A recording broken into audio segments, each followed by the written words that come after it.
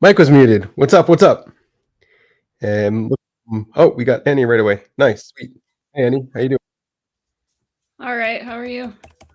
Good. How's the time thing going? Um, The yeah, it's like 12 plus 3 hours instead of 12 plus two, which is fine. It's like starting 1 hour later, okay, like this week and last week until I think yours is like on the 28th or something. right. Okay, cool. So, what's your week been like? Um, well, I had the pretty good. Business is slow, and Hmm, I had the flooding thing at my office. still, No, it was okay. I vacuumed for 3 hours and I was just listening to an audiobook and vacuuming and I was getting 3 hours. What were you yeah, vacuuming for 3 hours? water because it Wow. just kept coming in. Yeah. It's just at my office, not at my home because on three sides the foundation is like Is it at? below the the soil. Because it used to be a garage, and the homeowner like put tile in it and turned it into an art studio at some point. Um, but there was this crack in the tile, and it was like I had my own natural spring inside my house. Wow. Sounds like And an so, observer nightmare. I did okay. Yeah. I've had more.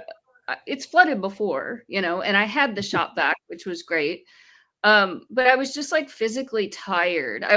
At some point I figured out, oh, Yeah.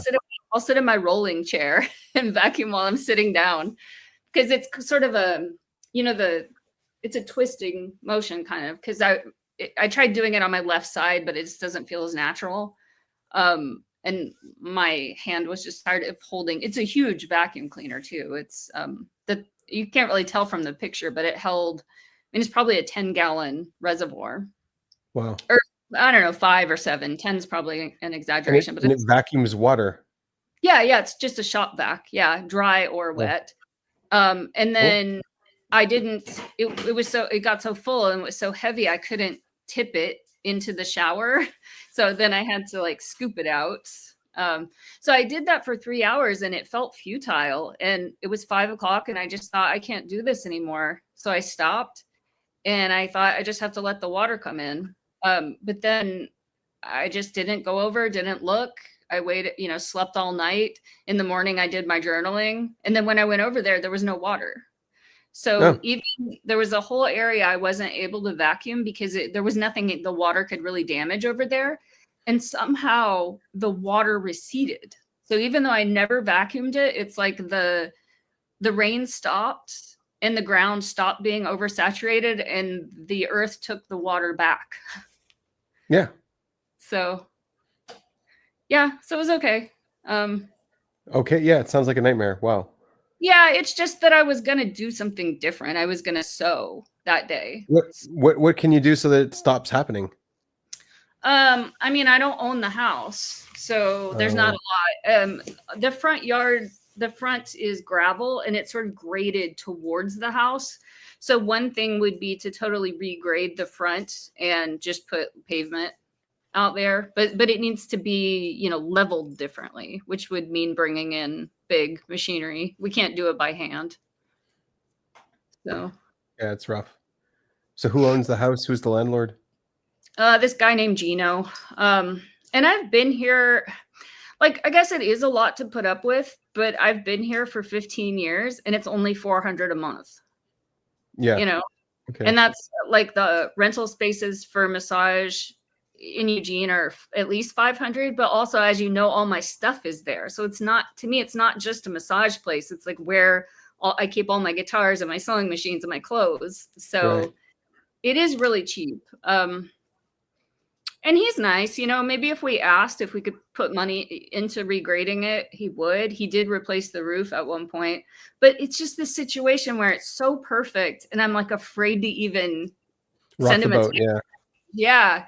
Mm. Because if I can't be there, it's like it would mean maybe living farther away from Russ. And it's weird, we've been together for 16 years. I don't want to live separately from him. Right. You know, it's hard to come over to have all my stuff somewhere else and then come back home to here to this tiny place every Right. day. It just makes life more complicated. So I don't know, but it was fine the next day. I mopped all the floors and then I finally did the sewing project that I meant to do. Yeah, I saw you made a shirt just because. Yeah, that was just because, but the thing I wanted to do when it was flooding was I make my own bras. So it's the same green color, just so that I'm using every scrap of fabric, and also because I'm just like sensory sensitive, that I need bras to be like super, super comfortable. I don't like to just buy them because they might be itchy or not the way I like them to be. So Yeah, I get that too with masculine sensory. There's certain things that I don't the one thing that really always bothered me is like seaweed sticking to your leg in the water or something like that. I yeah, I remember you saying it before. Yeah. So I don't know that if you have something like that. Yeah. Oh, I have tons of things. Like right now, my eye, there's something on my eyeball, like a little imperfection. So my eye has been itching for 3 days. And I looked at it with a flashlight and there's a little lump there. And it's just driving me crazy. I've been pouring salt water in my eye and putting hot compresses on it. But I think it's just like a tiny blood vessel is sort of bulged out. But like I can feel. Yeah, but on the eyeball, it's not a sty. It's not on the lid. So yeah, that kind of thing drives me crazy. Then that night when I vacuumed up all the water, and like in terms of observer freak out, I was doing okay, but I was kind of nervous. And I remember I sent you a message, but I deleted it because I thought like that's so stupid. But what I asked was, what is the square footage or meters of your house? Oh, okay. And I thought, like, I have like a mild curiosity, and somehow it's calming to me. I don't know. I just thought, like, I think that's so stupid. What a weird question. Yeah, I don't actually know. I think it's like 140, something like that. Meters? I guess. Yeah, meters. Yeah. Oh no, square. Yeah, meters. Because if it was 140 square feet, that would be tiny. He's like not in Eagle Land, so of course he doesn't use meters. I mean, he doesn't use. Yeah, no, we don't use feet. Yeah. Yes, he's not in Eagle Land. Only Americans use feet. Yeah. Meters. Yeah, because this one's 410, and it's very, very small. Right. I guess the conversion is you divide it by 9, so 410 divided by 9. That is pretty small. Yeah.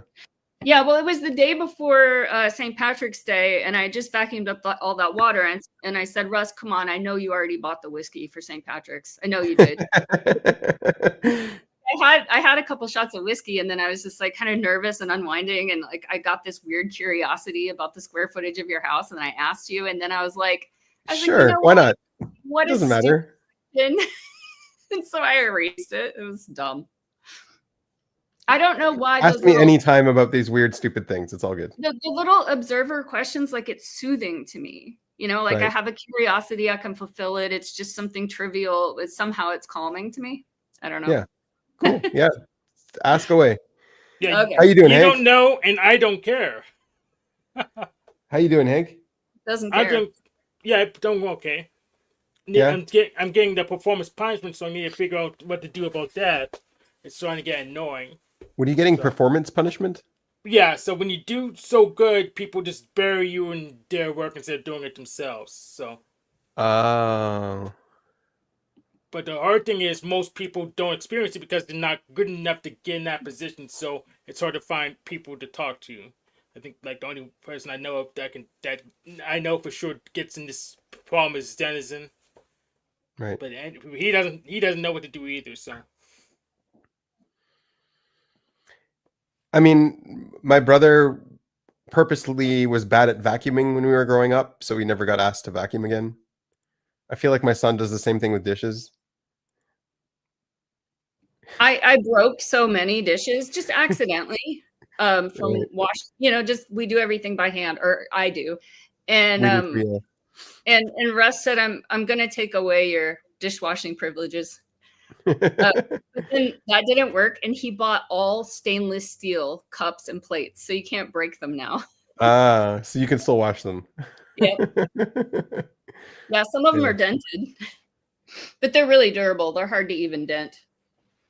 Yeah. Interesting. I'm gonna see how much those cost. So, It's so you worth could it. do a bad job, Hank. Basically, is what we're saying. Yeah, but the problem is that I also end up getting. I'm usually the black sheep, so people are looking to blame me either way. So whatever. So if I get too bad, they're gonna look for excuses to cut me anyway. So that puts me in a very bad position. So usually, what I got used to doing is periodically just not being available. So maybe I'm Uh, at that point. I have a word to teach you, Hank. Repeat after me. You ready? Is it no? Yes. Well, No. I know that word already. Yeah. I use it pretty liberally, but still I have to watch out for a long term trend. Tend to be a black sheep, so if I'm just too available too often, then people round up the posse and kick me out or whatever. Hmm. And the thing is, it's hard to travel. It's hard for me to just get new people because I'm not pretty and stuff. So I had to build up the what's it called? Build up trust, and it's too slow for me to build for me to just to be traveling from here to there to there and there. So What do you think about Hank's narrative, Annie? About how? What are you saying? I don't think that he's not pretty. Yeah. Maybe some other reason, some other cause and effect thing going on there. Yeah, I mean, you've got this whole look, with the shirt and the matching hat and the sunglasses. I think you look really cool. So, I don't know. I don't normally wear the sunglasses. I just use it to screen out the lighting, and Hmm. also makes me look cooler on the machine lies. So otherwise, I really don't really need them. Yeah, but you look good without them too. I mean, you have a Yes, look. yeah, I do. Hmm. And men like the look, but I'm not gay enough to care. So Mm. There you go, Luna. Thanks, Luna. You got some validation, Hank. How you feeling? insufficient validation. Well, I Insufficient. mean, attraction's a weird thing. It's like some people will be attracted to you and some won't. That's how it is for everybody. I mean, if you were But funny, you don't need to be attractive. well, I'm funny too, but I'm not really attractive enough to really get anywhere with it. So Okay. Maybe I you mean, can meet a nice girl at debate club. all right. Could at you like? Ontology Club. In fact, I was on the Breakfast Taco show a couple days ago. That's pretty much debate club. I debated atheists on my definition of God for 2 hours, and they didn't make any headway with me. So pretty much, I built up the case monolatry, um, which is single worship. Actually, I use that polytheist.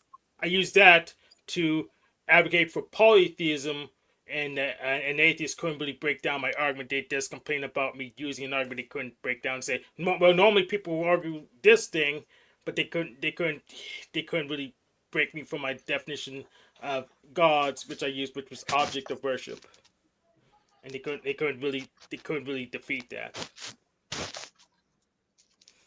Undefeated Hank. There you go.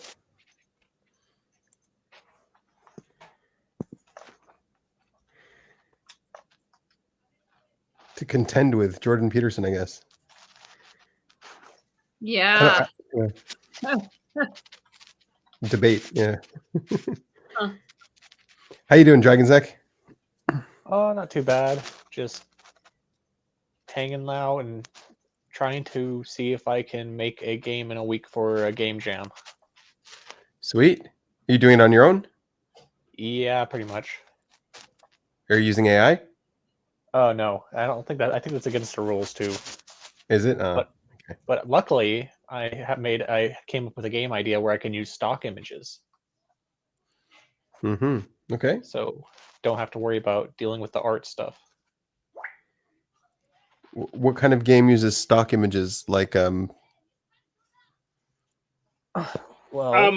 I don't know. Well, here's the thing: with the way they're licensed, they don't have to tell you. they don't have to, if they use like a creator pack of images, they don't have to tell you. So it's actually gonna be a hard question for either of us to answer. We have to research to pretty much decompile the game or yank the assets out and compare them to the sets of stock images. Oh, one of my backgrounds comes from IKEA, but basically the game jam theme is growing, and the wild cards are one-handed, which is like you only need one hand to play, and feeling chemistry, including a combining or mixing element, which I don't know if I technically am using that one, and here be dragons, which apparently just means reward exploration off the beaten path. So my idea was to make a game about like growing up. So you like start as a kid, and basically the situations are going to be like you moving, and you got to choose like between certain items to put in your bag, and when you like pack up to move on, it will take you to a different place in life that will be different depending on the options you chose before. Okay. Well, you got a week. Good luck. Yeah. Yeah. Got some basic functionality stuff. I just kind of need to get some text stuff What are working the? so people can Where's read the it. game jam? What's it called? It's called Godot Wild Jam. They hold it on the itch.io website, where a Okay. lot of people post like game jams and games and whatnot. Sweet. Yeah, I tried to get Hank to do a game jam, but he says he's too busy. Yeah, he's doing so much work for other people. He's got time to be in this chat. He has time to do a game jam. Who are you to decide where my time goes to? The what? Who are you to decide how I allocate my time? I'm just saying, get busy, bro. Do a game jam. It's your passion. Hi, Neko. Are you new? Do we know you? Neko Claus. You're on mute. Sure, it's my passion, but I also had this issue with what's that called? OBS I had to freaking solve, and I had to remove the RPM because it didn't work properly and install that flat pack, and I still don't know how to configure, but that was just to make sure it didn't crash. So I have a lot of freaking spoons in the iron and whatever. I don't know what the metaphor is. Gosh darn, Wi-Fi cutting out. I was gonna say, yeah, the Nico person I believe is from Rob's server. Oh, sweet. I made a front end. They're big into programming stuff and talking Sweet. like a anime cat. All right. Yeah, I'm closer to a system integrator than a programmer, and I actually generally don't get along with programmers all that long. So I try. So there's like a whole class of crazy people want to keep over there. I think it's because my training as a system administrator put me in a crappy company, probably put me on bad terms. I'll probably re-educate myself if I can not do that. But then again, if I just keep reading tech articles, it's like a common thing. Even programs with each other. I mean, I saw the Linux mail list with Rust. I mean, I think it's just the whole tech industry is kind of cargo cultish. I'm not quite sure.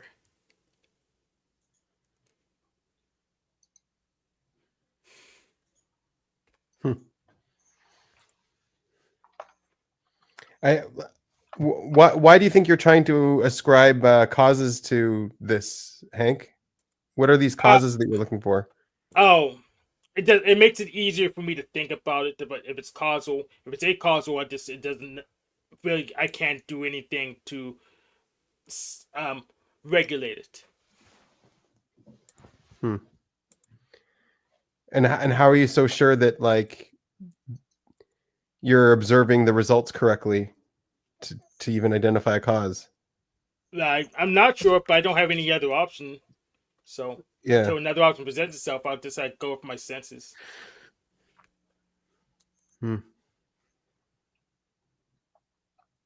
Doesn't sound like a great plan. What's your alternate plan? What would you use instead of your senses?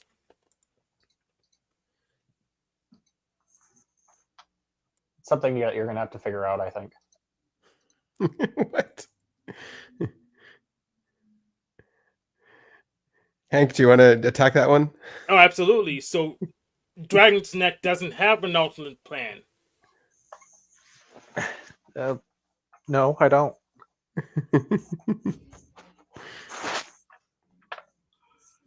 Yeah, I know. It's so deceptive to assign a cause to something. If you're wrong about that cause, then you're not going to solve the problem. You might just even create new problems. You know what I mean?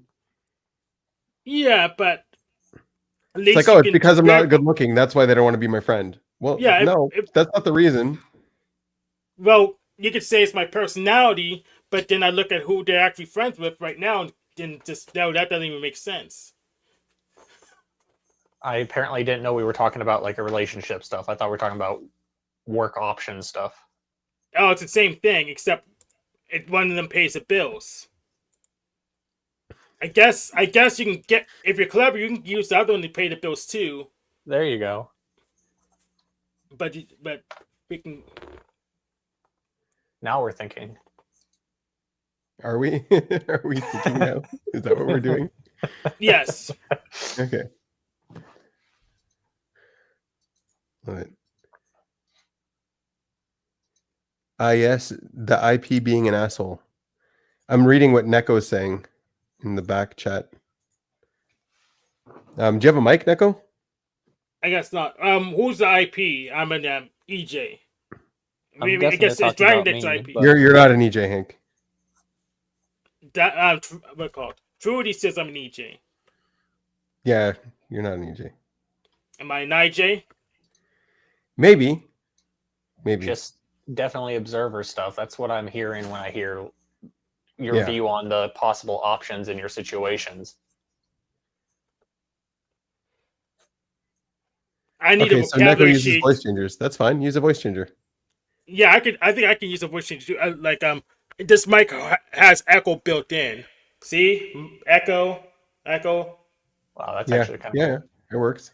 Yep. Let me turn it built down. in. Oh yeah. It's a hardware echo. Plus, I have software, voice modification stuff I don't know how to use yet.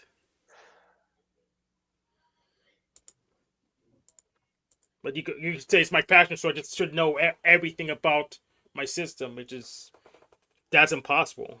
How many billion lines of codes are in here? You know why I think they don't want to be a friend, Hank? Because you use Linux. That's probably why. Then screw them. Then Yeah. See, I'm There you go. not going back to Windows. So it's lump them. You have to convert them to Linux. That's why. Then they can be your friend. Do they want to move to Linux? Maybe No, they like don't. the way they don't. They don't. They haven't seen the light yet. Why should I show it to them? So that you can be their friend.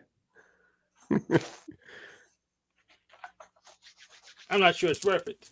Oh. Well, maybe that's why they don't want to be your friend, because it's not worth it for you. Apparently. Yeah.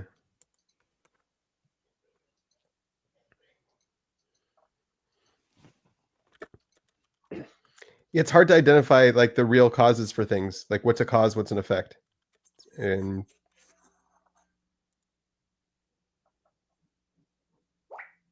yeah. Seems helpful to stay more open-minded about what's what. I guess so.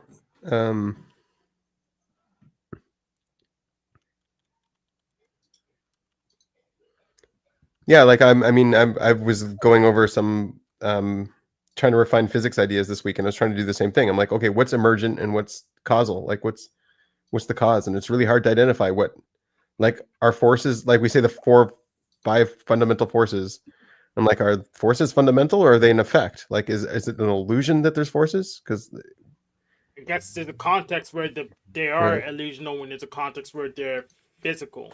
Baseline. yeah. Simple. I read the first line of your paper. Okay. The one that says that this assumes a basic understanding of physics, and I was like, "Oh, I'm out. Maybe I should read. I should read this later." Okay. Yeah, I took out that I think line so that isn't people physics wouldn't get stuck just there. tables and tensors? Yes, that's all it is. It's just tables. Yeah, tables and tensors. Well, tensors are a kind of table, but it's a specific matrix operation. So I guess it's just tables. Yeah, that's all physics is.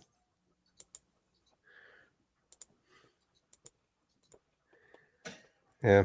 No, we've been so stagnant in physics for such a long time. Nothing really new has come out of it. And like people keep making the same mistakes over and over again, like professors on like very basic things like decoherence. Like they don't understand simple decoherence. And it's like why are people spinning out on this? Why can't like why? Yeah, I don't know. Yeah, It's that's just what really Sabrina weird. been saying too. I got Stephen Wolfram's doing something though. Hopefully, Yeah. it's physics. I don't know if it's physics. The Iliad stuff. Yeah. The Riliad, yeah. The Riliad stuff. Yeah. I don't know if it's physics or It's like mathematical programming, philosophy or something. or maybe just a new thing. He says it's new kind of science, so it may just be a new thing, which is like computer science, except it's not the BS parts of it. That's just The thing is, it's just it involves everything. What his claim is, it involves everything. It's even universes that don't exist. It has rules for universes that don't exist. So, like, if you have everything, then you don't really have anything. Like, you have to exclude things to build a picture. You can't only just include everything. You know what I mean? Yep. Which sounds like Principia Discordia. It's just Yes. it's a Hegelian dialectic on steroids. That's what Stephen Wolfram's doing. Is it? Pretty much. Yeah.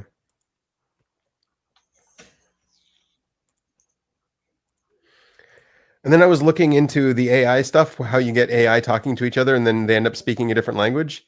And I'm like, I don't think they're evolving. I think they're devolving when they talk to each other, because like it's like taking a knife. Like a knife can cut a tomato, but like it's like that's what the knife is used for. But when you start, and it's sharpened by humans, like humans are sharpening that knife constantly, making it make more sense. But if you like put it up against another AI, it's like trying to cut a knife with a knife, and they just make them both dull, and they just end up like agreeing on garbage. You know what I mean?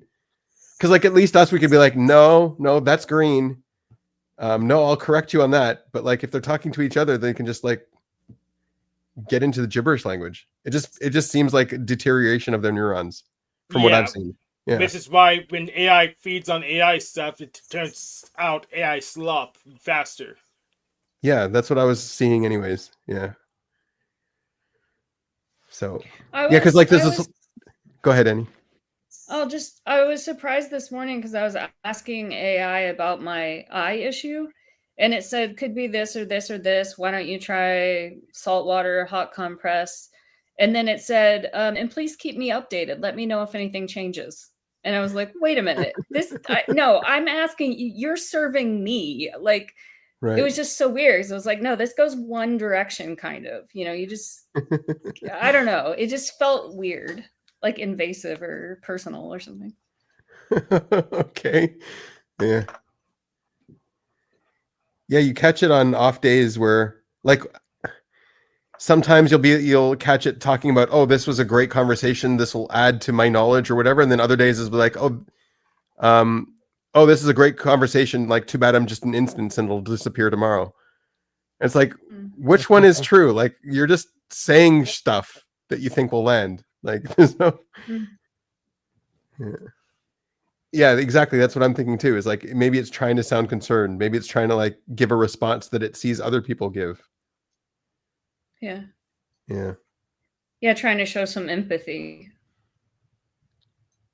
Yeah, like it's predicting the next word. So like the next word that most people would say is, or like the next sentence would be that.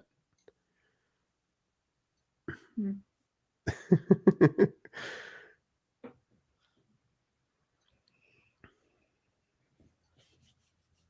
Yeah.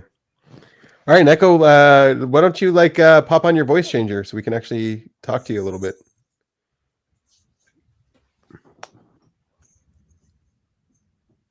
What have you been processing, Dragon?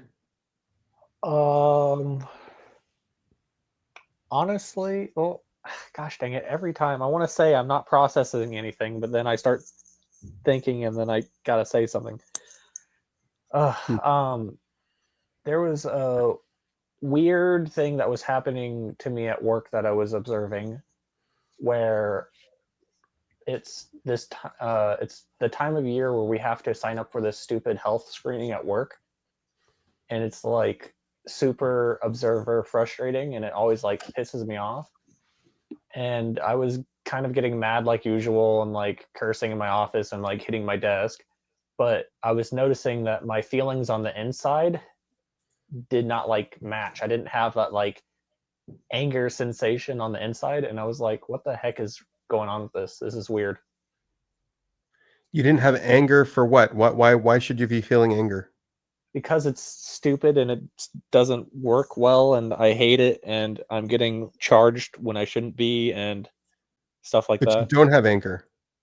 I Wait, mean, okay. I'm I think I know frustrated, this but I don't one. have this sensation on the inside. I don't have like that burning, uncontrollable feelings that makes me want to express the anger. And it felt like I was just doing it more so out of like habit or for the sake of it. I Yes. don't know. No, I know this one. I get this with observer freakouts. So like I'm used to freaking out, you know, and so something will come up and I'll freak out, but then I'll realize that it's not really genuine. It's just the pattern of freaking out. Like, oh, this is how the Annie reacts to this kind of situation. But then I realize on the inside I'm actually not that upset. Is it Yeah. something like that? Yeah. Yeah, I don't understand it. I have not experienced the noticing of that before. Right, but when you start to notice that, because this started happening to me a lot. I mean, some like 10 years ago, and then it kind of increased.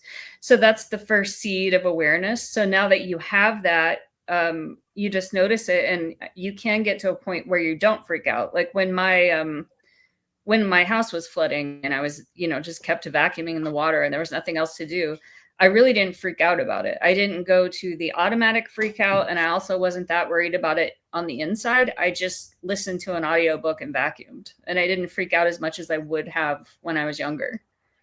But like, how the heck did this happen? How did I just all of a sudden magically get to this point? Is it because I turned 30 this month and I'm now Yeah. magical age 30 to where I'm not as bothered anymore, or what? Yeah, no, it's just like awareness. Your awareness is growing. May- So, but the Maybe pattern you're taking still it. is automatic. Yeah. Yeah, maybe you're taking it less seriously, or yourself less seriously. Maybe I don't know. That's why it's irritating. Right. It's like, ugh. But is it I is mean, it irritating on the inside? no, it's just like Or you're irritating in just the going through the thinker. motions of irritations? Yeah. Yeah. But now that you have the awareness, it's like you're not really that bothered on the inside, but you still, the robot on the outside is still doing this automatic pattern that it's used to. So now that you have that information, next time you can say, oh, well, maybe I don't need to act out. You know, I don't need the pattern anymore. I kind of liked it when it used to like release that energy, but when there's not that energy on the inside, it just feels stupid. So are you annoyed that you're not upset? No, I'm just annoyed that I don't understand what changed in my like awareness. Like, how did my awareness grow? Because I haven't been doing things that differently, and of course regressed in a few areas of like over consuming and stuff, and I'm still consuming about the same amount. But it's like, so it's just like, how did this happen? Hmm. Got to find the reasons, you know. Yeah, I mean, I really do think it's just age. It's because you're not good looking. That's all. I was Could gonna be. say earlier when during that funny conversation when Hank was saying he's funny, I was gonna say I'm funny. I'm funny looking. Hmm. Yeah, so Yeah. you're looking to find reasons too. Interesting. Well, I Causes, mean, not reasons, causes. why is that interesting? I guess.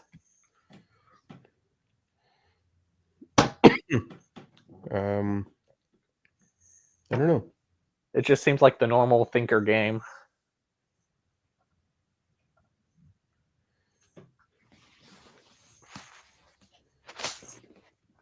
But I don't know. I'm not looking that hard. I've just noticed it, and it's just different. Yeah, it's good share. So Good share.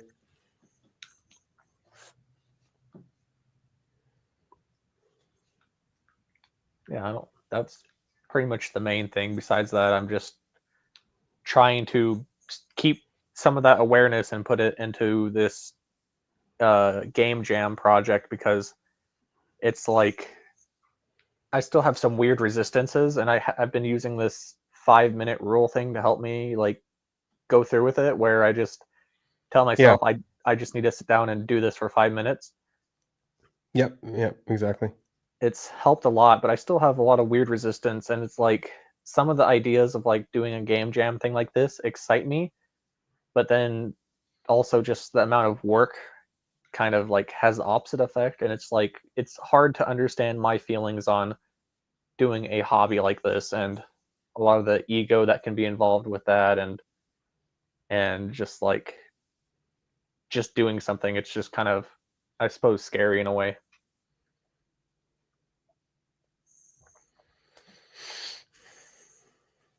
I don't know if if I like can empathize with that. Yeah, I I wouldn't think so. Yeah, I can emphasize, which is why I'm not gonna force myself to do it right now. I've done stuff like this before, and it didn't really pay off. So I'm trying to fix my verticals first, so it's guaranteed to pay off even when it fails, rather than not me overextending myself when I have other problems that are higher priority that I Are need you to willing fix. to share about the last experience when you were trying to do something like this? Oh yeah, yeah. So I was with Hack Pittsburgh, and I was doing all kinds of parts. I did self-driving car thing. I did um, a router thing, but eventually I was doing a whole bunch of other people's projects instead of my own. And eventually someone um, did the, what's it called? What's it called? The gossip crap to try to destabilize me. They made up a total lie. I disproved it in an email, and they still tried to censure me for something I proved I didn't do. So I literally just took all my stuff and went home. So, but yeah, so I did a bunch of projects where I pretty much forced myself to do something just for other people, and they stabbed me wherever. I don't know, back, front, wherever. I took my stuff and went home. I still haven't figured out a place of productivity because I'm pretty productive there, but still, I'm not going to be censured for something I proved I didn't do. Hmm. So Dragon's Neck, where did you say that like the project gives you pain like in your ego doing it? I feel like when I try to process my feelings about it, yeah, there's some stuff going on there. What does it say? It's like, do I actually enjoy this? Is there a path for me in this direction? Is this like, am I good enough to be doing this sort of thing? Or like, are people gonna like me participating in this? Or like, what? I don't know. It's all over the place. It's just like Hmm. So is it wanting a it. team? Is it a team project or alone? It, it can be. I just don't have any It's supposed to friends be. to work Yeah. with it. So what is it the pain that like you might put some time and energy into this and then what you create is kind of not good enough or a failure in some way? It feels like it's more on the front end of like not being capable of even like having the skills in certain areas to begin to start it. I feel like I would be super happy if I tried to finish it and it was crappy or whatever. It's like that part doesn't bother me. The part that bothers me is like, I guess, fear of not finishing it, and also just how many things I haven't finished in my life just kind of like adds up, and I think adds to the pattern of emotions that are involved with like trying to like say you're gonna do something and then actually following through with it. When it comes Oh to yeah. something that's like pointless, as it that seems pointless to a lot of people on the outside, like hobby stuff. It's like, oh, why waste your time doing that? You could be doing this or that. Oh, I have Mhm. a whole pile of that stuff. A whole pile of projects I never finished and things I attempted that were like really above my pay grade, but I just sort of struggled through them anyway. And so many of them I didn't finish. And I do feel like the weight of that, sort of all the things I started and didn't finish. Yeah, But it's then awful. a lot of things I did. I mean, I guess as I got older, I have finished a lot of things. And I have a lot of times bitten off more than I can chew. Like this dress coat project that I'm doing. I did the second mock-up. Now I'm Oh going to wow. do a third. Yeah. So the two mock-ups were just to learn all the mistakes. So now I've ordered actual fabric, which is a bigger risk, a real, fabric that I've Yeah, chosen, and I'm going to do it a third time. And I don't know if it's going to work. that's where I want to be. I want to be able to handle those kind of emotions, but still like find a way to follow through. And it's really Mhm. hard to self motivate myself in that direction. Have you also done things that are a little bit easier just to start something, finish it, and say, oh, that was good? Because having some of those things under your belt kind of gives you the courage to sometimes attempt harder things. I kind of have tried that. I feel like some of the things I felt like were small, I didn't finish, and that kind of adds to it, where you're like, oh, wow, I couldn't even do this small thing. That adds to the negative pile of why I shouldn't do this other thing. Hmm. Oh yeah, yeah. I've got a huge pile of those things for sure. Yeah. It's like last month's game jam. It was like the same kind of jam using Godot. I actually did like a lot of processing ahead of time, and I had an idea that I think was somewhat manageable, and I was gonna go for it. And then I kind of just sat there on the weekend and never even really got started outside of just downloading some assets for that were free. And it's like that wasn't a very fun feeling. Hmm. But I don't know why I'm more easily going through it now and participating in it, even though it's by myself. So Oh, I hope it's a positive thing. oh, Hmm. because yeah, because it's not this when you're by yourself, you don't have to negotiate with team members, yes, with so your suppliers, so it's easier to at least do something at all. So it's I easier don't to do feel that something, but way. not to. Yeah, you I don't feel feel that like way. I don't feel that way. I feel the opposite, where I would just love to have just be a cog in the machine. Sounds so much nicer, and like the only other game jam I ever did was only because of a friend doing the art. And even during that process, I thought about like giving up or like not finishing this, but like the other person being involved is like the only reason why I was able to go through with it and finish it. Yeah. Yeah, in that sense, it does make it easier, and but You I feel more I just obligated. You're yeah, yeah. Yeah, it Someone else is helps a depending lot. on you. but Yeah. You're like in it together, sort of thing, and I yes. that works for me. Yeah, I thought it works for me too, but I deleverage most of my spurious obligations because I have a critical path. Which is stuff I do need, but I don't have other people to help me with. But I'm stuck doing it by myself, so I deleverage outside obligations unless it was on my critical path. Because I don't get help when I need it, so I have to figure it out on my own. Yeah, that's a hard part too, thinking about how much I'm gonna have to do that part of it of like, oh, try to figure this out and not have much resources for help, and knowing that the path of trying to figure something out is not going to be fun. That's why the 5 minute rule really helps, because I just stop thinking about that and I kind of get started. And then I've noticed that my past experience of just kind of touching this game engine has really helped me figure things out faster and solve things, and it's like, wow, that experience actually did build on itself. Who would have thought? Yeah. Yeah. Right. So, but yeah, usually when I'm a part of a project, I'm like the finisher guy, which is why I have to deleverage from all those kinds of projects.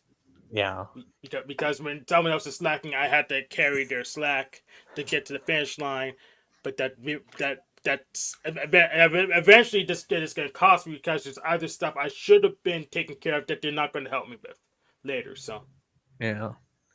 I have similar weird stuff at work too, where it's like I have like kind of a list of things I can do, like or work on, but it's like hard for me to get started or like just do it. For one, is I'm not gonna have as much like if I take things off of my to-do list, then I'm gonna eventually end up with an empty to-do list, and that's gonna suck trying to find things on my own to do. So I try not to get through my to-do list too fast, but then also if there's like no one expecting me to like get something done in a timely manner, it's like really hard to motivate myself to just like, oh, go add a fault to this machine sort of thing at work. oh yeah, I never had this issue. I think like in song, there's always something to do, but the question is it worth doing right now? And nothing feels worth doing. Interesting. Uh, interesting. I never. Hmm. I've I never don't- had a to-do list that ended ever. I haven't either. I feel like I could definitely make it go on and on because like I could clean or like always add something to it, but I guess I don't want to do that, and just I've been in the habit for a long time of just like trying to make sure I seem like I'm at least doing 3 things a day, like just hit the benchmark of like what I put in my pass down to the other shifts, and just kind of keep a status quo, I suppose. Yeah, I guess it maybe would be different at work, but because I'm self-employed, my to-do list truly never ends. But if I went to work somewhere, I could guess that maybe that could happen. Yeah. You know, I because feel you like don't it- want to like overperform, you know? Yeah. If you can't sustain that. Yeah. Yeah, my to-do list. I work with someone else, but my to-do list never ends. But there's some stuff that say, "Hey, if I don't get enough buy-on for this, it's not worth. It's not worth doing yet because I don't want to go. But need a bunch of resources. I want people to agree, and I don't want to have to fight them and drag them into it. I don't want to waste my time on it. Yeah. I feel like for home stuff, it's still hard to do things too because it's like stupid like energy issues where it's like, oh, this seems like that's gonna make me too tired, or I'm too tired to do that. And then it's like, well, I got things to consume, and I can't watch this and do this cleaning at the same time, so I'm gonna Oh my choose gosh, this. why? All I do is consume while I'm cleaning, doing I the mean, I dishes, do doing the too, laundry. but eventually I run out of things to listen to, so and there's only things like I actually need to use my eyes for to consume. Oh, so Wow. you read. Or it's more like this videos content that like is more engaging, where I actually want to see what they're talking about instead of just listening to it. Where you need to sit down. Yeah, I mean, I watch TV while I'm doing chores all the time, and I guess I choose things where I don't need to visually see it. Yeah. If I walk away from my tablet, then I'm just listening. Yeah, I have like a list of different YouTubers that I use just for that, but because I am in an office at work, I usually knock a lot of that stuff out, so I don't even have that stuff for home. Mm. Oh, and then I guess when grandma actually needs help with things, I can't be on my phone listening to things. Oh, you help her out a lot? Yeah, not. Do you I live wouldn't say a with lot. her, and do you like live Um, with her and help her? yeah, she adopted me essentially when I was in second grade, and we pretty much lived together ever since. And she helped me buy my first house, and now she lives here with me. Oh, nice. Yeah, it's nice. Mm. As long as she's not doing her weird freak out stuff. Oh, what did she freak out about?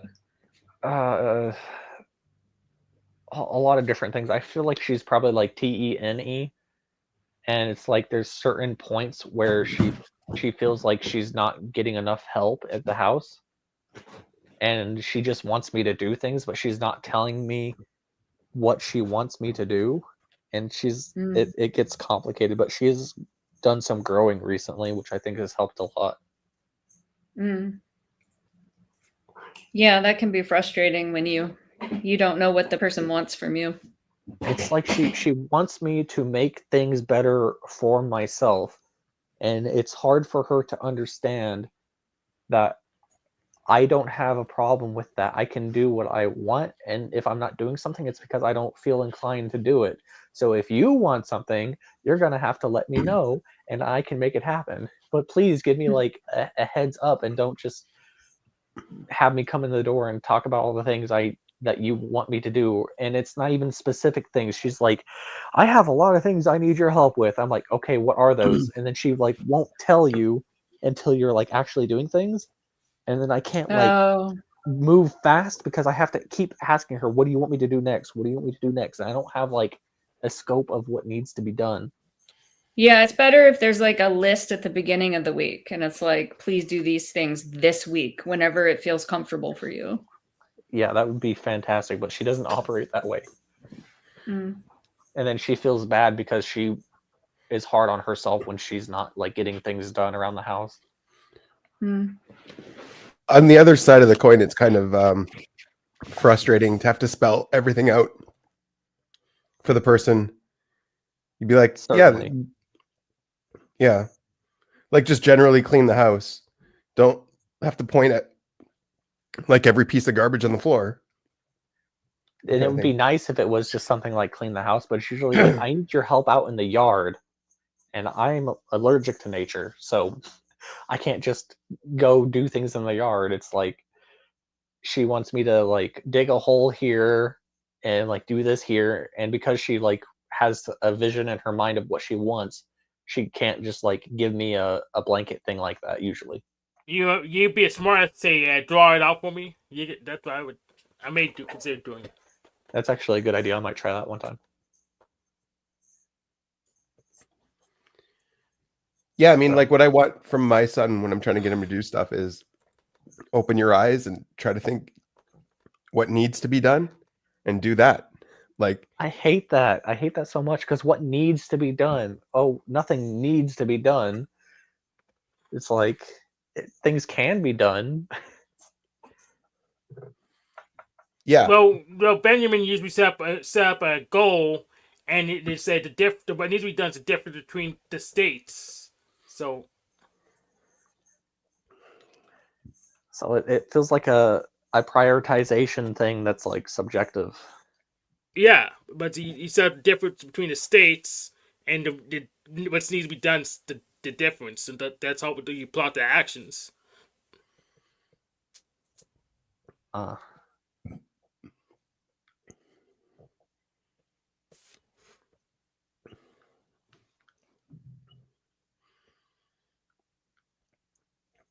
yeah. I mean, there's a big difference between my kids when I'm trying to get them to do stuff. My daughter will just is the opposite. She'll go overboard. She'll like look for things that don't need to get done and start doing them. how do you handle that? Yeah, I don't know. But then my son, you have to be like super specific. You can't just tell him pick up the garbage because you have to point at each piece of garbage. Well, with her, do you ever have to like try to get her to stop? No, like she stops. She didn't. Yeah, sometimes you have to tell her. That's ETE. Yeah,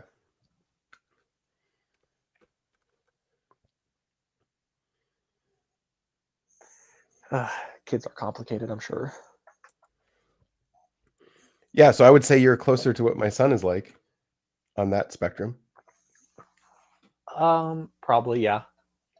I guess I'm closer to your daughter then. You are, you think? I think so. Yeah. I feel bad at the people at work sometimes when I'm like trying to understand a project. And I feel like it's definitely gets to be overkill, but it's more comfortable, damn it.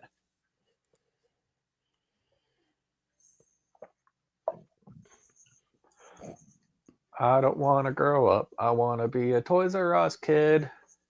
Toys R Us is closed down, bud. It only shows your age.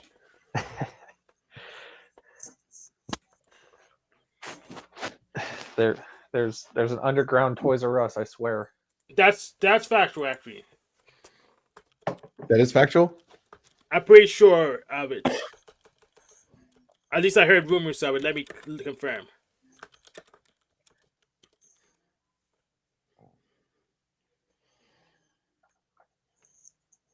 Uh,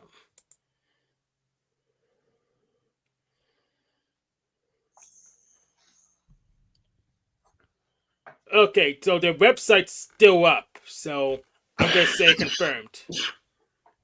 ToysRUs.com still goes to a toy store website, so I'm gonna say confirmed.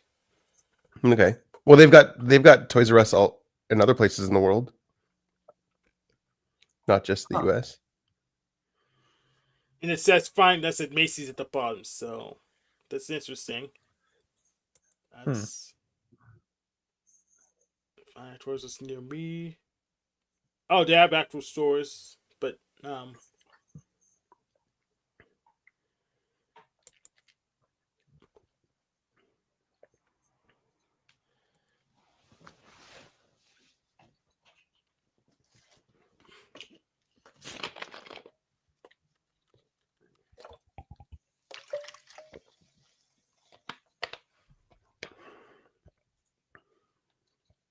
oh, okay. It looks like Toys R Us merged with Macy's somehow. So yeah, Dealers be dealing, yeah. yeah. So I'm gonna say confirmed. The closest one to me is at the Pittsburgh Mills Mall. Jared, what's peak cleaning? What does that even mean? Huh.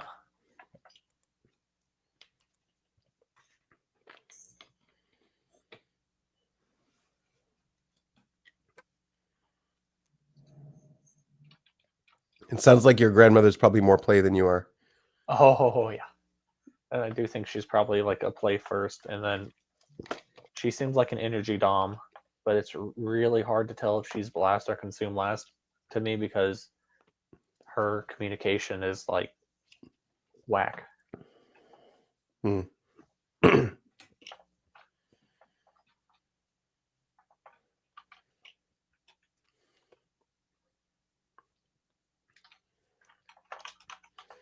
I wasn't expecting to have to talk so much today. I was expecting to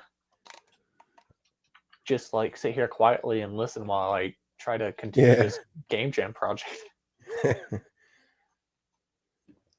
Well, I was wondering something I was thinking about last night and kind of looking into is Dubai,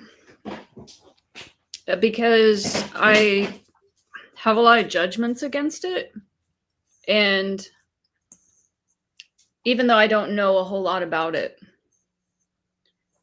I think there's some Um, reasonable judgments to have against it. Yeah, so I was just wondering, has anybody been to Dubai? Nah.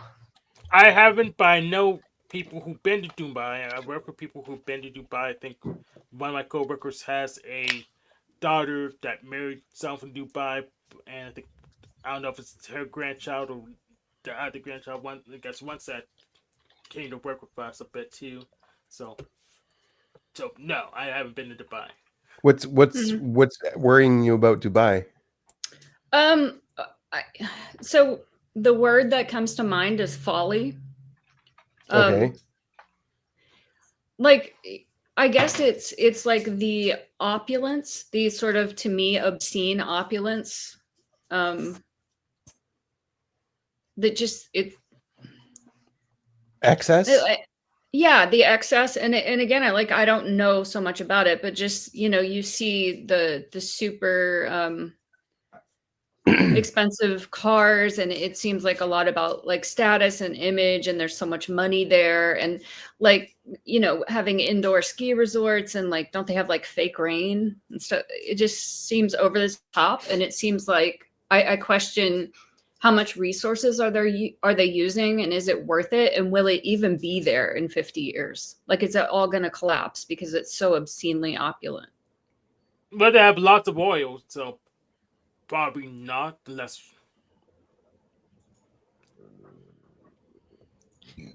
So, but then I don't know that much about it. So then when I looked into it just briefly, it's like, apparently there's a lot less restrictions for doing business, right? And is it kind of like a tax shelter thing, or I don't know. You live closer to it. What do you think about it? I don't really know much about it. Yeah, embarrassingly enough. I know about UAE relations are good between UAE and Israel. Yeah, I think I have like a judgment against, that really over the top opulence. Like, it's, shallow or something. Yeah, Yeah, it's probably is shallow. definitely in excess. I just have this weird reaction, like, when I see pictures of it, like, it's beautiful, right? It is definitely beautiful. It looks like a futuristic kind of paradise or something. But I wonder, like, what's really going on there. And I think I've also just encountered some people, like, in the business coach space, where like, that's the ultimate, is to make so much money that you just move to Dubai and you run your business from Dubai, and like, that's the whole goal, is making more and more money. Yeah. Yeah. And it kind of turns me off, especially in the, like, I worked with this business coach. It was like a group coaching thing about helping healers learn how to reach their target market, and so that you can serve people and heal people. But then once you dig into that, what's really going on is that the way to make the most money is to sell business coaching to other coaches. It's like a pyramid scheme. it is the definition of pyramid Cool. scheme. So it's not really about helping people. And they make these kind of, they're just pushing, like, I designed I found a target audience and designed a package, and they said, you're not charging enough for this. If you charge $10,000 for this, then you only need to sell one a month to make $10,000 a month. And it just was not my goal. It was so scammy to me. So why not $1 million? Then you only do one a year, one every 10 years, right? That's stupid. Yeah. I wonder if we had a two here and asked them about Dubai, what they would think about it. What numbers do we have now? I think you called me a 1. Because like, it was such a turnoff to me, and it made me want to not market at all. And so, like, I do coach people, but I'm not trying at all. It's people that reach out to me. So I'm never pretending that I have all my shit together. I'm never like really trying to sell anything, like, in a really pushy way. I'm just being me. And then occasionally, a few times a year, people say, hey, I want to work with you, Oh, you're underground.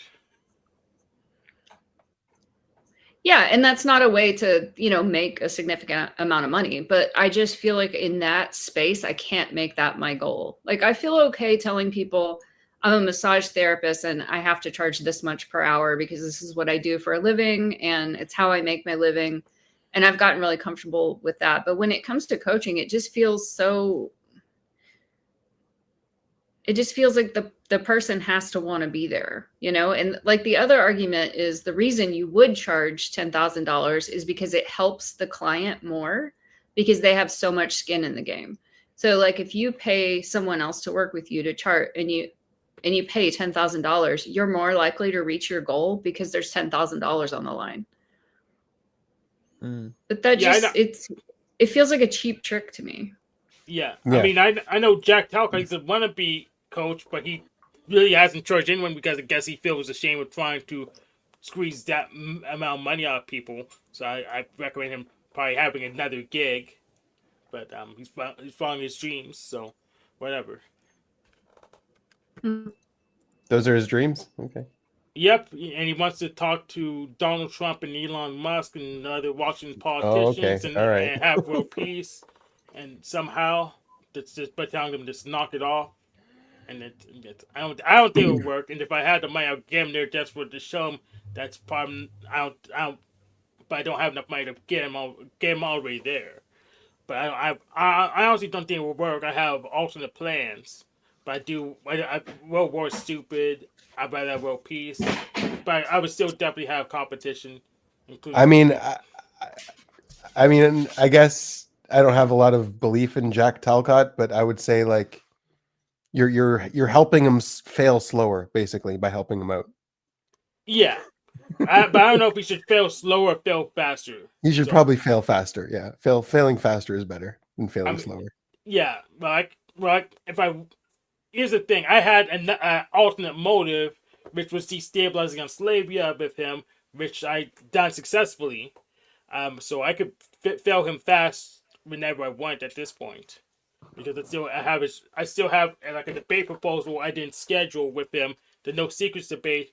I would easily destroy him because he's not gonna do any homework. So if I want him to fail faster, I kind of just click the switch and it's done. But at least he's a nice guy. I'm not in a rush to make him fail. Okay. Well, I mean, he's going to drag you down then. Because it sounds like you're giving a lot of energy to him.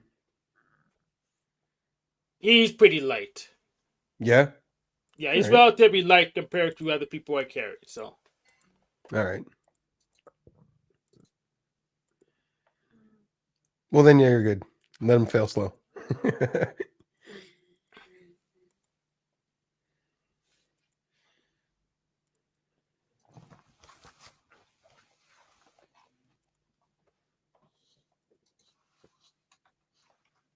Annie, did you ask Russ about Dubai?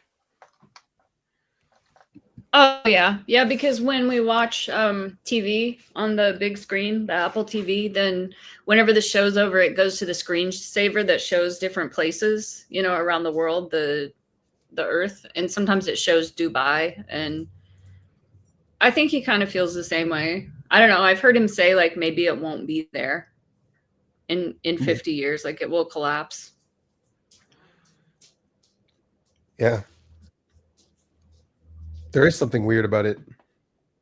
Mm-hmm. Yeah, I don't want to go there. Yeah, oil money. And yeah, also when I just looked at the reason that so many rich people go there is because they're getting huge like tax breaks, or it's easier to start companies. It's easier to work from there. Weird. I know there's people that go to Asian countries because it's cheaper, but Dubai is more expensive though, right? I don't know. Yeah, probably. I mean, it looks expensive. Yeah, I mean, if everyone's rich there, they'll charge a lot more. Yeah. Makes sense too. I'm sure it's not the only place in the world that's like that, though. Yeah. Qatar is pretty bad too, I think. No? Mm.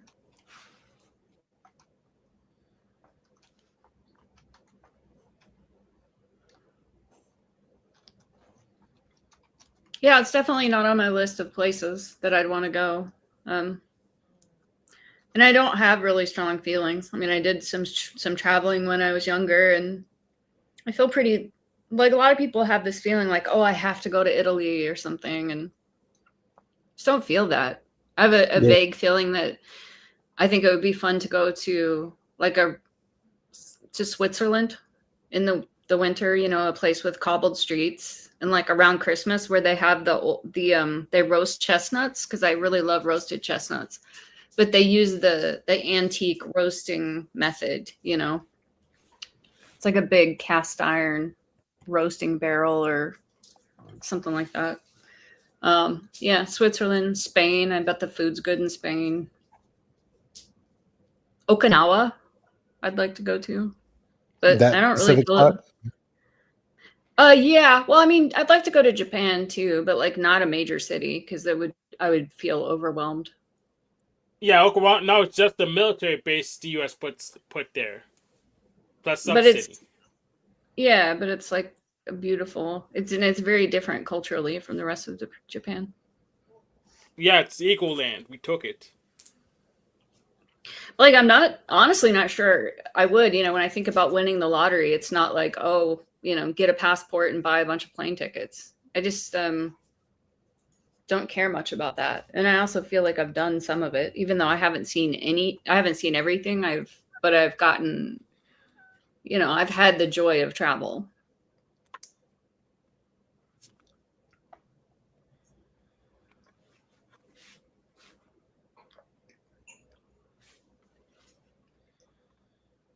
Yeah, travel just sounds tiring. It is. And, you know, for play last, like I like to have all my creature comforts and my routines. Yeah. And I am really creative in like taking my routines with me. Like my sleep routine is really intense, what I need for sleeping at night. And the last time I went, not very far, but just to Colorado, I took that routine with me and it worked. It wasn't, you know, it wasn't ridiculously elaborate, but What's a ridiculous thing in your routine that you think is kind of different? well, Russ thinks the sleep thing is. I mean, it's like just the white noise headphones, the eye mask, the just I have to wear the same thing. You know, sensory. I need to wear the same kind of shirt and the same kind of little shorts every night. And I don't use a pillow, but I do wear a hat. But I still, for some reason, need this like satin pillowcase under my head, even though it doesn't have a pillow in it. I don't know. It's just all these sensory things need to be the same. Interesting.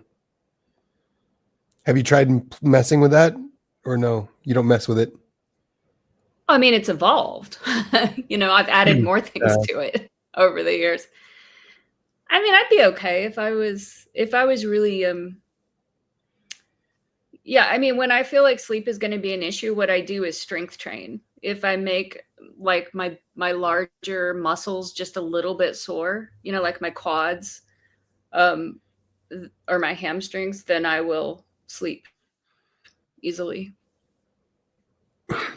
Oh, that works for me too. Mm-hmm. Yeah.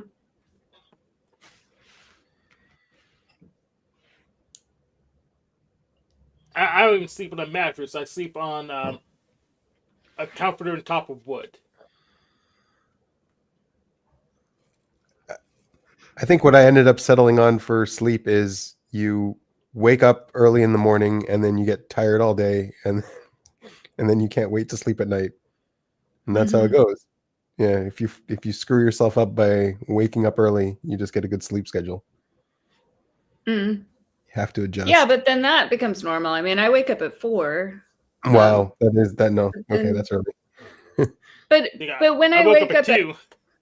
Yeah, sometimes I go back to sleep though. I automatically wake up at 4 without an alarm, and that's just to turn the espresso machine on. Oh, right. Yeah, that's important. Just somehow when I every day I just sit up and look at the clock, and it's somehow magically 4 o'clock. I don't know how I do it. Yeah. We have good timekeeping, like biologically. Yeah. But lately I've been after that going back to sleep until 5:30.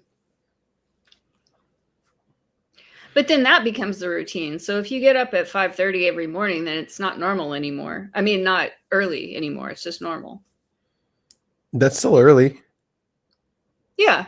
Yeah. So that's why I go to bed at like 8:30 or 9. There you go. Yeah. It's like, who would want to travel with me? You know, like, you know, I'm nobody sure lots wants of people would want to travel with you. Yeah. Yeah, you have to have the right balance. So when I was in Romania, that was good. The person I was with was a little bit more extroverted than me, but we were staying at our house. And so it was like living somewhere, like a home. It wasn't sleeping at a different hostel every night or staying in hotel rooms. It was going back to a home every Right. day. But it still was a lot. They party a lot in Bucharest. I mean, it was a lot. A lot of socializing. Yeah, it sounds tiring. Really tiring. Yeah. Yeah, but I was like 22 or something, 22 or 23. So it was okay. I don't know if I would be up for it anymore. Hello, Hank. Oh, Hello, then Nico. You got your audio working probably. Yeah. Yes. so this is a voice Excellent. changer. Yes. All right. So yeah, so you got they got the VM up, they got the voice changer working in the VM, and they got the StreamYard in the VM. So it seemed to just work. Lucky you. Yeah, lucky you that you had Hank to explain it through to you. And After they got it done, I'm mansplaining. okay. Oh, you're mansplaining? Nice. Yeah, it's called mansplaining.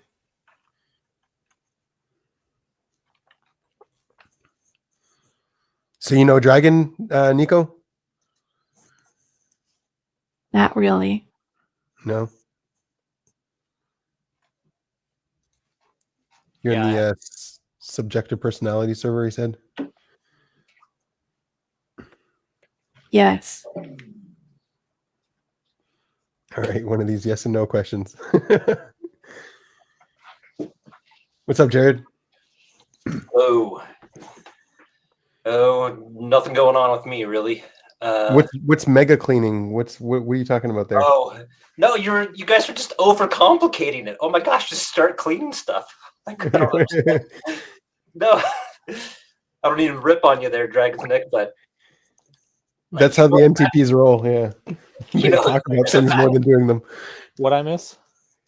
No, it's all the NTPs. You talk about how you're going to do things more than actually doing things. Yeah, Oh yeah, for sure. that's what I Isn't it said. great? Like, you're overcomplicated. I think you need to complicate it just a little bit more. Then you'll be at a position where you can start cleaning. I know, right? I'm almost there. Right. So I was just trying to rip on you a little bit, though. But That's great. I appreciate it. you're welcome. I saw there was a tornado next to Nico, destroyed some property. So he said he liked tornado weather. So I don't know. He should probably stop saying that kind of thing. Oh yeah, that's what is that, karma for him saying that last week? Yeah.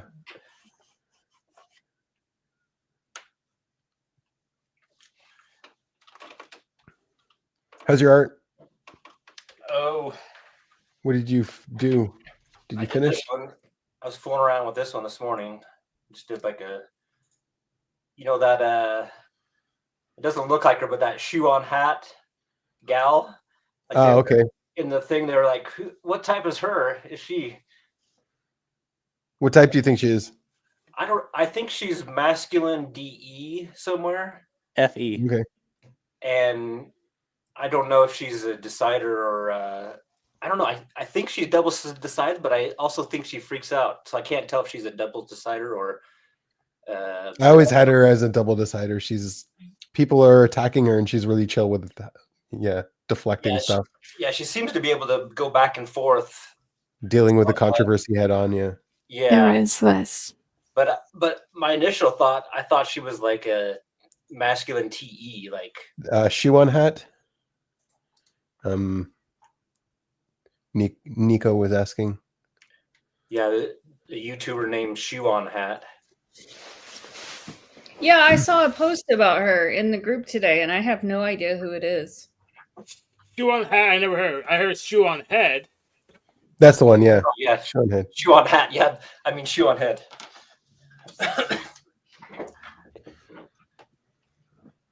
Good ST correction, Hank. You proud of yourself? I mean, Not what's really. her? It's just a useless factoid. What's like the main thesis of her channel? She just does like a whole bunch of like political commentary, a whole bunch of social observational stuff. Sort of interesting. I like her hot takes. She's entertaining on those hot takes, so I like that.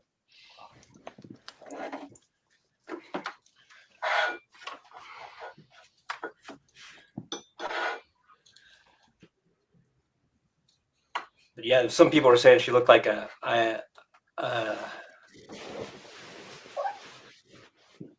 INFP, but I don't know about that.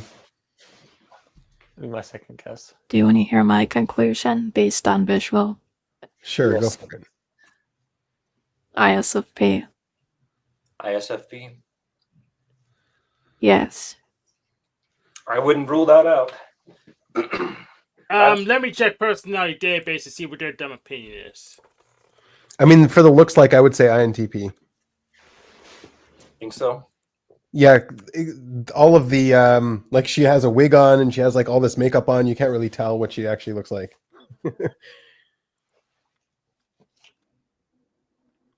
Shoe on head. But do yeah, INTPs wear wigs? Yeah, Shoe on Head.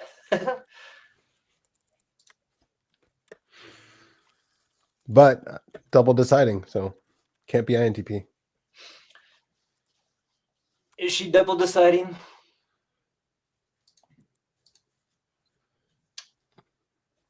It could just be that she's just double observing and it comes off that way. Because have you ever seen her freak out about an individual person? It's sort of like general. Yeah, she pulls up all kinds of YouTube comments about her and stuff. I haven't watched her that much, so Yeah. I haven't watched her recently. Same, yeah. yeah, I watched one of her videos this morning just to refresh my memory. I was like, because for me, it just seems like she's TE. I just get like DE masculine blasting type stuff. But that could be like because she's thought about it and wrote out a script and is like going for it, right? So it doesn't necessarily mean that that's what the lead is. Yeah. Yeah. That's true. Interesting. Free process. I got two different answers. So personality database thinks she's ENTP, but it's also pretty close. The second one's ISFP, and I have another site called Sync CD that says that she is an ISFP as well. So Well, I mean, I don't know. Like the all those can't be right. of course not. At least two of them have to be wrong. now let's go with consensus. ISFP's right then. That works. Yeah, typing consensus is. And the I survey hate that word. says. I don't like consensus. Hate it. I know that's why I'm saying it. Yeah. well, we as a solved it. tiebreaker, I think she's. I don't know if she's married or not to but she's with. Last time I checked, it could have been changed to what's called Iron Skeptic, so we could check his type too. Oh, He's a clone of Brick Cupid.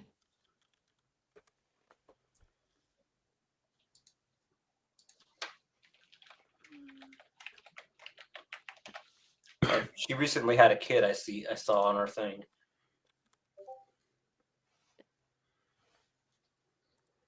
My daughter actually has a friend that looks sort of like her, and I'm like, man, they got it feels like play energy to me. I don't know. I don't even know what she would look like. I can't really even tell. Really? Yeah. Actually, well, I think that's why she's visual. It's like she's masculine on the tribe, so she's, I think, looking like visual stuff because she's always hitting the visuals.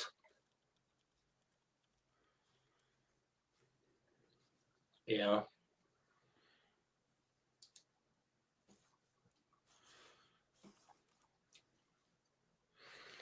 So you still think Hank is an SETE? Maybe. I don't know. Your argument's pretty good too. I would say being an SI whatever. No, yeah, I haven't figured that one out. If he's more organized or more gather. He seems Yeah. organized. Yeah, but it also seems not like that's the duality part that I have trouble seeing. Like, because everybody does everything, and if you're flipping back and forth so fast that you can't notice, or it doesn't make a huge difference, like how are you supposed to pin that down? Yeah.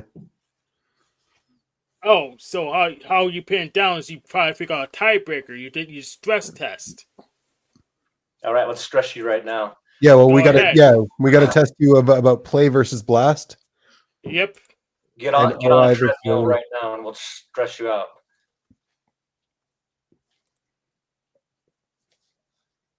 What do you need me to do again? Get on the treadmill. I don't have one in my house. Well, all I right, can just you run have and play. So I got a kettlebell. run in place for the next half hour. We'll see how you do. I have a kettlebell. That's fun. What? Okay, A cattle prod? kettlebell. Let me go get it. You're Do gonna you cattle know what prod those are? yourself into running on the treadmill. Gotcha.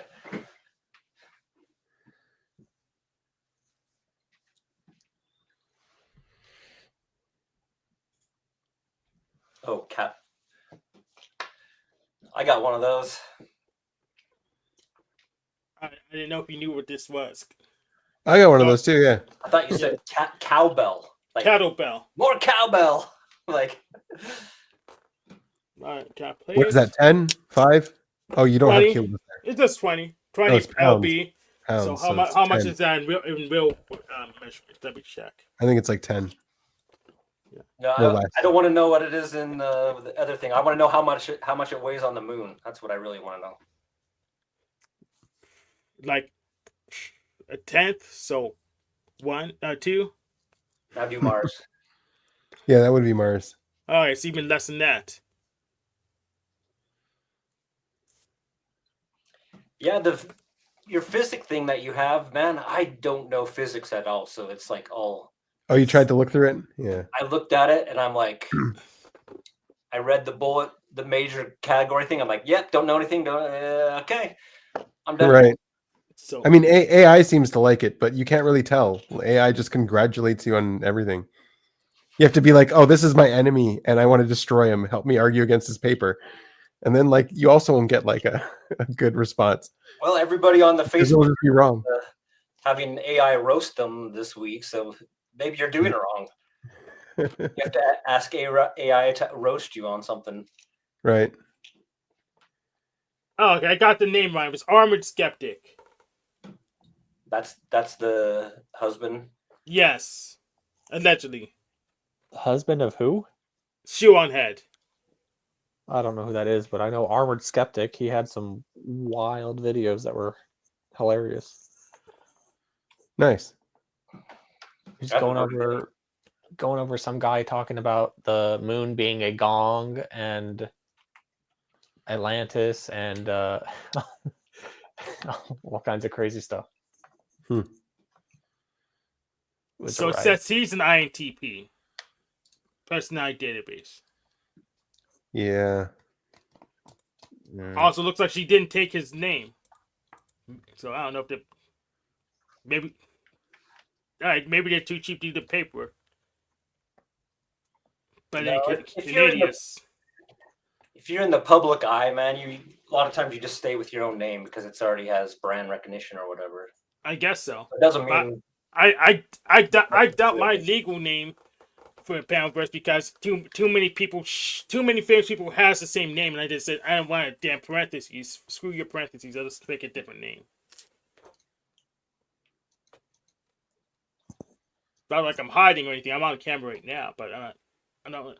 I want to compete with a congressman, a union man, and a boxer. Screw that.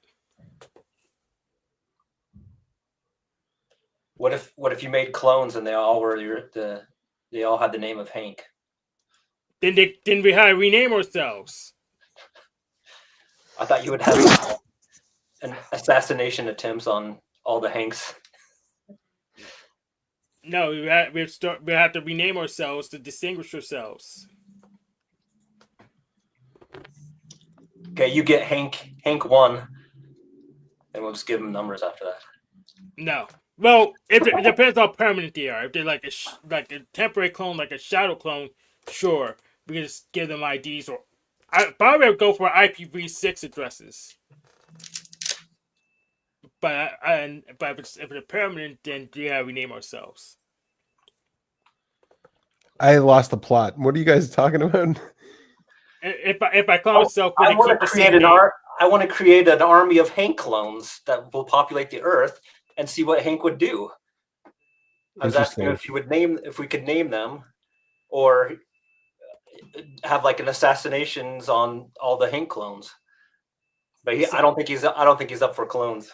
Would you work together with yourself, Hank, or would you try to dominate each other and be the one and only Hank in the world? It depends on what we're doing. So we'll definitely work together to unplug Officer Snaps, but after that, I don't know what we're gonna do. Right. Once your common enemy's gone, what do you do? Probably do the game jam. Probably we could specialize, so we could probably do one of those game jams. That'd be cool. Well, speaking of Dubai, I saw on this architecture show where they're like trying to make this huge like 100-mile line city. Have you seen that? Yeah, that's stupid. Yeah. It's probably not. It's not going to work. It's not going to be there. But that doesn't make any sense. That's like bad optimization on space. Yeah. But it supposedly has like this high-speed railroad in the center, and it's like it's like underground, so that they'll use it as like a cooling tower, and you'll have shops and apartments and stuff all along. Is it next to a river or something? No, it's like in the desert, I think. It's then stupid. Yeah, it just doesn't make any sense. Yeah, there's like a whole bunch of projects like that they do over there, like those artificial islands that are shaped in the shape of the world, or palm trees or whatever. Oh, they're building canal, then you build a city along parallel to canal. That kind of makes some sense. They have more money than they know what to do with. They don't know how to be a sinkhole.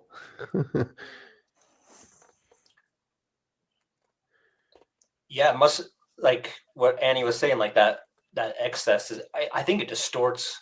I think it distorts human condition, man. Like if you don't have any pressure on yourself or on stuff, then it like makes you just go wild and crazy. That's what I think. Okay. If I had that much extra money, I'd probably just put more pressure on myself just to keep myself under control.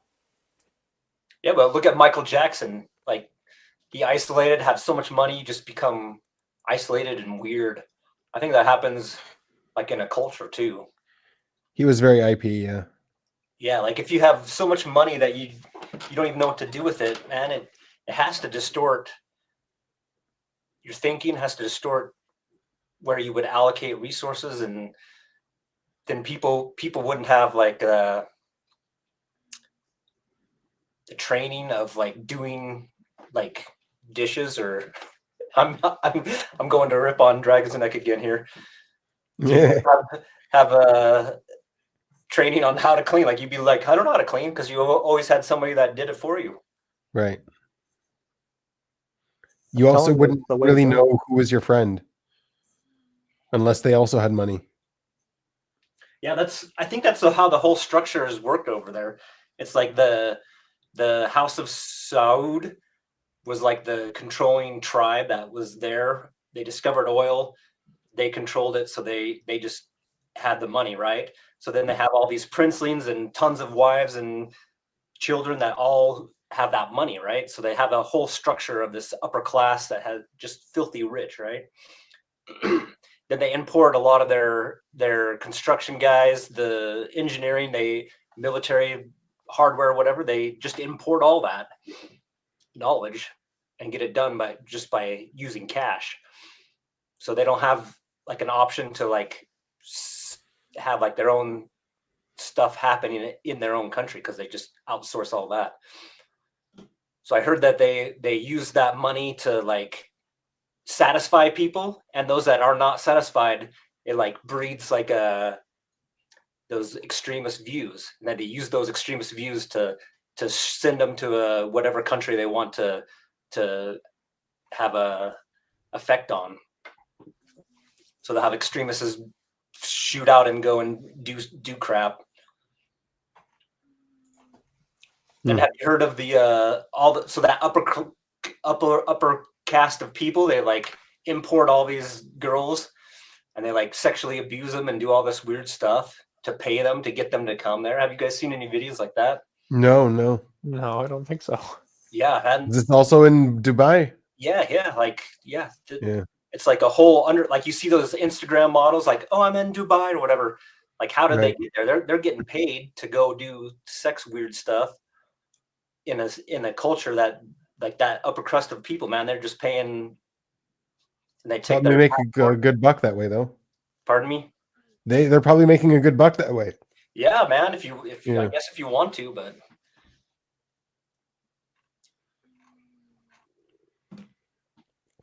Yeah, I've thought about this a lot because you hear so many stories of people that become rich and then they get really bored and it's like there's no challenge. And so the life gets more excessive and weird and they have people do all the work for them. And I've thought about it a lot and the choices that I would make. And I s- I like domesticity. I mean, I like managing the house myself, you know? So I wouldn't want it to be too big because I would want to clean it and do the dishes. And then I think where I would put the money is into creativity. Like I would want a big workshop, but the house itself doesn't need to be big. I just want like an outbuilding that's my art studio. Heck yeah. And I can't imagine being bored, you know? It's like you would have all that money for art supplies. So how yeah, could you be bored? yeah, I think it's just like a different currency. Like you're doing the creativity thing, right? Other people are like focused on status or focused on their wealth to show that they're whatever. I think it's just motivations of different people is just comes out in different ways. The hierarchy. They're looking at a hierarchy. Yeah. Yeah, so pretty much I'll pay my bills. I'll agree. I have some I'll kill that first. Then I have the game jam. I'm probably use it to get the game jam done. Plus, there's I have a few. I want probably get Ampenic design, a handheld. Obviously classic handhelds. I like the. If I get that PSP looking one and get a clamshell, that'd be perfect. I'll probably commission to do that, and I have a couple of other projects that probably need to get that fix that spring engine thing, get the recoil and spring reunited, and also I get what call it, Voxatron working on recoil. I have a bunch of things that money would make much easier to do rather than scrounge around and learn stuff. I just get someone who knows better to just do it, like Elon Musk did. Yeah, have you heard of the parable of the Mexican fisher? Yeah, that's good. Yeah, you know that one? Okay, yeah. Tell me about. All right, let me paint the picture here. All right, so these two rich Americans go down to Mexico and they're on the beach, and they see this Mexican guy, and he's with his family. He got his little kid running around. He's got his fishing pole. He's like casting out, and reeling in a fish, they're like, "Oh, dude, you should monetize this. You should like make it so that you could make some money." Oh yeah. And then the Mexican guy's like, yeah, then what?" Then they're like, just keep on ramping up the things until he's No, then you can buy ships and you can have a crew. Okay, then Yeah, why? Yeah. and then finally at the end is like, so you can You have a big retire company. Yeah. and hang out with your family. He's like, I'm And go doing it fishing right in the now. lake. Yeah. Yeah. So Yeah. just like priorities or You can retire and go fishing for fun. yeah. It's like, I'm doing it right now. Exactly.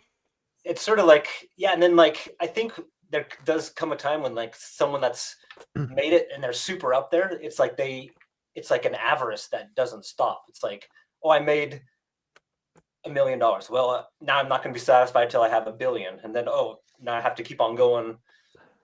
It's like a never-ending black hole of like status seeking or something. Yeah, Well, I mean, in after, Dubai, they after don't 10 even million, you just try to keep score.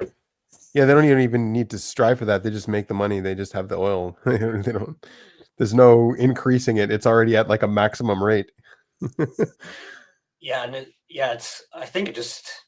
Yeah, I saw this. Have you seen pictures of like Dubai, like 60, 70 years ago, when it's just like nothing, just No. flat sand, nothing. Yeah.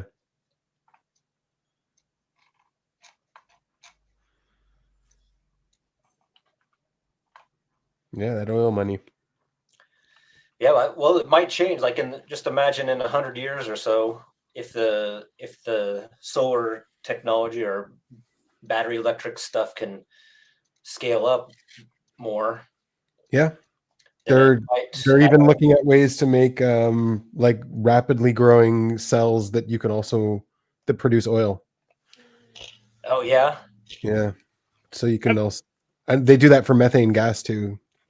To Sort of burn like methane. seaweed something, and it would like produce the oil, and you Yeah. can squeeze it out and all that. That'd be cool. Oh yeah, they have synthetic gasoline and synthetic oil. It's just we need more energy production to make it cost effective. So if you could get something that grew organically, Yeah. that would hopefully make it so the cost wasn't as much. Mhm. But we just need more energy to run it cheaper, just to dig it out of the ground and refine it than to do the synthetic right now. But if we had more energy, that we could swing that calculation over. I've heard like the gas reserves. I think they're predicting it's like 300 years, something like that. So 300 years, they have to make a decision. I think there's a lot more. You think it's Yeah. more than that? Oh yeah. Yeah, Just it's more than more that. because you can frack and do other stuff all different places Mhm. you haven't explored Yep. all. Yeah. Maybe Plus the there's- easier ones to access is 300 years, maybe. Yeah. And if they're getting into fusion, if they're actually getting that to work, that's promising. I I mean, we do have a fusion reactor. It's the Earth. The Earth is a fusion reactor. We can use geothermal energy. That's technically fusion energy. Is it a fusion reactor or a fission reactor? Fission, yeah, sorry, fission. Yeah. Yeah, You're right, you're right. Okay. What, the core spinning with the magma is what are you talking about? Fission, yeah, mantle. nuclear fission. Well, we probably store it with the mantle because we can almost get there, but the core is doing something too. So that's fission? Fission is when nucleus gets larger, and fusion is when it gets smaller. It's been a while since I studied that stuff. I Yeah. can't even remember. The atom's nucleus gets larger in fission. And that produces heat, I guess. Yeah, releases energy. Yeah, Okay. a lot of energy. Well, it'd be nice. Yeah, I mean, we already have technically a reactor in the middle of the Earth. The sun is a fission reactor. That's where all the energy from the sun comes from. No, I think the sun's a fusion reactor, right? No, fission. The sun's a fission reactor too? Yeah, because it's so big. It's all of the pressure. It's fission. It's making nucleuses larger. That's how you get all the heavy elements and stuff from supernova exploding.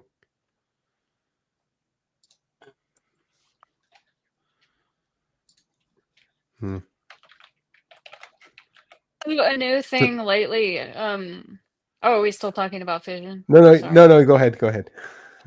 Oh, well, I just got a Marco from my sister. So you know how I do a Marco with Right, Jess? right, I right. asked my sister to do it.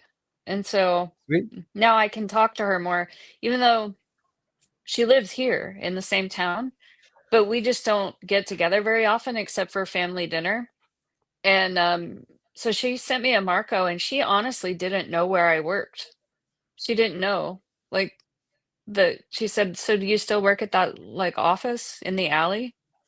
She just didn't know. So I think it's interesting. So now I Yeah. can talk to her without having to, because she gets a huge hit from planning things, you know? Her calendar is packed. So she plans things and then but then she forgets and she doesn't show up. So she stood me up so many times for coffee dates that I like this better, that we can have a conversation, but I don't have to go meet her anywhere. Maybe That's she's scared of your flooded room there. She doesn't want to. She heard about the flooding and doesn't want to come over. No, it's all nice now. It's usually nice and cozy over there.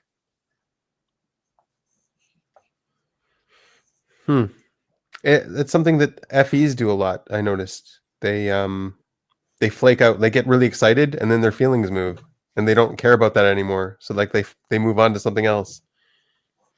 To me, it feels like she's getting a thrill from the planning process. Like organizing parties. When Okay. she organizes a party, it's like, and we can play this game and we can do this, you know, organizing events. Like, I mean, I feel like her family is just scheduled to within an inch of their lives. And I don't know if they really want to do all those things, you know? Yeah, I got the same feeling from her video. Yeah. Yeah. Do the FEs that you're talking about, Benjamin? Is it the hotter they are, the more flicky they are, or is there a ranking on that? I don't know, Jared. I haven't plotted that out on the spectrum. Just curious.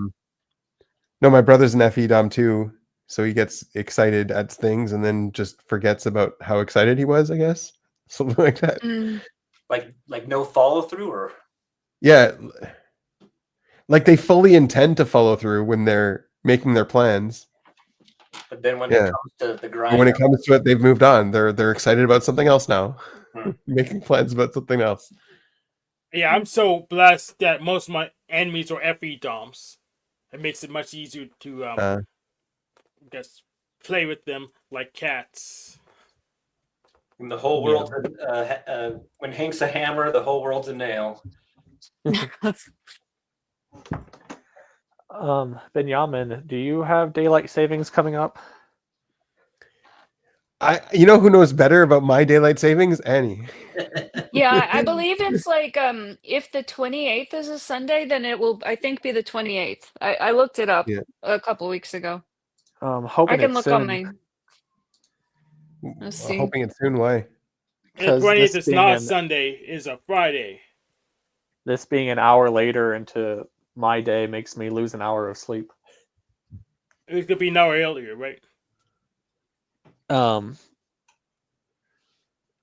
In terms of what? What's We align with U.S. daylight savings time, so it'll be an hour earlier.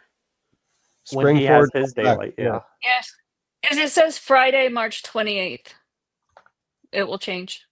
Okay. Good. So That'll make it they easier do it on on a me. Friday instead of a Sunday.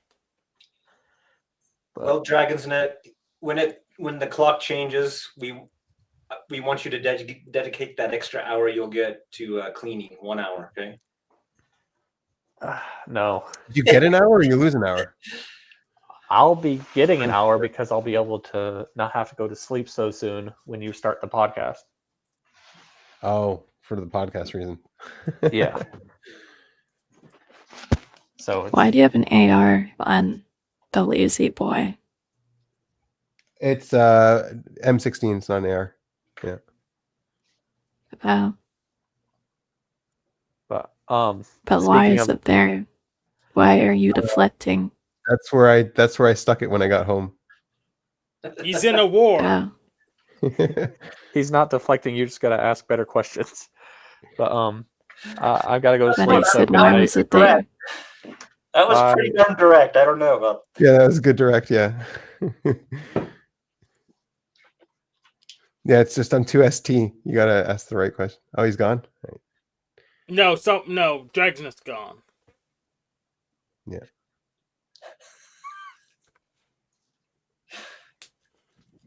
IATP. What's that? Yes, INTP he is. Oh.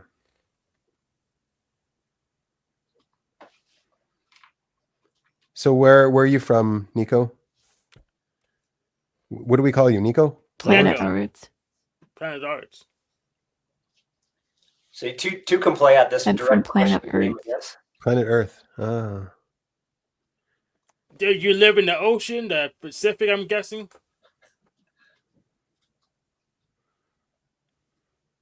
Do you live on a continent? Probably. Probably. I don't live underwater. Not like SpongeBob. I would die. Well, Yeah, no, this you can live in a little dome like Sandy Cheeks does. Yes.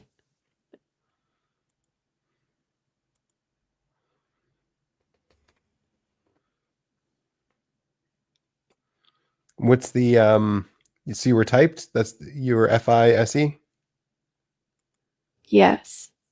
You were typed by David Chen, or you figured it out on your own? Both. Both. Nice. Are you making fun of me by only answering questions directly, or am I making fun of you? How does that work?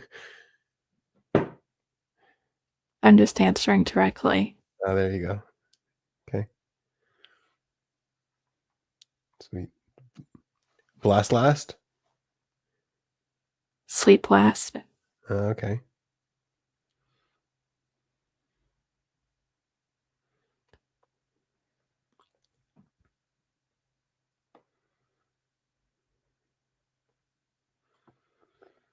You have any questions, Hank? I think I asked my questions already. So I'll not just- underwater. Yeah. Yeah, I'll was defer important. the rest of my time. Yeah. Well, welcome to the channel. Thanks for coming.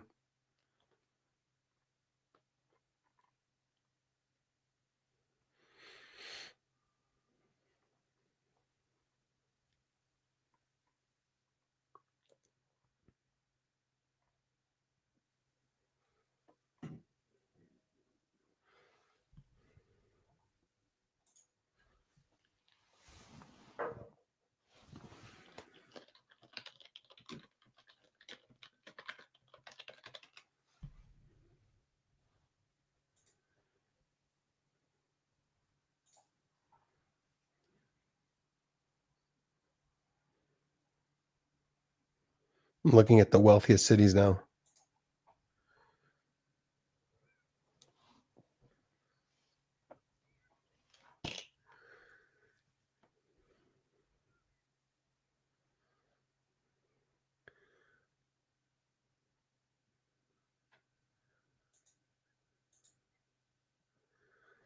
Looks like the Bay Area, USA is the wealthiest.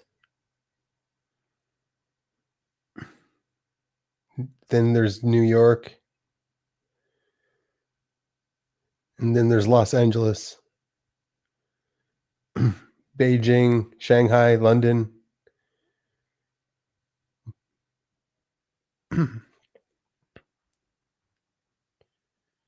Okay, Dubai's number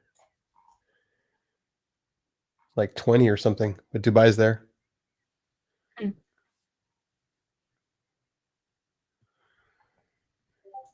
I wonder like what the currency is and what the value of the currency is compared to the dollar.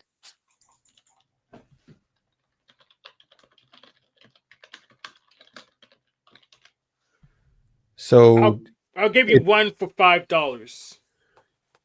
it's called a dirham or something like that. Dirham. And it's like 30 cents. So it's similar to what's going on with Hank. the Yes. shekel How too. good is my voice changer? I don't have a baseline. I can't judge it yet. It sounds good. Is it It sounds like, convincing? well, no. I Yeah, I mean, know. it sounds like it's not your real voice, but it sounds like a nice feminine voice. It's clear and easy to understand.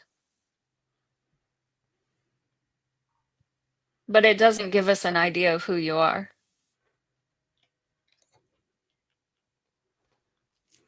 That was by design. Yeah, I get that.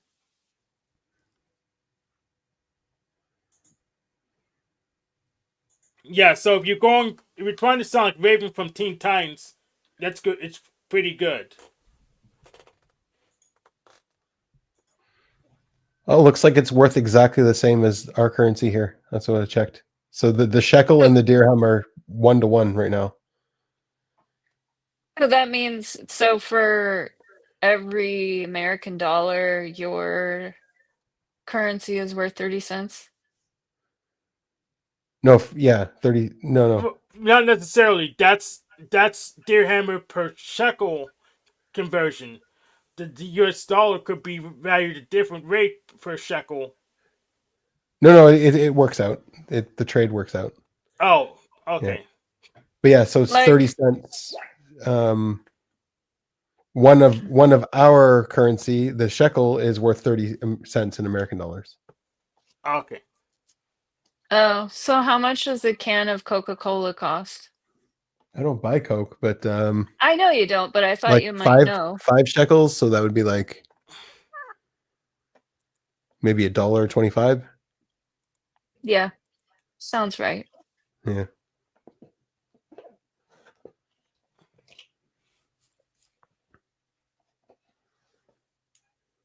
What about renting? What Like about it? average 2-bedroom apartment, just like the average. Let's see. Convert it to US dollars for you. 3,000. About like 800 maybe dollars. Oh, that's cheap. Yeah. Well, yeah, well, compared to Eugene, yeah.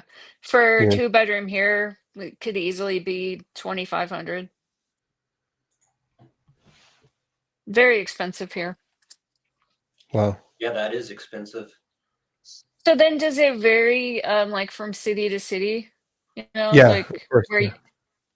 so where you live, is it about 800, like maybe in like Tel Aviv it's more? Yeah, for sure. It'll be more in Tel Aviv. Hmm. But it won't get to 2,000, or maybe it will get to about 2,000. Not that much. Mm, In Eugene, nice. it's 2,500 for a 2-bedroom. That's a lot. Yeah, and well, I mean, Russ and I have a great deal. He doesn't pay anything for this. It's a retainer, so he pays Right. nothing. Um, but yeah, I mean, there's a little house on the corner, tiny, really tiny, and I think it was 2,800. And they're technically saying it's a 2-bedroom, but these are two very, very small bedrooms. The entire unit is really small. Wow. It does somewhat depend on the neighborhood. Yeah, but if you want to be convenient, to downtown, like you can go out more rural and, have a little commute every day, but it's still really expensive even doing that. And Salaries buying homes, salaries you there can't should be more really, too, I think.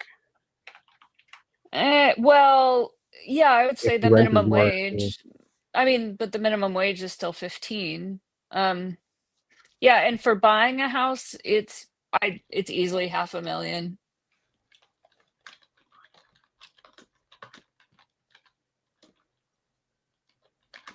According to the Google, it says average U.S. Rental price is $2,072 per month. Yeah, and they're factoring in like Mississippi and Yeah, Alabama. That brings the exactly. average down. Yeah.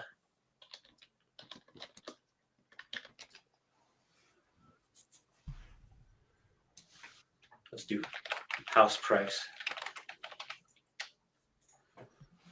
402,000.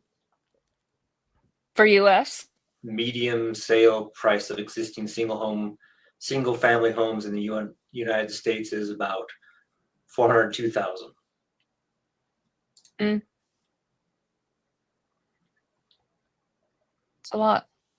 Yeah, that is a lot. My first house that I bought, it was in the ghetto, but it cost it was like 79,000, like 20 Yeah, years ago. I bought one over 20 years ago for 49,000 in Eastern Oregon. Wow. 49,000. It was cheaper, and I was just a college student, but it made it so that my mortgage was cheaper than the rent I was paying. So renting, I was paying like 600, and my mortgage was 340. Yeah. Yeah, land crisis is real.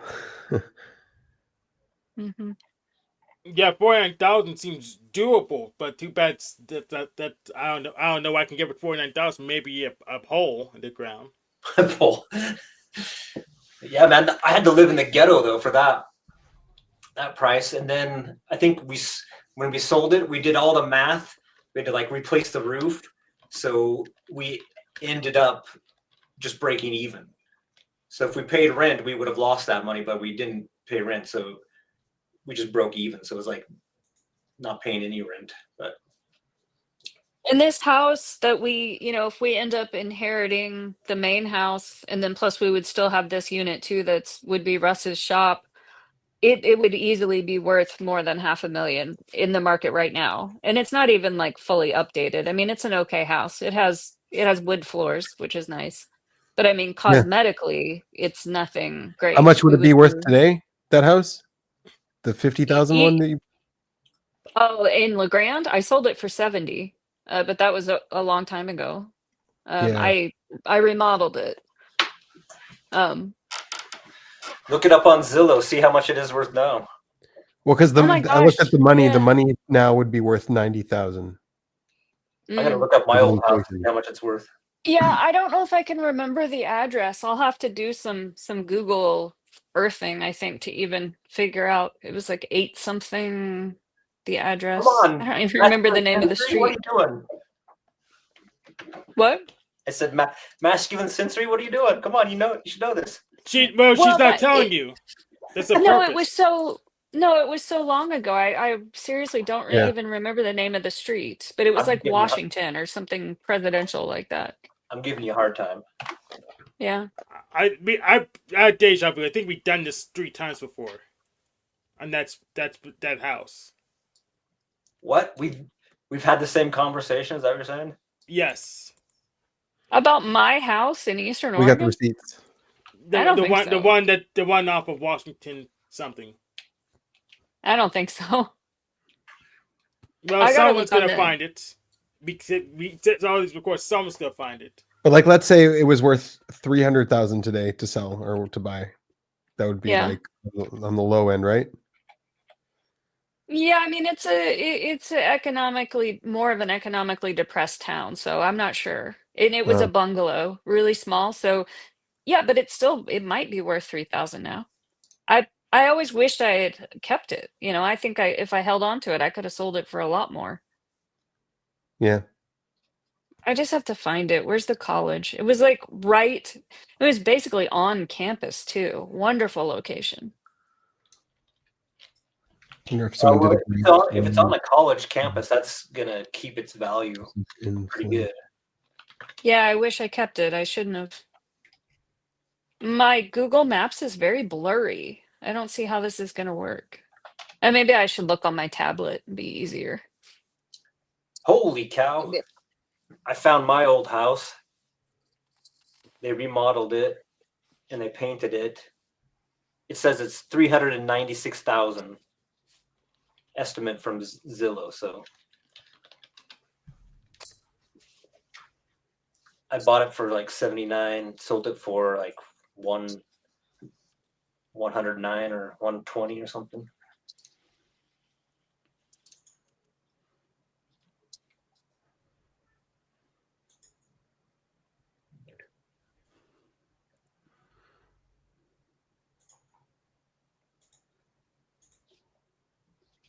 Hey, the shed that I put in the backyard is still there.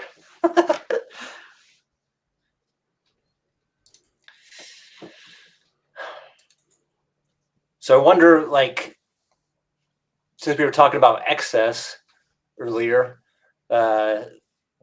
what do like excessive land prices and house prices? They probably have an effect on average population or younger people, especially trying to get into a spot. Yeah, it makes the population go down. Should buy a house to have an education in tech. Freaking garbage. You think? I think it's gonna go back the way it was, or Mhm.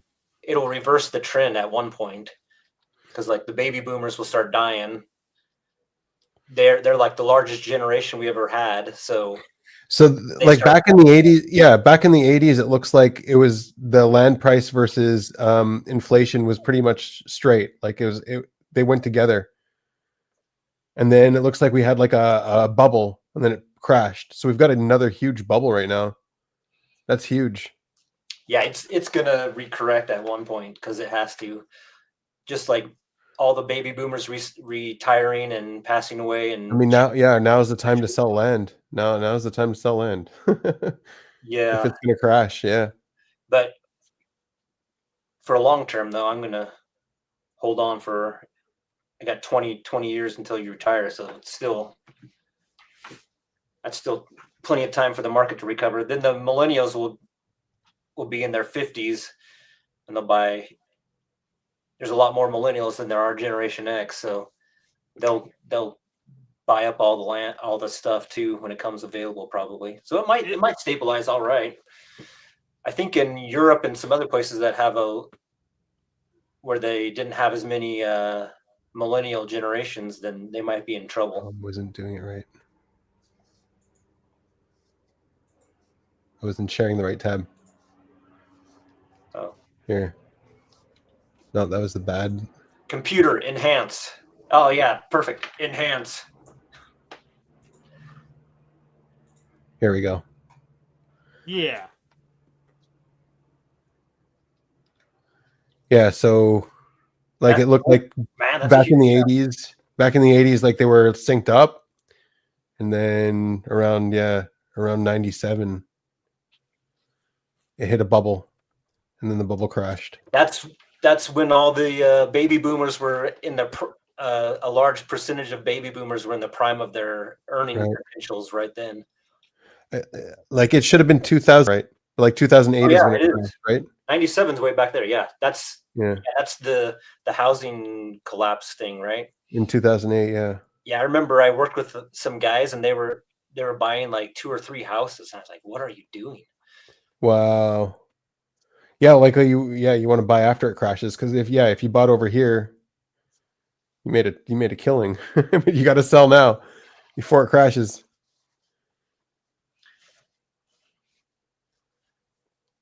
Yeah, it'll readjust. Yeah, I wonder. That's the one thing about trends, man. It's never continuously. It reverses trends all the time. So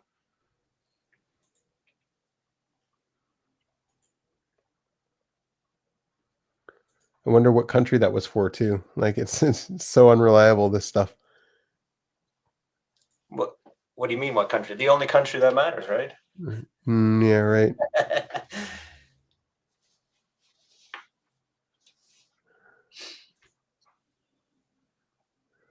How's it in Israel? Do you guys? How's your demographics? It feels like there's a housing bubble here too. Everything's so expensive. You can't buy land. Yeah. Are people still having kids? Is it like?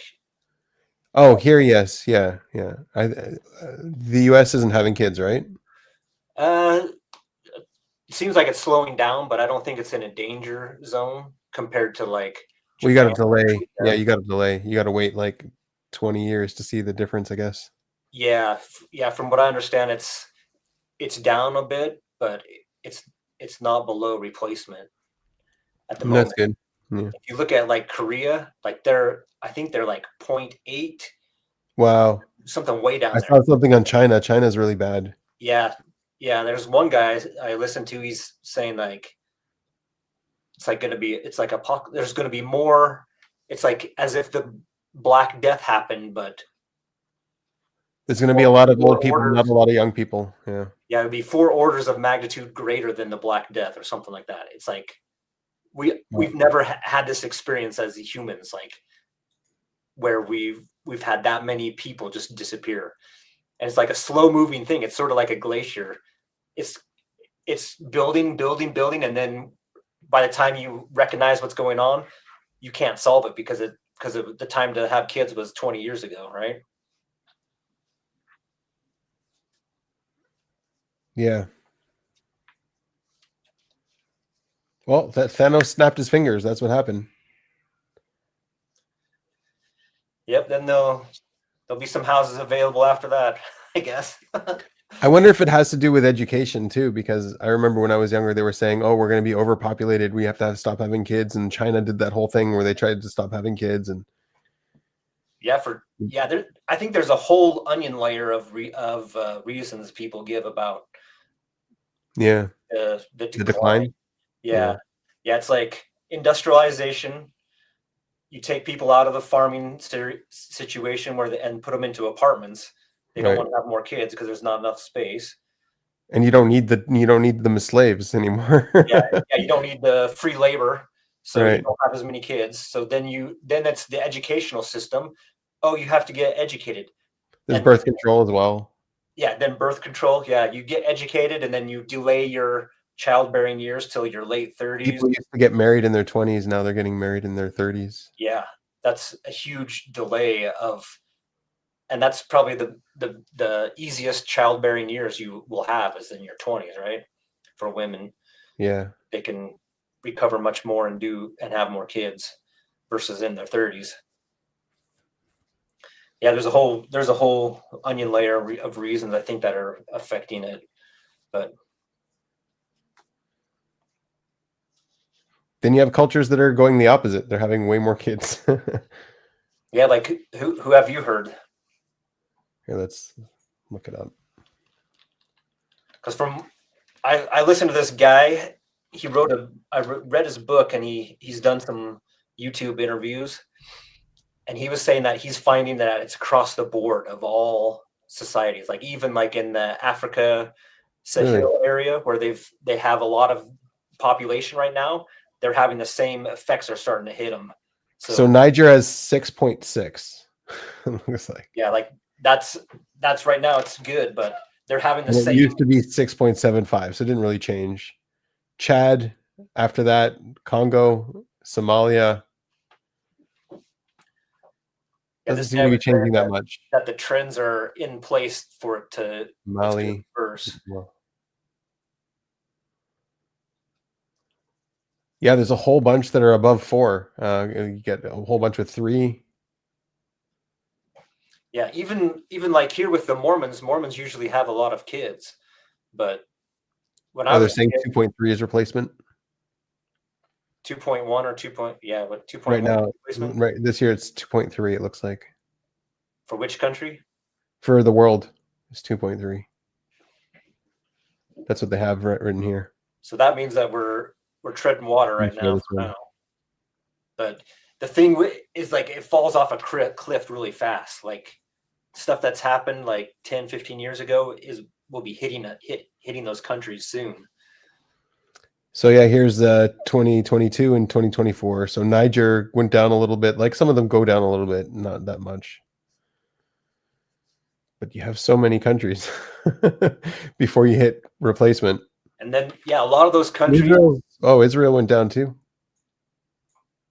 So I think isn't out of, okay, look at the list. Anything above Israel that's a developed country, or is Israel like New Zealand? No, US is below replacement. Yeah. According to that, yeah, okay. 1.7. I thought we were 1.6. At the you guys need to grab people from other countries. Yep. Yeah. That's why I want to scrape that chart. You want to scrape the chart? Yeah, drop a link for that chart in the. Yes. Oh, okay. Is this like lingo? Not right now. Is that Wikipedia or what? Private chat. I don't know. Let's see. Yeah, Wikipedia looks like. Yep. You don't know what web scraping is?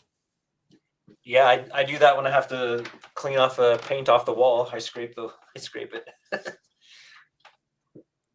They know what it is. But just in case there's people in the audience that don't know what it is, it's copying the data down using a program. But yeah, it looks like there was 92 countries above replacement, and then 2 years ago, and then in 2024, 89 countries above replacement.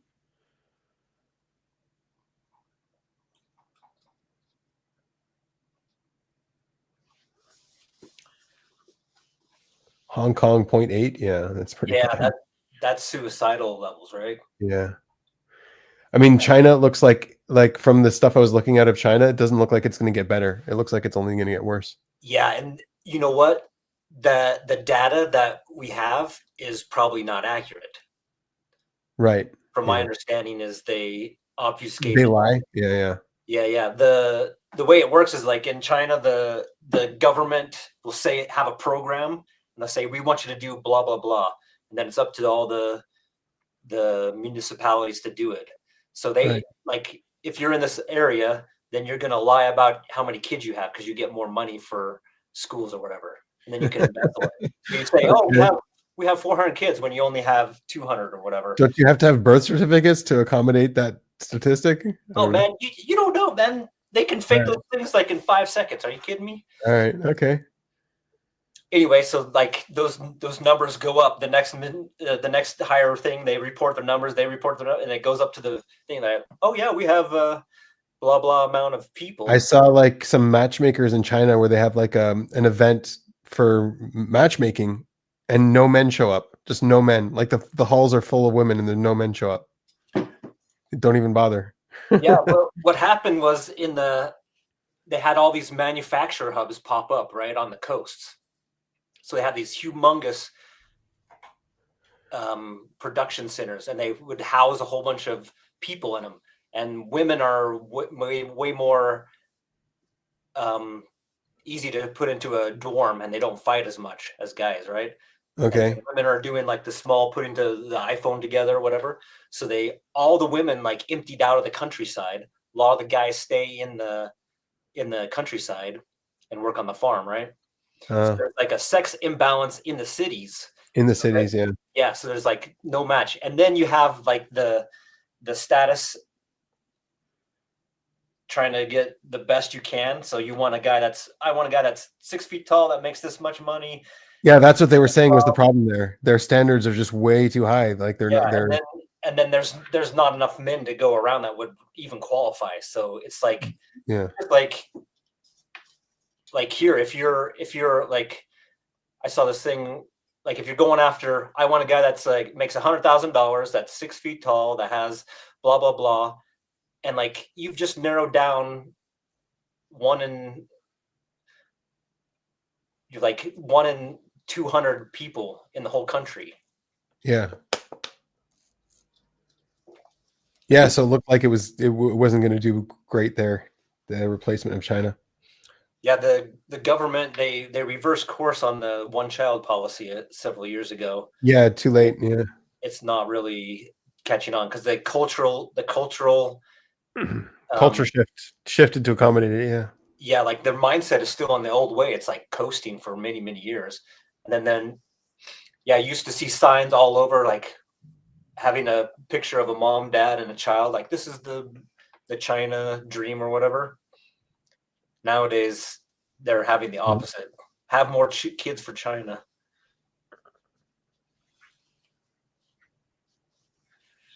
How accurate do you think that this Wikipedia is, though? I mean, I don't know. A lot of those countries I bet you a lot of those countries with the high birth rates don't have very good accurate records as well. So it's probably they're probably guessing on lots of the stuff, I bet.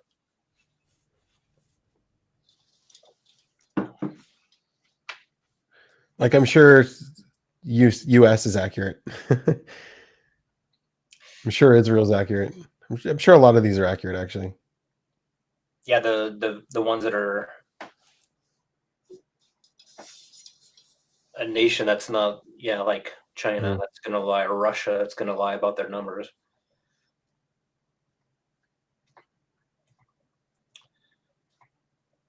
Yeah, when I was a kid, I remember they were just harping on overpopulation all the time.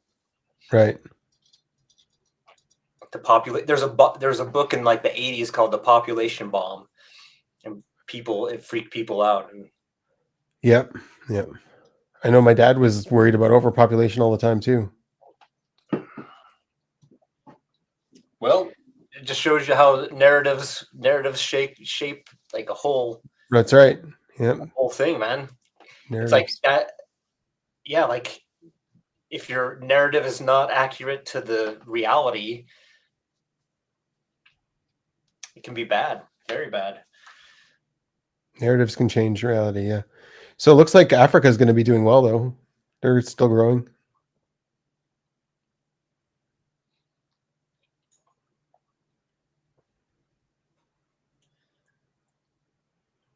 Congo.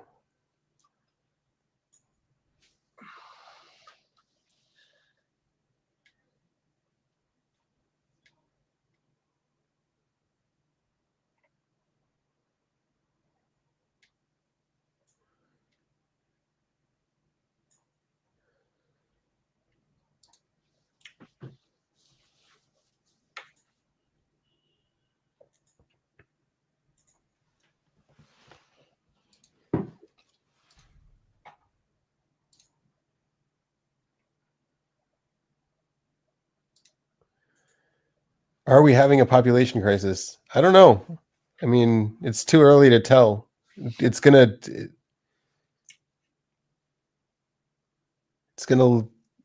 look bad in 20 years if some countries don't accept more people.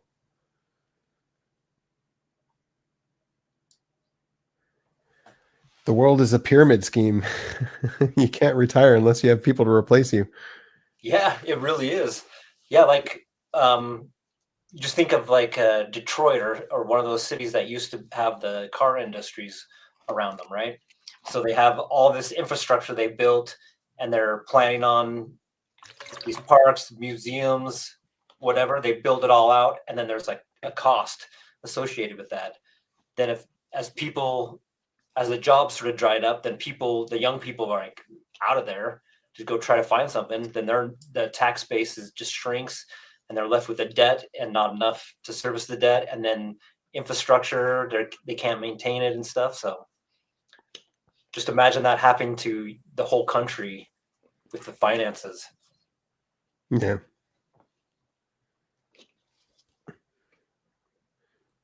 I mean, that's not good. People are their biggest commodity in China. More workers pump them out. Yeah, that's what Mao did. Like in the 50s and 60s, he was like, have tons of kids, everybody. And Right. like He also killed a whole bunch of people, so he had to replace them. he thought they were dispensable. Yeah, he's thought, oh yeah, these guys exist to serve my Right. whims. So yeah, like back in the day, people had like 10 kids, 10 kids. Wow. And then it goes, now just It think got about too that. much. 9 to 10 kids, then each generation, it went like that, like in 20 years or whatever, then it down to 1. So you have like a population of like that. I can't remember what they say. Mm. They say it's like 1, 2, 4, right? So you got 1 kid for every 2 parents, for every 4 grandparents.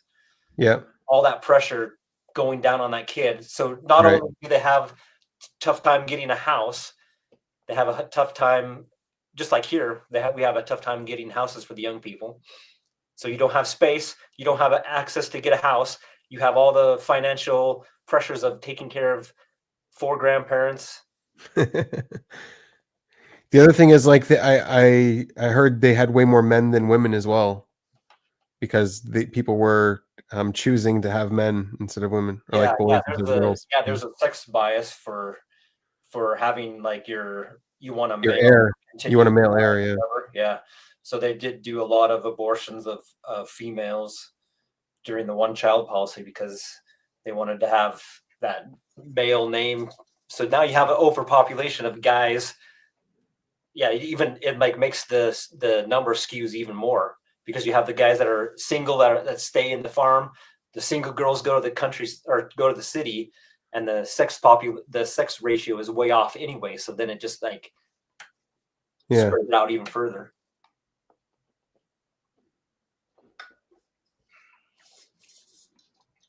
Yeah, a lot of people, a lot of families chose to abort the females or sell them or adopt them out. That happened. Yeah, my wife, she was this close to being aborted. Wow. Her She aunt, doesn't have any sisters or brothers? she has an older brother, yeah. Okay. So she has got an older brother that's 4 years older, and I think they I can't remember when they started doing it, but like it rolled out through the provinces, and she was like 2 months. If she was conceived 2 or 3 months earlier or later, she would have been gone. She has Wow. an aunt where the aunt was at like 8 or 9 months in the pregnancy, and they didn't let her keep it. Wow. Yeah, they That's forcibly horrible. came and got it, and That's horrible. That's Yeah. traumatic. Yeah. so brutal. Yeah, it was. And I'm hearing stories that they might do it the opposite way. Can you imagine? You're going to be in a fertility promoting situation. Like take that attitude and put that towards creating kids or whatever. Well, Yeah, I play they don't have Bible to do it- back. Yes. They don't have to do it by force anymore. They've got their incentive system where you just get points for it or whatever. You get social points. It'd be like it's like the Handmaid's Tale, but for Right. China.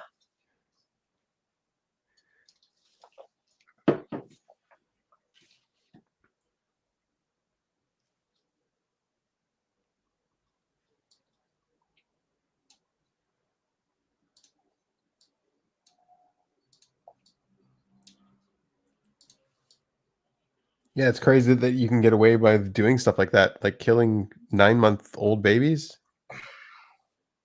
Yeah, there was a documentary I watched a while ago, and it sort of goes into it. Yeah, there's like just brutal stories out there of stuff. Well, infanticide is in the Bible. Yeah. It is, yeah. Well, yeah, people have been doing it like they've been doing that for a long time, like to control your population. Like, man, like in the ancient times, it's important to protect your women. That's why women and children first, because if you don't protect your women, you can't recover a population crash if you go to war and you lose a whole bunch of your guys. You Yeah. can much easier rebound if you have your women safe.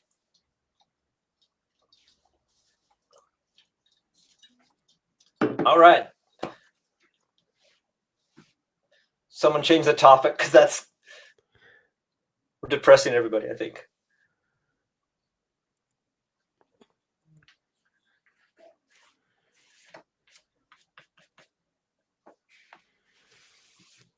Yeah, like I don't like the idea of them messing with it, like forcing people to get abortions or fining people for having too many kids.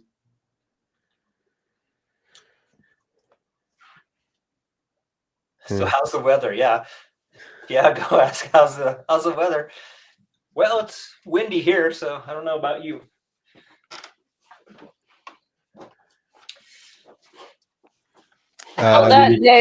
That day a couple days ago when there was a cluster fuck of tornadoes in the United States. Right. Russ loves weather. So, I got started on my day around 8 a.m. He watched some, live super chat about the weather, and he skips around and looks at all the models, all the charts. And then every time I came back, he was still doing that, still looking at the weather. And this went on until about 3 p.m., just sitting in the same spot, looking at all this weather data. And it seems really boring to me. Yeah.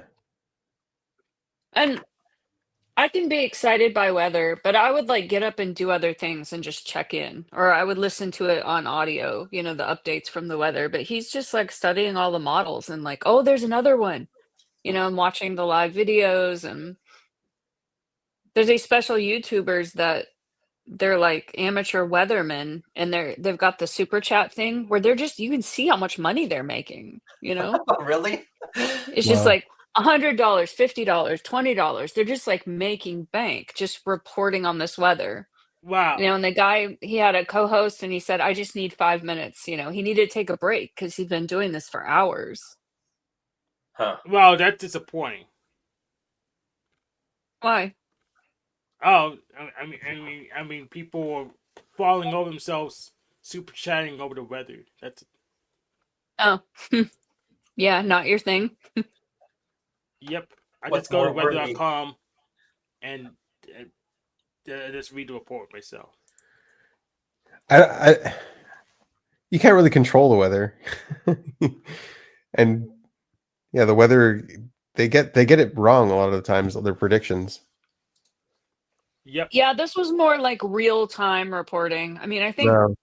some of the people tuned in were actually, it affected them directly. They were living near those areas. Uh, yeah, that And makes like sense. waiting to know, Yeah. like, okay, do I need to evacuate or not? They had other stuff ready to go in their car and they're just waiting to see if they really need to leave.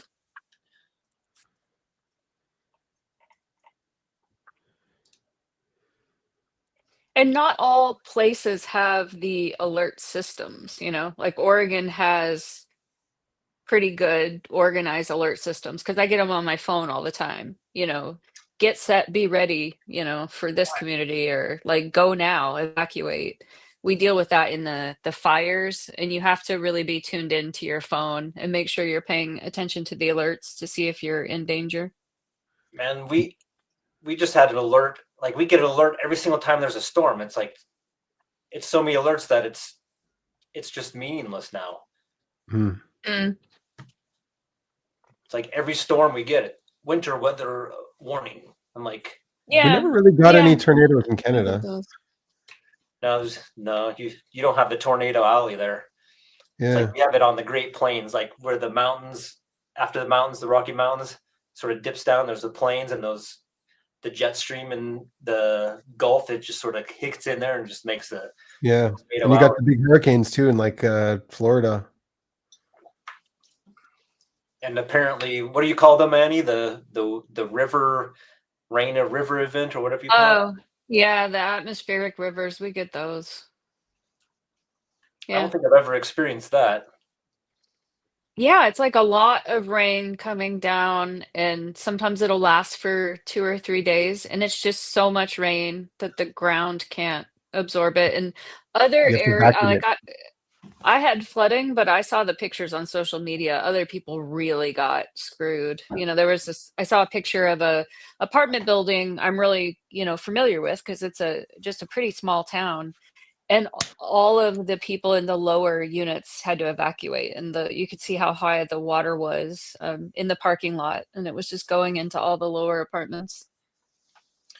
Yeah, we get flash flooding, so it's like the ground's too dry, so it just like Mhm. runs off.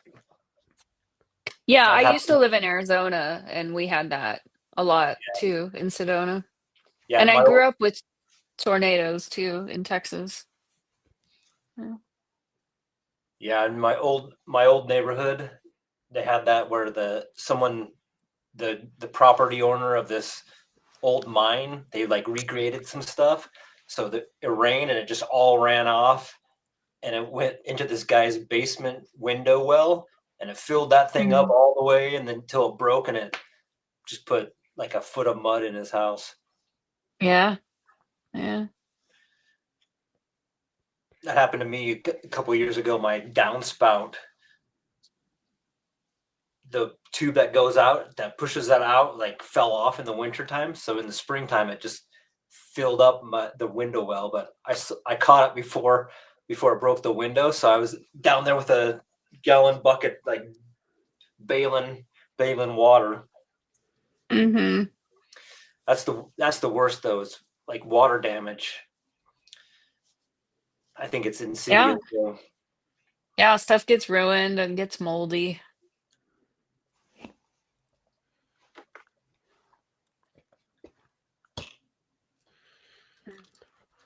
Did you guys follow the Houthi stuff that you guys are doing?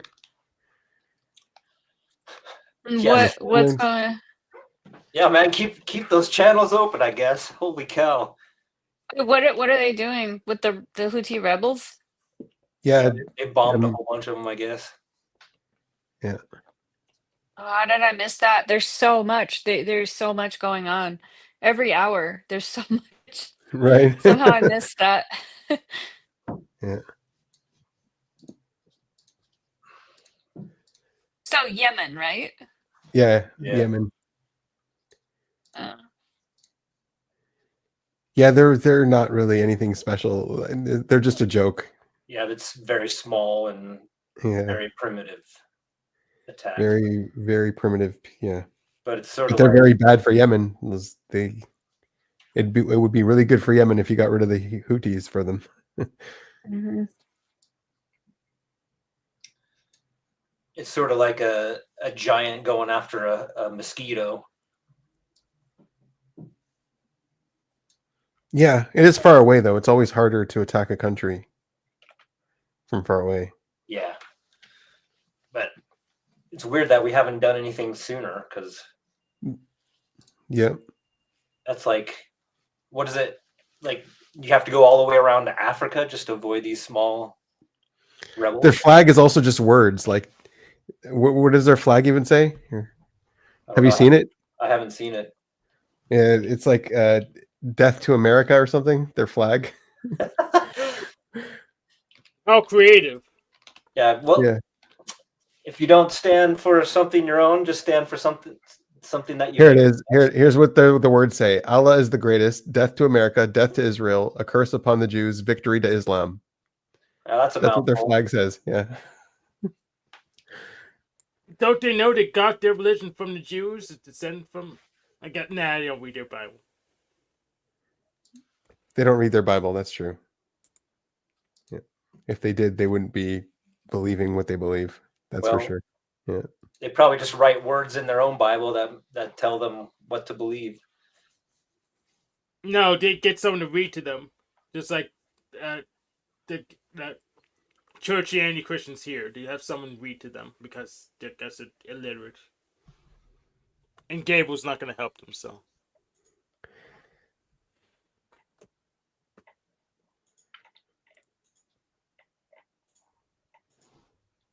Yeah, that's their translation. What does it look like?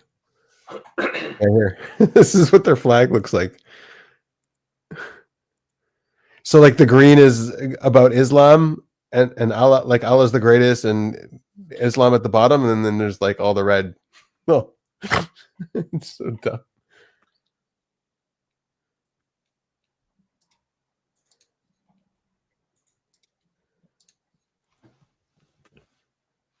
They need a graphic designer. Yeah, they do.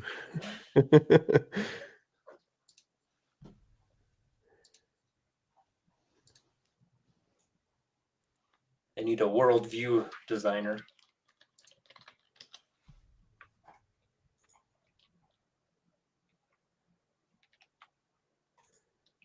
Yeah, this is what they look like. Very primitive. Pretty much, Very delusional. Yeah, very delusional. they're pretty much just like Bedouin pirates, right? Yeah. But they get a lot of weapons from Iran. Yeah, that's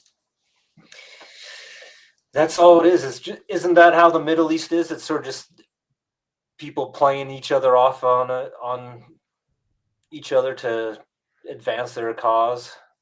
I mean, I like what Dubai's doing better than Iran. Iran's spending all their money on proxies. They should be. I think the luxury is better than that. I don't know. What do you think? Well, I think the Saudis, their philosophy was sort of be on the American side, and the Americans sort of did their dirty work for them. I heard that was changing, though. Aren't they sort of cozying up to Israel right now? I think they're they're doing okay. I don't, is their military that bad? Their military shouldn't be that bad. They just buy their stuff from us. Yeah, yeah. So their military is good equipment, but they don't have a lot of people to operate it, from what I understand. Look at that. All those people. Is that AI or is this real? I Well, if don't it's know on the how to internet, then it's test. real. I don't know how to test it. Oh, Nekome. Nekome know how to test it.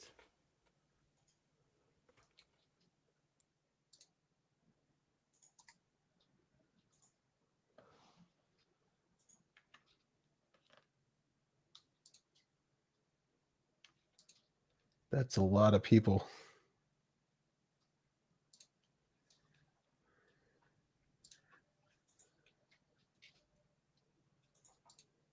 But then you see what they do. So to the Yemenite people.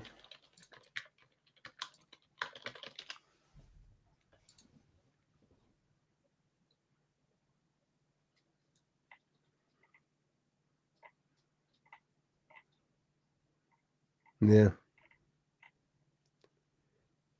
This is what they do to their own people. Ridiculous. That because of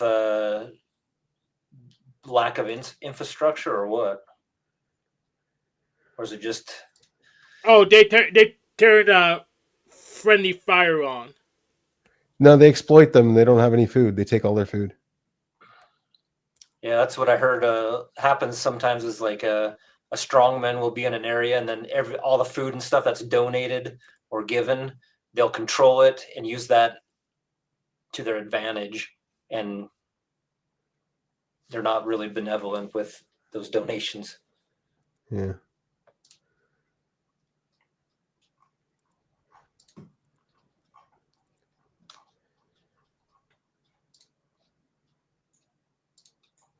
This is Iran. Look at that. That's what it is. Not the, the IRGC stuff. That's what they do.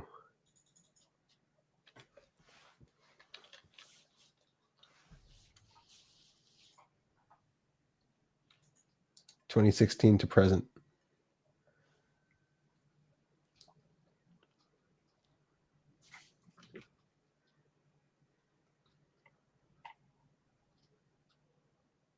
Lack of food, health services, and infrastructure. Yeah, infrastructure.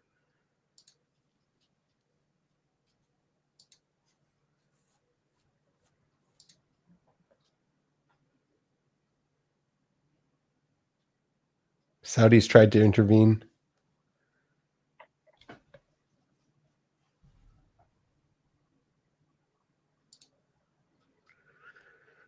Yeah, here, Houthi food confiscation.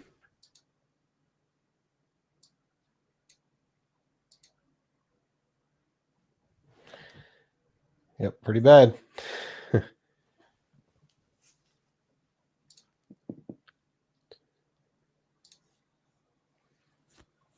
I don't know, what do you think America should do?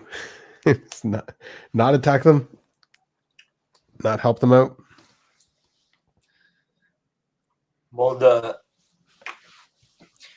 I think the sentiment in America right now is like, we've been the world's policeman for so long, we're just getting sick of it, and all we get is complaining from everybody. They don't like the way we do it. They don't help us the way we're trying to be the policeman, right? And they're not being appreciative or helping. So that's why you have all the sentiment of turning and not wanting to help out as much. So, but this one, it's probably the right thing to do, because That's the thing. If it's the right thing to do, it's the right thing to do, and it shouldn't just be America policing. It should be everyone policing. That's why there's a UN. Yeah. Yeah. I don't know, but it's so pure bureaucratic. Like, They don't actually accomplish anything. There's no purpose to the UN. They have no power. They don't do anything. They only make the world worse too. Lately, at least. Yeah, I agree. Like, yeah, it's the right thing to do. It keeps the channel open. It keeps all the money flowing. Well, Comp- there is the financial side, but then there's also like the poor people of Yemen have Yeah. Houthis in power. These people should not have the weapons that they have But and the power that they have. yeah, it's just so the weight of trying to police everything all the time is not, our military is not set up for it. Like we're still on the model of keep Russia contained. Our military is built to knock off countries, not to police the world. Yeah. So if we want to police the world, we need to rejigger our military. Like we haven't had any update to our military philosophy for like 40 years. Like ever since the Soviet Union fell, we didn't redo anything. We're still on the same thing, and now that's coasted. It's been coasting this whole time. So that system breaks down and goes away, and the average American is sick The of. thing is, like a lot of these countries that are radicalizing themselves, there's nothing you can do there. You can't really protect a people that is just being radical against you. So you can't do anything, I don't know, in those places. Yeah. I mean, there's only a certain amount you can do, and Yeah, but like in Yemen, for example, with the famine, or in like Congo with what's going on there, like these are easy targets. Like you said, giant. yeah, but the So problem with a giant, though, I've tried to kill a mosquito or a bee, and I'm like flailing around. It's yeah, like your toolkit is not built for that, to zap a mosquito with precision, right? So it's a little mismatched, but you can rejigger it, I guess. But I think the will of America as a whole, like the average one, is like we're sick of it, man. Just like we're just gonna huddle in our own thing and take care of ourselves, and the world can figure it out themselves.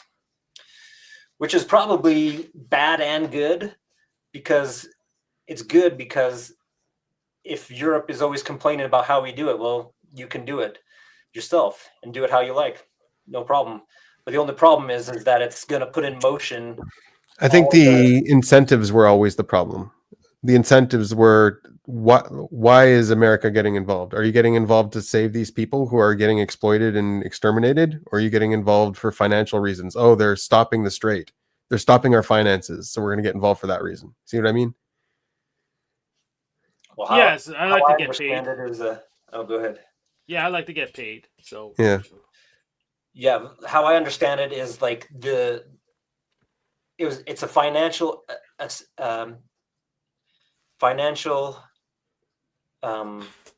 incentive for the rest of the world to be on our side. So we grease the globalization. We take you into the fold. You can have access to materials and produce stuff and export it to the whole world, and you will benefit. But you have to do what we say in the military thing to stand up against Russia, right? That's the old model. Now we're sort of pissed off because the rest of the world didn't uphold their end of the bargain. We were financing this thing for our security, but now you guys are not, like Europe is not funding their military, not supporting us on our actions that we want to do. So we're like, all right, well, since the bargain is not being upheld how we see it, then we don't want to support it anymore. And now all the countries are going into their own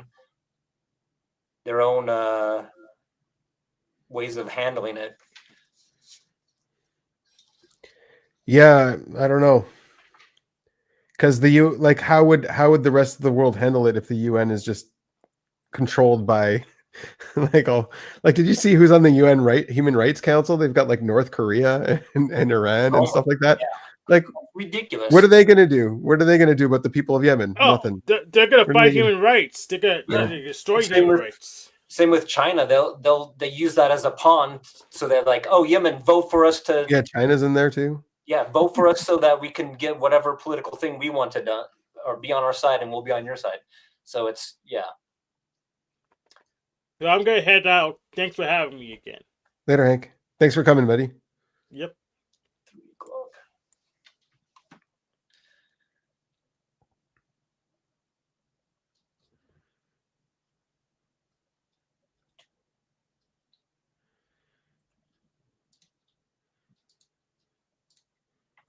Yeah, I mean, like if you have the power to do something and to save a life and you don't save a life, it's kind of like killing the life, right?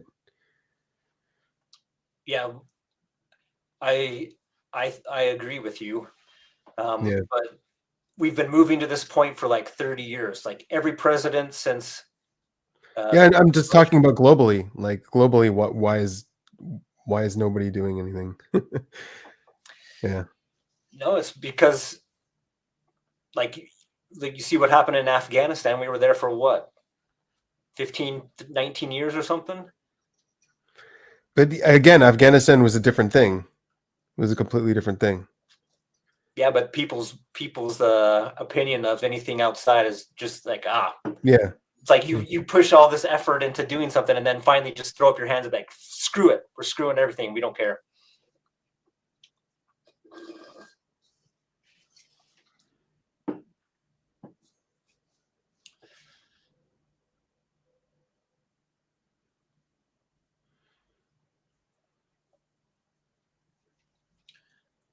Pretty much Trump is a wrecking ball. He's like, we've been moving to this point for like 30 years, and Trump is like the wrecking ball, just coming in there and just smashing stuff.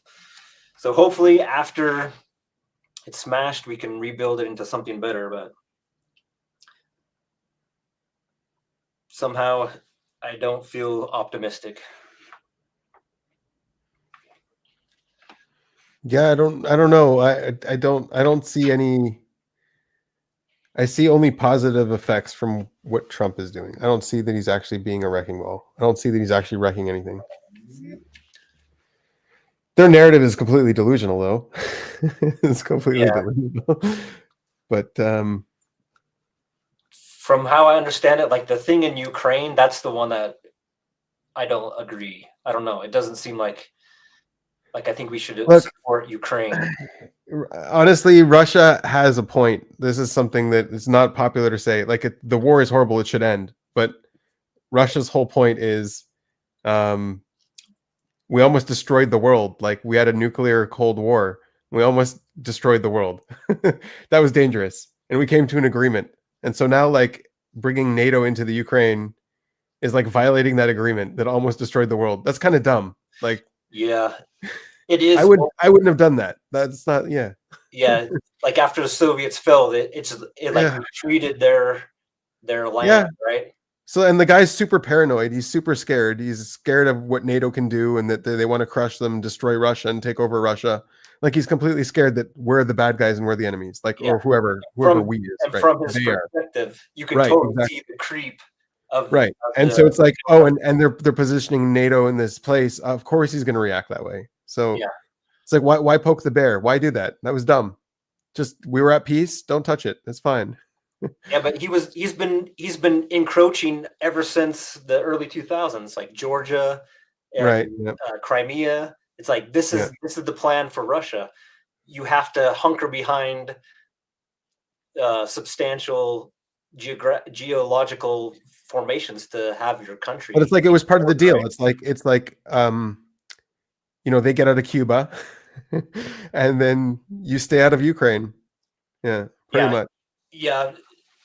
It's just the inevitable creep of capitalism that sort of got in there, because like if you're Ukraine, like you're like, oh, should we hitch our wagon to Russia, or should we hitch it to the west where we have way more financial incentive to do? It's just like the inevitable creep of. I don't think they should have taken a side at all. I don't think they should have. They should have just played politics. The guy's not a good politician. You can tell. Who what, Ukraine? Yeah. Ukraine, yeah. I don't know. I think even if they were like neutral and didn't do anything, I think this would still come to them. I don't think so. You don't think so? I don't think so. No, they invited NATO. They actively pursued trying to join the West. Which, I mean, honestly, every country should be able to do that, right? Like it's their country. They should be able to do what they want with their own country, right? But yeah, like in the back of Russia's head, though, it's like we need to secure our. They have to be smart about their future, though. Like look at the cost they're paying for trying to join the West, and they're not going to be able to in the end. Like, yeah. So what do you think? They should just have like a demilitarized zone and just say, No, they can have a military. Just don't join NATO and just don't join the European Union. Yeah, no, don't no, I'm push NATO. saying like have set up a demilitarized zone between Russia and Ukraine and have Right have now, right now, I think Trump's got it handled. To be honest, yeah. it's not that complicated a problem. Yeah, I just think that he's right. It has to stop. this buys Russia like 20 more years, and they have demographic problems too, so it buys them some more time. Yeah. But they'll try again. They're gonna at one point they're gonna, even if like if we peace out and you just say stay there now, they'll try again at some point in the future.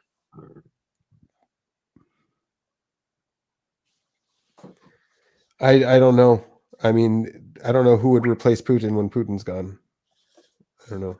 I know a lot of the old KGB stuff that they started back before there was a Russia, like in the USSR days, has really messed up a lot of places. Like they had some pretty insane plans for the future in a lot of places. Yeah, that are just like, it's like you cut off their head and it's still going, and out of control sort of things. These operations. What, like propaganda stuff or? Oh yeah, propaganda stuff. I know they're really good at propaganda for sure. Yeah. Yeah, and so Putin was KGB, so he knows all those tactics too. Yeah. Yeah. From what I understand, like a lot of those leaders that are trained up in the KGB system, they're running out of those guys because they're all getting aged out pretty soon here. I think their current training program is pretty good too. Yeah. Is it? Yeah. I don't know anything about that. Yeah. The KGB guys set up all the new training program stuff too. Yeah. So they have, yeah, because one guy I listened to, he was saying that they're probably running out of capital of that kind of resource, but you could be wrong, right? Yeah. I mean, it's so weird. It's the paranoia that even causes this whole conflict, and they want to ally with China or whoever they can ally with to fight the West because they're so afraid and paranoid. And like this opposite side of the coin, the West is so paranoid about them, like America at least, not Europe maybe, but America is so paranoid about them. Yeah, man, that's how America is. Like we have such good borders and easy mode that anything that comes out and smacks us in the face, we just overreact. So yeah, the thing is, like, there's no enemies. Like, people aren't enemies. It's regimes that are enemies. It's all that kind of stuff. Yeah. Like I go to the middle of the countryside in China, and the people are so nice. It's like they're not my enemy. It's they could also be mean. They could also be radicalized. They can also, like, America gets radicalized. You attack places. It happens. Germany got radicalized. Like that kind of thing happens. We have to figure out a way to calm those waters when they sprout up. And so, like, if both countries are getting radicalized against each other, it's just going to cause a big conflict. And that's what happened between Russia and Ukraine. And so, like, okay, someone has to step in and mediate and make this thing stop, because, like, it doesn't end well in any of the possibilities for the future. If it, like, there's no good ending there. It just won't. Yeah. I like your perspective. Yeah. Yeah, it's easy to say though. It's hard to enact though. That's the $1 million question. But well, I mean, Ukraine is completely dependent on the US for weapons. Completely dependent. So they should be, like, Trump has a very big card. He's right. You have no cards. Like, when he said that, he has got no cards. Trump has all the cards. Yeah, that's true. Yeah. So he was right there. And the guy has to be like an ISTP or something. He's got to be an IP, because he did so badly in that situation. Yeah. So Zelensky? badly. Yeah, Zelensky. Yeah. I think they have him as an ESFP though. Is that what he is? Yeah. Why did he do so bad? I don't know. Like I don't know. I think he was like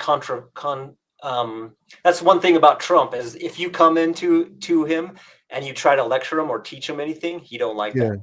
You The thing gotta, is, Zelensky is right. Like like that's why I'm yeah, thinking like he's TI right. Like everything you're doing is TI correct. yeah, You're or maybe it's FI. I don't know what's going on, but like he's not wrong anywhere. He's just not a politician. Oh yeah, SET. yeah. He They have didn't. him. Yeah. Yeah, he should have just bowed down and be like. He should have just. So he's 2 SD. I don't know what it is. Yeah. He's not playing the game. Yeah. He's not like Oh, you Mr. can Salt. tell Trump has everyone trying to give him narratives, trying to yeah. Yeah, yeah. Trump is right, but he is an ass. Yeah, I agree with that on lots of stuff. Yeah, but I mean, And then he's not wrong about Russia. Russia is invading a sovereign country. Like they are invading. They are the aggressor. Like his perspective isn't wrong. And yes, Russia should have to pull back, but who's going to force them to do that? What outcome? Like they took land, it's theirs. That you can't do anything about it. Like there's no positive outcome forcing Russia to give back that land. If they want to, that's their choice. That would be a nice gesture. That would be the right thing to do. But like yeah, I guess what's his face? Putin is not as stupid as we think. yeah, no, Saw he's not. He's not at he all. sees the He's not dice stupid. roll and he's like, man, I've dice rolled on Crimea, dice He's rolled delusional. on. He's super delusional. He's one of the most delusional. Like his narratives are so delusional. I But had trouble listening to him. I know he yeah. has like a long history lecture that he did. I couldn't follow him very well.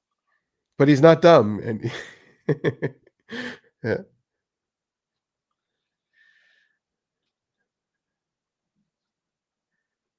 So they say he's oh yeah, he SETE He knows his people too. Yeah. Like the Russian people follow him. Like he knows them. He knows like as crazy as he sounds, they're following him. Like they're all that crazy. No, I'm sure there's yeah. Okay, Tiago is saying, as a double decider, I see what Trump is doing. He's playing for both sides and just trying to find harmony to solve this as fast as possible. Yeah, that's obvious. Yeah. Yeah, Who but said that? it Oh, just, one. does he have to be such an a-hole about it? It just seems like I don't know. He rubs me the wrong way is all I know. But a lot of this, yeah, I do agree with a lot of the stuff that needs to be done that hasn't been done for a long time needs to be done. But it's just unpalatable taste to me. Well, I mean, what was being done before was horrible, enabling the war by supplying weapons without See, any. Yeah, yeah, like let's just keep throwing money at it. It's one of those and throwing. It's a meat grinder. Yeah, yeah, it's one of those double bind situations where it's bad if you do this, it's bad if you do that, and then not doing anything is bad too. So yeah, that's sort of how life is, though. So yeah, but he's your asshole, it's Chris. Sometimes you want an asshole to lead your country. Did Mr. Salt do the certifying on that? Yeah. Don't answer, Chris.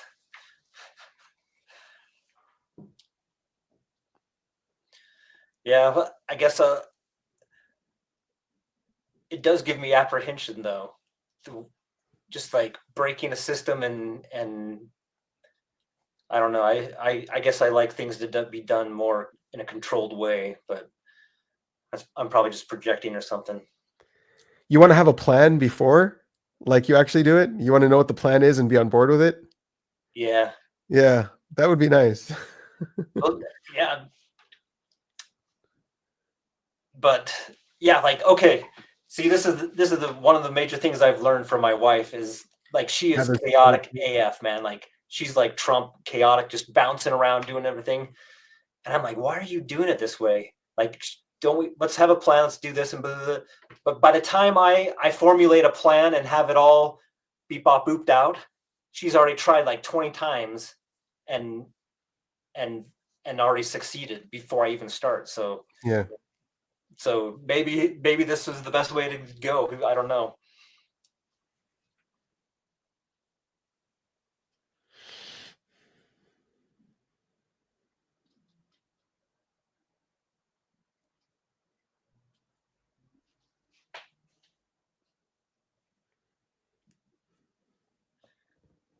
Yeah. Okay. What does he say? He says, but at the same time, Trump has a superiority complex and he needs to boss people around and to be above them. That just doesn't help politically to help people in his favor. Yeah, man, I know somebody in my life that does the same thing. Like, He has it throws people off, all those narcissistic little leaks that he has. yeah, Like he leaks narcissism out so often, and it throws people off. yeah, like just like bragging on the side, like, oh, we had so many people, or This never would have happened if I wasn't president. yeah, Yeah, like yeah, that little stuff is just like, but it's not. He didn't start that narrative. Other people fed him that narrative, and he picked it up and started sharing it too. It's like that echo chamber where everyone's enabling his delusion, and they're not only enabling it, they're like creating it for him too. yeah. So, are you saying the Russian propagandists are feeding him stuff? Who, Trump? Yeah, No. you don't think so? No. I don't think so at all. I think Trump and Putin both respect strong leaders. Yeah, that's probably true. And I think they have a mutual respect for each other, and they don't play the villain enemy game. They play the, okay, yeah. They don't play that game.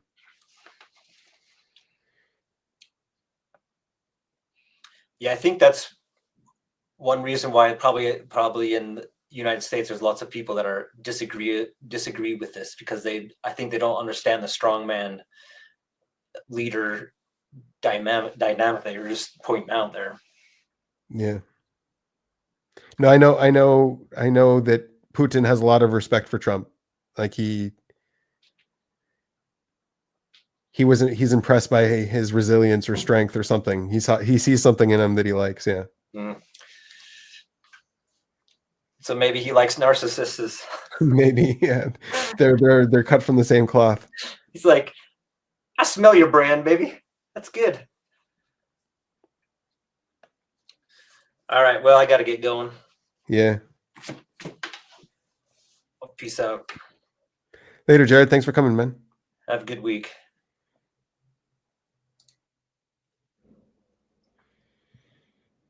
Yeah. You didn't really weigh in there, Annie. Do you have any thoughts on those? Chris is going to come on, right? He said he promised you. Yeah, right. I was gonna say something about Dubai. I don't know. I'm just listening. I guess I just reflecting on just how naive it feels, I guess, to grow up in America, to grow up in the United States. I'm just really idealistic. So I just have all these thoughts, like all the energy that we're putting into this now, into fighting. I just don't understand why we can't figure it out. Like, I mean, why, like, we have all these cycles. I don't understand why we can't just like all live in some kind of relative peace.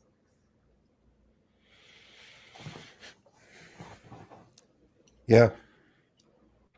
And just like the pursuit of power and greed, and thinking about like all the UN stuff, and helping out other countries, like where there are starving citizens and starving children. It's like our motivations for doing that, it's like wanting resources or power.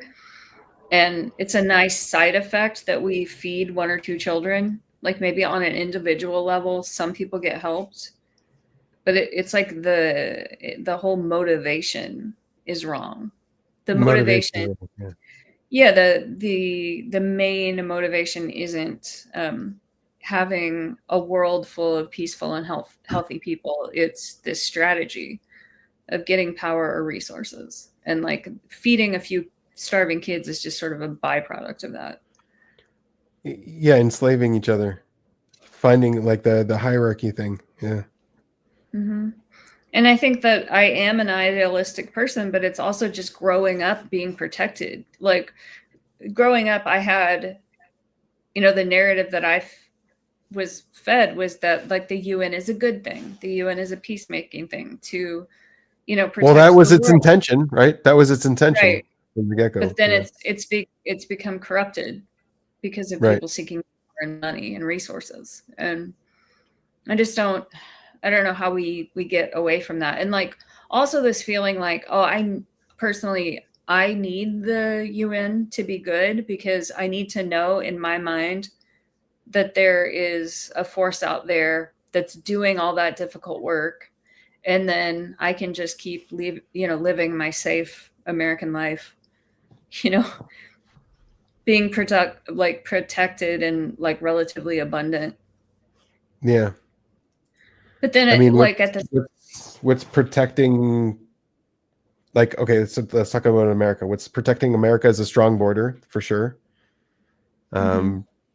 Military strength, NATO, alliances, finances, right? There's lots of stuff protecting America like that.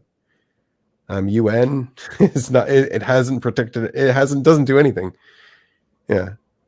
Yeah, it's a drain on society, and it negatively affects everything. Unfortunately. So yeah, it's like I hear the word like so many of those things that you mentioned, like the border, the defenses, those are defensive things. And then the word alliance stands out as like, oh, that is a nice word. Oh, alliance, that's good. But then when you dissect that and look at, okay, what does alliance mean? What is an alliance? It's like, well, it's strategy. It's like, it's like, I use you for this, and then you get a little bit of this from me. Then it becomes an ugly word. It's no longer. It's also like an insurance policy. It's if one of us gets attacked, we all chip in together. Yeah. Like NATO is an alliance. And then, so like suffering is really relative, and, safety and abundance is somewhat relative. Yes. But then we have suffering. If you accept your suffering, it's not suffering anymore. Right. Suffering equals your resistance to what is happening. So, but sometimes you need resistance to change it. Yeah. Right. Yeah. You need action, you need, but it's like, I have a nice life compared to so many people in the world because I'm not starving to death. Yeah. But then it's also just this feeling, the pressure of living in the United States, and just like the wealth inequality. I mean, it's like my life is so good, but it just feels, I have all these moments where like, that I feel like it's unfair because I can't really get ahead, or like the difficulty in just attaining, a house, healthcare, and with the economic stuff, like the pressure is building. I mean, it's getting more and more expensive. And then there's the threat of, hard times, financial hard times. Yeah. That seem to be coming. It seems like we're going to go through an intensification. And I went through that in 2008, 2009. It was hard. And we're just sold this. This one's going to be worse, it looks like. Yeah, this one's going to be worse. Yeah, this is going to be bad. And I'm already seeing it in my business. And I think it's like people are freaked out, and so I don't know exactly what I'm going to do, how I'm going to respond to that. Yeah, it's just we're sold this lie, or I was, like you study, you go to school, you can be anything you want. I saw all the parents when I was young being actually able to afford houses. Yeah. Yeah. The world does need some kind of economic reset for sure. Mm-hmm. Like there's something wrong with the economy. I mean, right. I feel afraid because I thought, so I'm 48. I thought, oh, I'll be pretty established by the time I'm 48. Like sure, life is hard, but you build a nest egg and but it looks grim. Retiring for me with no retirement account and like, I don't know. Yeah. It's just depressing. What's up, Chris? Hey, how's it You here going? to talk about Dubai? Um, yeah, I'm not sure how much Jared covered with that. I was kind of half listening. Um, but I've heard that they have a huge problem with like well, firstly they have like islands that I've heard they made off of like man-made islands that are sinking because they didn't apparently know how to make them very well, and they have like a bunch of homes out there that are just slowly sinking every year. And along with that, I guess they import like a bunch of, I believe it's Chinese, if my memory serves me right, a bunch of Chinese workers Yeah. that they import to like, which is a pretty common problem. It's hard to, I feel it's hard to say that that's it's hard to say whether it's a bad thing because the Chinese may technically be being treated better than they are in China, depending. But I've also, from what I remember, is they get kind of lied to about what they're getting when they move to Dubai, and they have to be kind of shoved into like these small homes. So anyway, I've heard some bad things about Dubai. No, I don't think so. I think they know what they're getting into. The Chinese. Do you? Okay. Yeah. They come here too. They were building a port here, and they were just living on their boat. Yeah. Yeah, and that's the interesting part is because they're like it's always difficult because you can always like I can impose my standards of living onto them and be like, wow, you just went from like poor to slightly less poor, that's so bad, but to them it's like fantastic. So it's always hard to gauge what people mean when especially when they're explaining the situation of like, look at the Chinese, they're in such bad conditions, it might be better for them. Or do something wrong, they get kicked out, and like there's a big demand on going overseas to work because you get more money. Yeah. If they misbehave, they get kicked out and someone replaces them. They have no lack. Yeah. But yeah, as far as the culture goes, I mean, I feel like everything I've ever heard about Dubai, it just seems like a really like frivolous, just big money stuff because big oil money, and it's like I don't know, it feels like there's a huge lack of like further incentive other than just like rich people go there to be rich, from what I understand. But yeah. So I had heard that there was poo trucks that like export poo from the Burj Khalifa, but I went and looked that up. I was double checking it, and it looks like that's a very common misconception that people cite, but it was due to some like camps that were in the area back in like 2009 is what I was reading up on. So that's not accurate. I figured that out. I missed the connection. What are you talking about? Poo trucks? Where did that come from? So for the Burj Khalifa, the tall tower. Diego? So like haul the human waste away. Yeah, that's what people claim, but apparently it's not true. It was for camps in the area. What I was reading is it was like there's somebody who was claiming to be from the area and that there's actually a pretty decent sewer system. So that was something else I was going to talk about, but it's not as exciting now. I remember hearing about those news. Can you hear me well? Yeah. Yep. Yeah, I actually also thought that they still had the poop trucks. I'm glad to have been cleared on that issue. If I remember correctly, it's because the Burj Khalifa wasn't connected to the sewage line. Yeah, that's what I had heard too. I've heard it like a lot, but it just doesn't make any sense. Yeah, that's what I thought too. That's why I looked it up. I was like, it just sounds kind of weird. Like, I'm like, really? Yeah. They just made this tower really quick, and they're like, nah, we can't connect it to what happened. So I'm glad to double check that one. I hear it all the time too. People always say it, like on just online like videos and stuff. People talk about it. They're like, did you know the Burj Khalifa has poo trucks? Yeah. But anyway, that's my excitement for the day. That's all I got for you. How's your week? It's been okay. How about you, Diego? How was your month? When were you last, Diego? Maybe a month ago. Yeah. Maybe around that. It's been good. College. Now I'm just finishing up. I got like 2 courses left.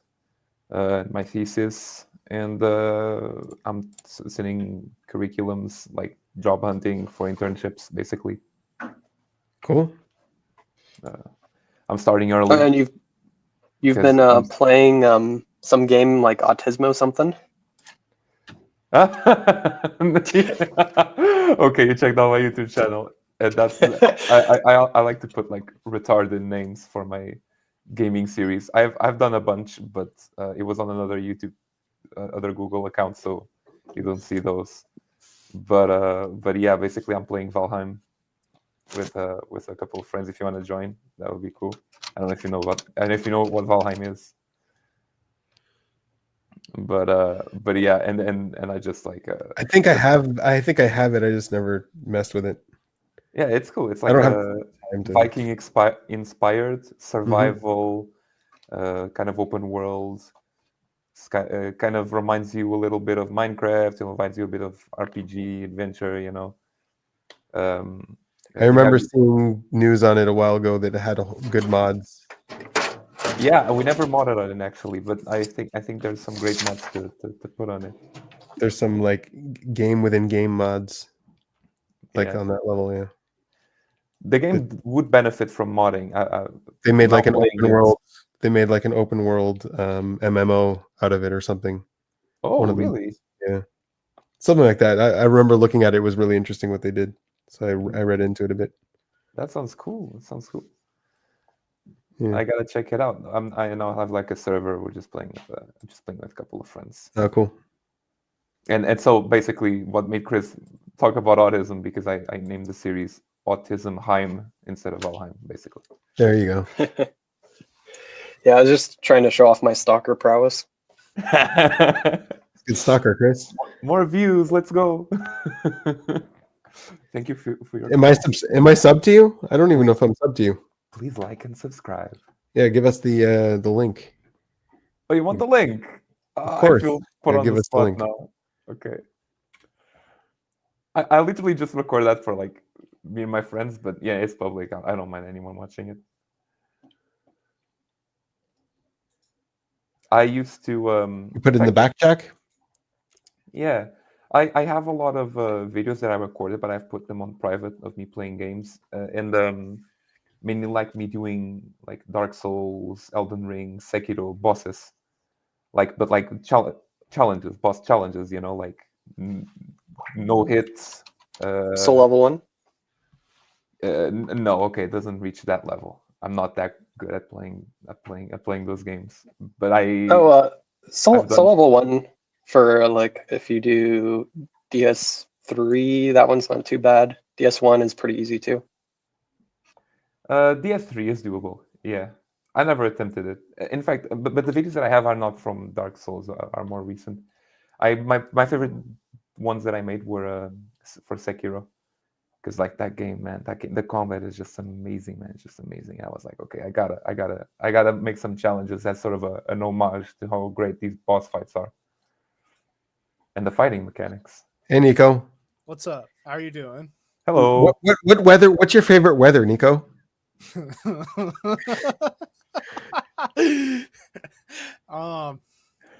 You know,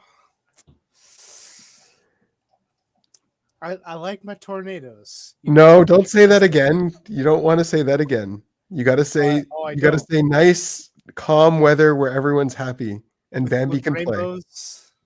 rainbows and Yes, stuff. rainbow Yeah. weather. There you go. Well, rainbow weather, they can have a tornado in it. So I mean, Oh my God, Nico. I like how you're taking way more damage than me from this. You got to be careful with what you say. You can create reality. Got to be careful. I'm gonna create. Yeah, well, you think it's just a coincidence that you talked about tornado weather and then all of a sudden there's tornado? some personal SI can't- tornado that I just There created. you go. Yeah, it wasn't a coincidence. Come on. All Okay, of those were personal. It is actually sad though. Unfortunately, like 40 Yeah. people died. That is very sad. Yeah. You know, I like whenever they are open grazers. You know, they aren't fed in cities because you know we're their food.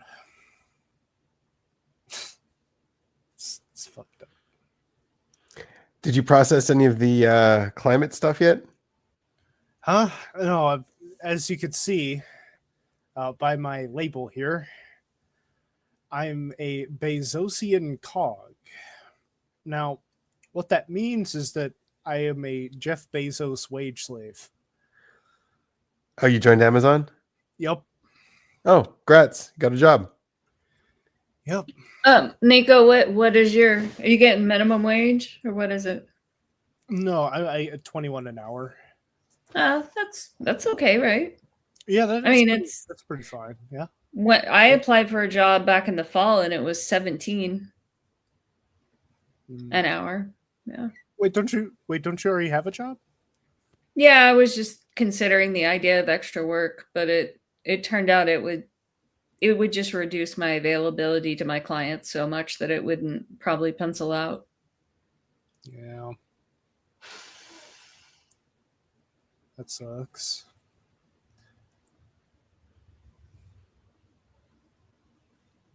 I like kind of process the climate stuff. Apparently, the citation that people are using of the guy who got attacked. You remember that from back last time? Who got attacked? There's Who a hit us? like quote unquote, you know, just like, well, this guy, just like people saying that this guy is not credible. Meanwhile, like, or Oh. saying like this guy's complete bullshit. Meanwhile, not like sorting out any form of like Not addressing what he was talking rationality. about. Yeah, exactly. Not doing the T. Just public shaming, yeah. Well, there's one article that I found that actually like covered it in detail, and yeah, it actually thoroughly debunked what he was saying in its entirety, because of the way he set up the experiment and his initial assumptions about like how CO2 heat absorption worked were flawed, unfortunately. Who is this? Okay, it's fine. I was just Some guy. trying to get context. No, yeah, Christopher's gonna go on a rabbit hole hunt. He's got to stalk the guy completely. So, whoa, no, Gotta not help quite. Not quite. Okay. All right. Oh, Thomas Almendinger. Yeah. Thomas Almendinger. That's quite the name. That is That's some a good name. Okay, just don't let this guy be a straw man. Even if this guy's wrong, doesn't mean. No, he used like a fuck ton of ST to like actually get. He apparently the guy Thomas Almendinger. He said like, oh yeah, they all raised by the same temperature, and yet he failed to take into account that he was like utilizing a separate closed system, and that the system in question used aluminum foil in his like home experiment, which absorbs infrared. And that was like one of his fuck ups. I think there's like several that he made, but the temperature increase that the guy measured for like all of the gases that he tested nearly lined up perfectly to like what aluminum would do. So yeah, there is props of like him trying to like do it himself, like 1,000%, but he definitely missed some information there. Yeah. Yeah.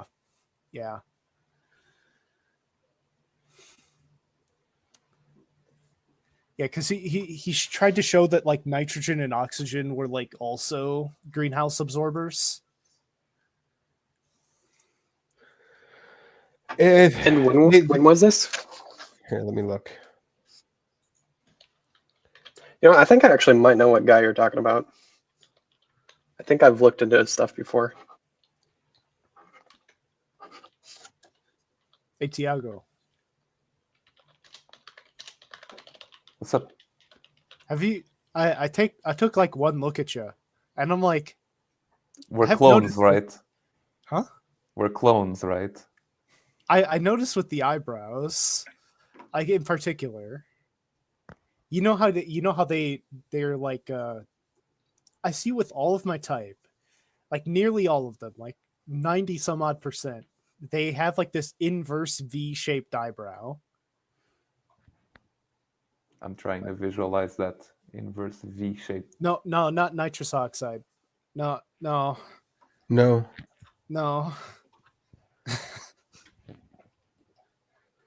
I would, I I'd put hate for nitrogen there- gas. I'd hate for I put there to nitrogen gas up here. I'd hate for there to be like a fuck ton of nitrous oxide. in Yeah. the atmosphere. But I mean, I'm sure it's not too. Nitrogen gas won't be too different from this. Here, nitrogen dioxide here. No, it would be. Whenever chemicals again, Nitrogen there's- dioxide has it's got a lot of absorption actually. He's not too wrong. This is way more than carbon dioxide. Yeah, no, This is nitrogen one. dioxide is nitrogen dioxide's a crazy one. That is one of the concerning ones. Yeah. But then where's nitrogen gas? Nitrogen doesn't absorb any. It doesn't at all. There have been multiple experiments oxygen. showing that. Oxygen neither. It doesn't. What happens is that Yeah, oxygen's got a few peaks. let me see. I mean, it has to. There's no such thing as it doesn't. Well, no, it has no, to have as in activation not, energy in that region. well, not via infrared. I don't think. Let me see. Yeah, it does. Everything has to have activation energy in the infrared. Everything has to. You have to be able to excite any fermion in infrared. There's got to be some kind of excitation there.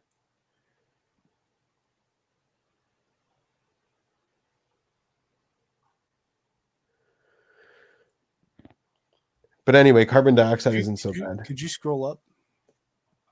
Carbon monoxide is not so bad either, actually.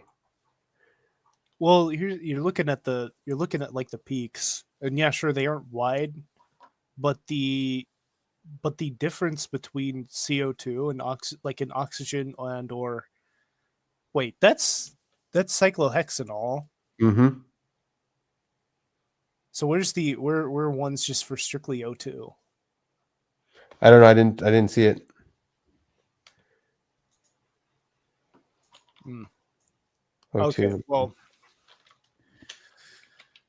I mean, you could just look up absorption spectrum, and That's what I did. That's what I have here. No. Just not infrared. Just spectrum in its entirety, and we could see if there are any peaks in the infrared range.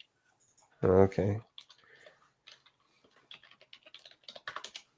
I actually have a periodic table book. See, that's the problem. If you look at the spectrum here, you don't really see the little peaks in the. If you look at the full spectrum, you don't really see the. Well, it does give us a decent idea.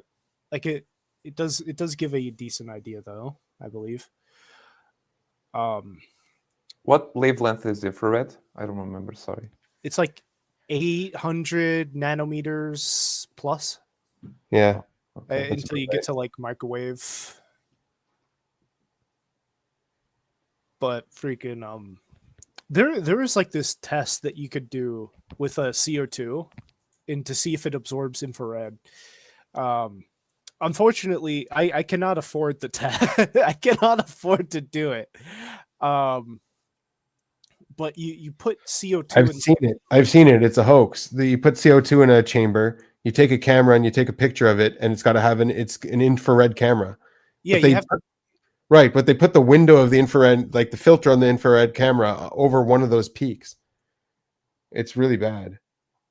Well, that's where I would need to like grab, just something with a generic filter. Because the thing is that from what I've seen, Okay, here's oxygen. Yeah, oxygen looks about the same as carbon dioxide too. It's got two peaks. Let me see. Could you click on it? Click on the thing. I want to read it. Or send me the link or something. Here. So I can. No. The actual site. The actual site. The actual site. 768.5, and then like 769. I don't think that's within infrared range, actually.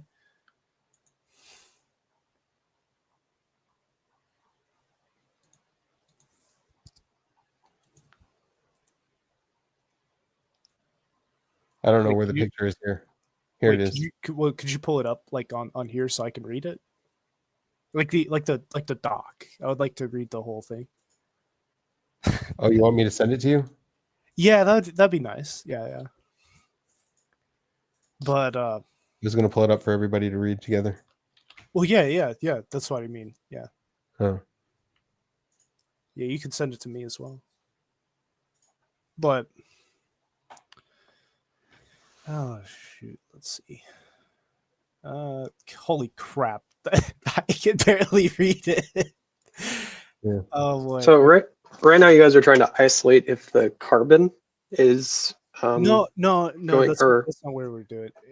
what's going on. We're trying to see if, what do you might call it? Oxygen is an absorber of infrared, and if you just wait, scroll up. Down. Oh, down. okay. Let me see the okay. graph. Let me read the graph. Yeah. So then you're trying to figure out if it's absorbing the infrared, It's a and narrow then band. if carbon can be isolated as the problem, or 69.72, 770. Okay, so actually, I think I do know what that is. I think that might be oxygen and its isotope. Because here's the thing: whenever we look at spectra, we see that there's just a huge band in the red light, and it's like this kind of dark, deep red. And oxygen. So just so you know, I've been doing spectroscopy, gamma spectroscopy for 13 years now. So just make sure you know you're saying the right stuff. Just wanted to give you that warning there. I can't. My masculine ST can't hold back if you say something wrong. Just warning you. Understood. All right. I'm in your FE's just like giggling over there. Yeah. Well, then just say it, and you'll get corrected quickly, and we can move on. yeah, I'm here for the bloodbath. Let's see. O2 plus O3. Is that what that says? Looks like it. Yeah. So neither of you explained what you guys are trying to figure out right now, though. I didn't quite catch the beginning part. Like, what is the purpose of looking for what So carbon is? the Whatchamacallit? the whole thing, like going all the way back, is to actually see if carbon dioxide genuinely influences climate change. I'm on the side that it does. He's on the side that it doesn't. Yeah, okay, I get that part, but I'm saying, like, okay, what are the specifics of what you're looking at right now? Because what I said was you're trying to see if carbon is isolated as the problem. Is that right? But if you're looking at if you're looking at the oxygen or the nitrogen, those could be potentially affecting factors too, right? Well, yes. That's what you're getting at. But and the infrared is akin to the sun's energy, right? No, Am I following? infrared is heat. Heat, okay. It has. But then that heat is generated from the sun. No? Some No. of the sun's energy is infrared. All fermions have a temperature, and all fermions release radiation. So they release radiation in order to get rid of their temperature, to reduce their temperature. Yes. And so when you get these emissions, you get them in the infrared spectrum. That's where the temperature emissions are from. And we can't see the infrared spectrum, but they've got cameras that you can see infrared. Mm-hmm. So you can see someone like a hot body because it's radiating in the infrared, like a black body radiation in the infrared spectrum. The sun is way hotter, so it radiates in the visual spectrum. It does have infrared components. Oh, That's yeah, part of course. Yeah. Has infrared, ultraviolet. It's Yeah, I'd cover the spectrum then. most of it. It's just its main. It's like its main emission is funny enough. I think green light, and that's why a lot of plants are green. Yeah, it's a black body radiation curve. Mm-hmm. Yep. And so, yeah, it's got infrared is in here, so it has infrared. But this is the visual spectrum. The peak is right here Let's see. of the sun. Yeah, here we go. We got. Yeah. Wait, could you? I don't know how to. Oh, Yeah, God. you have to open it on a new tab because it. I know won't- it's annoying. So you But gotta. yeah, you should be able to You see can it. do right click. Try right click. We got. In the far right spectrum, there is the getting over to near the radiation rate, and like that 2000. Is that what it says? Yeah. What? That's very powerful. That's like. I mean, Is not the 2000 range that's ionizing radiation? Right. This is lower energy. On this side is lower energy, and on this side is higher energy. So Yes, the sun. Oh, has a okay, lot- okay. Yeah. So So you all got- of the lower energy dies off like that. And Yeah. So you got like O2 over here, and one band for H2O over here. There are a lot of peaks for each H2O. There's only one O2 peak, and then there's one CO2 peak over here, and then H2O is all the way over here.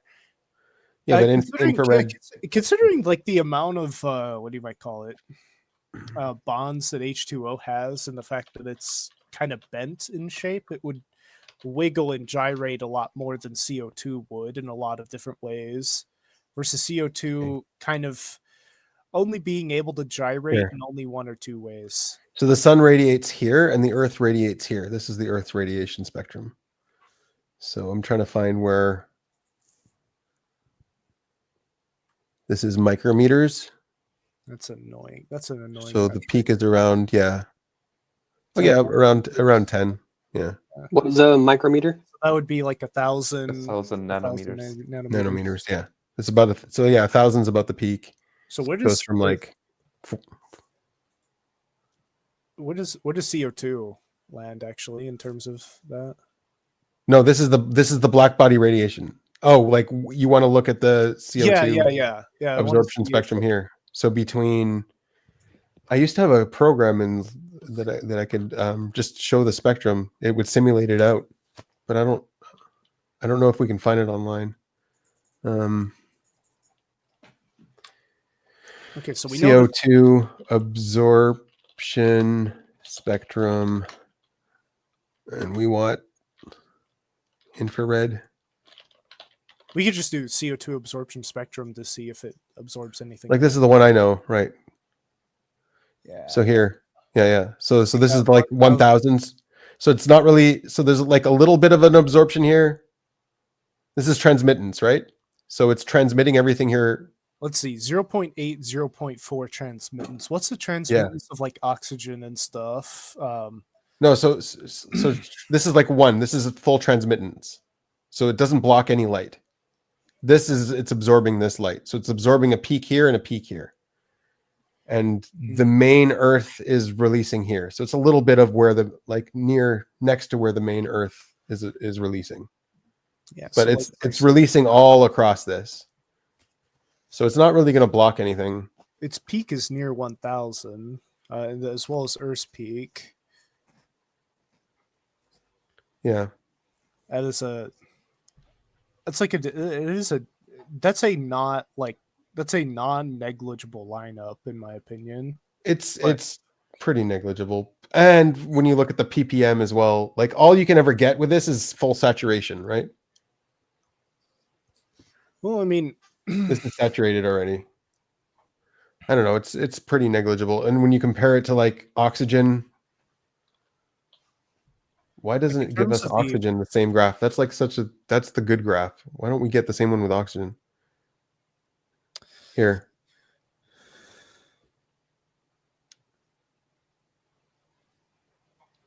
I'll be right back. That's not oxygen at all. No. Yeah, that's phenol. But anyway, it's not absorbing the entire infrared spectrum. It's only absorbing certain peaks because it's got an activation energy. So it's not going to reflect anything. That's not. Well, that's the thing. It's not absorbing everything, and that's why it's one of the, weaker greenhouse gases. Here, this is a good one for the CO2 versus methane. Yeah, So let's do CO2 is only blocking, it's only blocking a little bit over here. So the main peak of the Earth is over here. CO2 is blocking here and blocking here. It's not doing anything. Wait, could you throw up the site? This is a YouTube picture. I don't know. Someone, You think CO2 isn't provoking a temperature increase, Benjamin? no, it's not. It's not absorbing any of the energy. Yeah, Not it's not any. absorbing any of the infrared. It's not absorbing heat. It's not blocking heat. Well, we've literally proved that there's a peak right there that lines up with the Earth, so it is absorbing something. Yes, something. Barely nothing. I wonder if we could.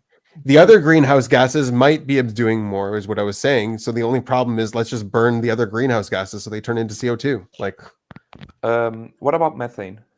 Oh, methane is worse. Methane's far worse. Methane It's just is that worse. It's the just thing not is- as abundant as CO2, I think. But again, I don't think we have great. Only recently we have been able to measure that relatively well, like via satellites, the methane leaks. I think I'm not getting this wrong. From I think it's related to oil rigs that they left like the openings. I might be completely ST inaccurate on this. I heard this somewhere. There are also methane emissions starting in the where the permafrost is, and Here. due to the permafrost starting to thaw, there's like methane starting to be released from bacteria that are becoming active again. Yeah, because they were carbon sinks, right? Mhm. Methane sinks too. Yeah, so we got. Let's just take a look at all the graphs. I mean, like no, this is the Earth temperature graph. So basically, like, what's this? Oh, this is only 1,000 years ago. So 100,000 years ago, see, the Earth was hotter, and it went down and it went up. Like, there's nothing here that's out of the ordinary. well, basically. well, I that's agree. the I argument. agree in terms of maximum temperature, but I've also gone down this rabbit hole during January, and I think that the rate at which temperature is increasing is way higher now than it was back in those periods. That's periods I think. Again, we're not sure because again, this is we weren't old. taking good data back then to get peaks Yeah, like that.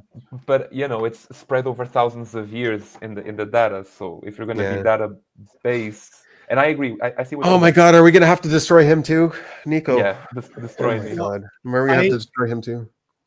No, here's the thing. I see what I what want you to both of be are right. saying. I want the whole thing to not be real, you know. But you know, everyone says there's a consensus on this, so I'm just gonna take the majority's opinion. Maybe I'm being stupid.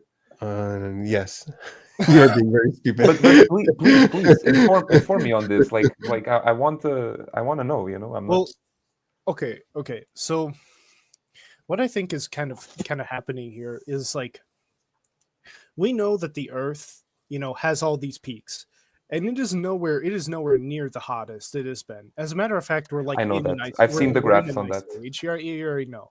Yeah. And yet, like you mentioned, it's the rate, and it's also the fact that things have been relatively stable for like the evolution of like human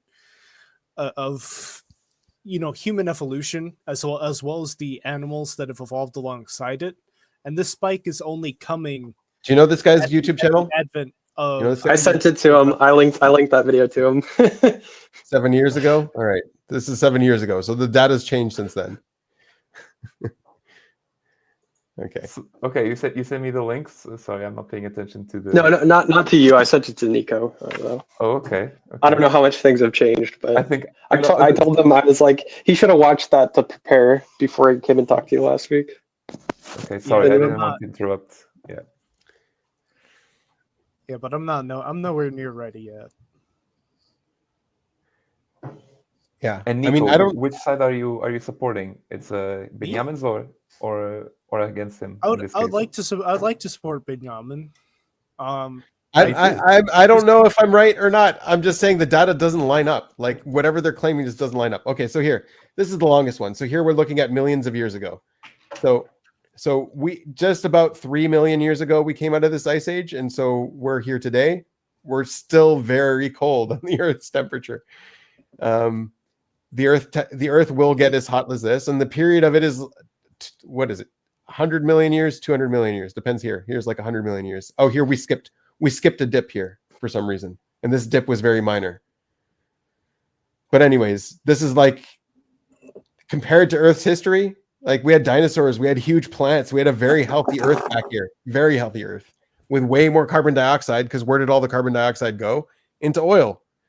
All of the plants extracted the carbon dioxide, stuck it in the earth, and now we've got no carbon dioxide in the atmosphere. We're burning it back out, and it's healthy for the earth, basically. So, okay, regardless, we have a cold temperature right now related to all of history. And yeah, the rate, let's look at the rate. Okay. Oh, what I had here too. Yeah, I had the dinosaur, the timelines lined up here. So we have Homo sapiens, we have bees back here when it was hot, birds, flowering plants, mammals evolved back in this little ice age here, apparently. Yeah. And so then where's the shortest one here? So here's the shortest one. It's thousands of years. Where's that huge spike. Yeah, but you gotta admit, like the increase in CO2, even if we can't find a causation in this case, like, you know, if we see changes in the Earth's climate in some way, shape, or form, we might relate it, you know, just because it's such a big spike. The other thing is CO2. I don't think is the cause. If the Earth is the cause, see, it's not CO2. Here, like this is. What would you say? What would you say? This one, this graph down here, I think is a good one here. So you see how stable, like this is so rare of how stable the temperature has been for thousands of years. So 5,000 years ago, 10,000 years ago, very stable. And then it was lower before. So our little spike is only like, it's very small. Well, here, this is the spike. This is it's like this data. We didn't even collect data every year back here. This is from. Do you think it has to do with the granularity in our data? Yes. I can see your point. Yeah. And so here as well, we have this little data here. We're like relative to 11,000 years ago, there was a little ice age here. But like, look at the data fluctuations over this time scale. We're here. We're here. There's nothing out of the ordinary. I can see the point of like, okay, yeah. we can make an argument based on our data, and we might get scared because of it, but yeah. We also don't have the granularity on the data on thousands, tens of thousands, so here, millions of here years. We're actually, here's only momentary spikes in hundreds of years. This is 1,000 years here. So in 1,000 years, it also looks very stable. Like it did go a little bit higher, but like because we're not relating it to the greater data, which is over here. Like this is not abnormal for the Earth. We should expect there to be spikes. No, here's the thing. Especially after a low, like if it goes down like this, we should expect that it also goes up. Yeah, no, it's not the. I see. This I can isn't see the point. And here's the thing: you are by all technicality correct in the fact that this is like normal for the Earth. The thing is that a lot of like creatures have evolved within the range of, hey, this stability here. They've evolved kind of in that stability, and. But what if it's not CO2? What if it's not us? What if it has nothing to do with humans? We can't even change it if we wanted to. And if we wanted to change it, it might even have adverse effects, like this stupid population crap that we've been pulling in China. Like, if you try to force nature has a way of rebelling, is what I'm saying. Because I've seen some crazy people being like, oh, I've got an idea. We can like erupt a volcano and block the sun, and that would cool the Earth back down. And he's getting fucked, and people are trying to do that. Aerosols. They talk about using aerosols. Yeah. Like all these crazy ideas. It's like, hey, maybe this is normal. Maybe the Earth will readjust. And maybe we don't have enough studies on the effects of aerosols. No, I've seen a video of a dude, but I don't know if this is misinformation. Scraping off like metal, and he actually showed it in the ST. It was very 1-to-1. Like he just recorded. He has his window, and it had like some smears. And he, with a knife, scraped the dust that had glued to the window, and he immediately put that on top of the table, all in one recording, and then he used a magnet to record it. And the aerosols, I don't know if you are aware, are metallic, so it's like that was stuff that was in the air. Again, I'm not sure if this was aerosol. Yeah. induced. And but people are doing all kinds of solutions to try to cool the Earth down, but it's not going to work. We're wasting so much money and time on this thing that's not. It doesn't even seem like a problem to me. Yeah, the again, the only thing is like, okay, we've grown up in the stability. You know, a lot of our species know the Here. stability, and all of a sudden This we was have a a good one. spike as it's returning back to, you know, it's, you know, as it's returning back to the times, you know, before us. Here, And, you know, did you see this graph here, Nico? That would kill a lot of creatures. No, I know, I understand your point. No, I 1,000% So understand. what- carbon dioxide for some reason was really, really high 500 million years ago, and then it crashed really low. It's that low again now. So it did. crashed, and it had to go back up, and now it's all the way back down again. It did, but So we carbon came- dioxide is really, really low compared to Earth's history right now. Yeah, and the thing It's is, kind of like we a crisis. It's evolved- like the lowest it's ever been. well, we evolved. Us humans, we evolved around the low period. That's all we know. That's all our evolution, you know, has to offer of us, and as well as the other creatures. But again, this is So it's carbon ppm. dioxide. Carbon dioxide is inert. It doesn't do any damage to our lungs. It's very inert. It doesn't bother us at all. We yeah, and exhale carbon I dioxide. get the argument that it, for example, can help vegetation, you know, because they thrive on carbon dioxide. Oxygen is dangerous. Oxygen is bad. It's toxic. It's not inert. It's very reactive. So breathing in oxygen actually, like oxygen in our blood, actually damages us. We just have to have it. We need it for ATP. I wasn't aware of that. Because I mean, I know we need it for ATP, but I don't know if it was toxic. And carbon dioxide is very inert, and this is in ppm. Like the amount that it's going up, you could breathe this no problem. Like breathe into a paper bag for a little bit, and you're breathing in way more carbon dioxide than this, and you're fine. Oxygen is toxic, particularly whenever it creates free radicals in the body. Whenever it splits apart and like bonds to a hydrogen or something, that can absolutely tear up your cells. And then here, look at the other thing. Mitigations in place to prevent that. To prevent the obviously biology has figured out solutions. I'm not talking about that, but it is dangerous. Biology had to figure out solutions. For carbon dioxide, you don't need solutions. Okay, look at this graph here, how carbon dioxide was really high back in it, and then there was an ice age. Like, yes, here it correlated, but here it didn't correlate. Carbon dioxide went up and there was an ice age. So there's no real correlation between carbon dioxide and temperature. Kind of ridiculous to believe in this shit. That's what I'm saying. What else? What else do I have here? Yeah, here's the... Okay, here, I actually found one back then for O3 is over here. Yeah, CO2 does affect it a little bit, but not much.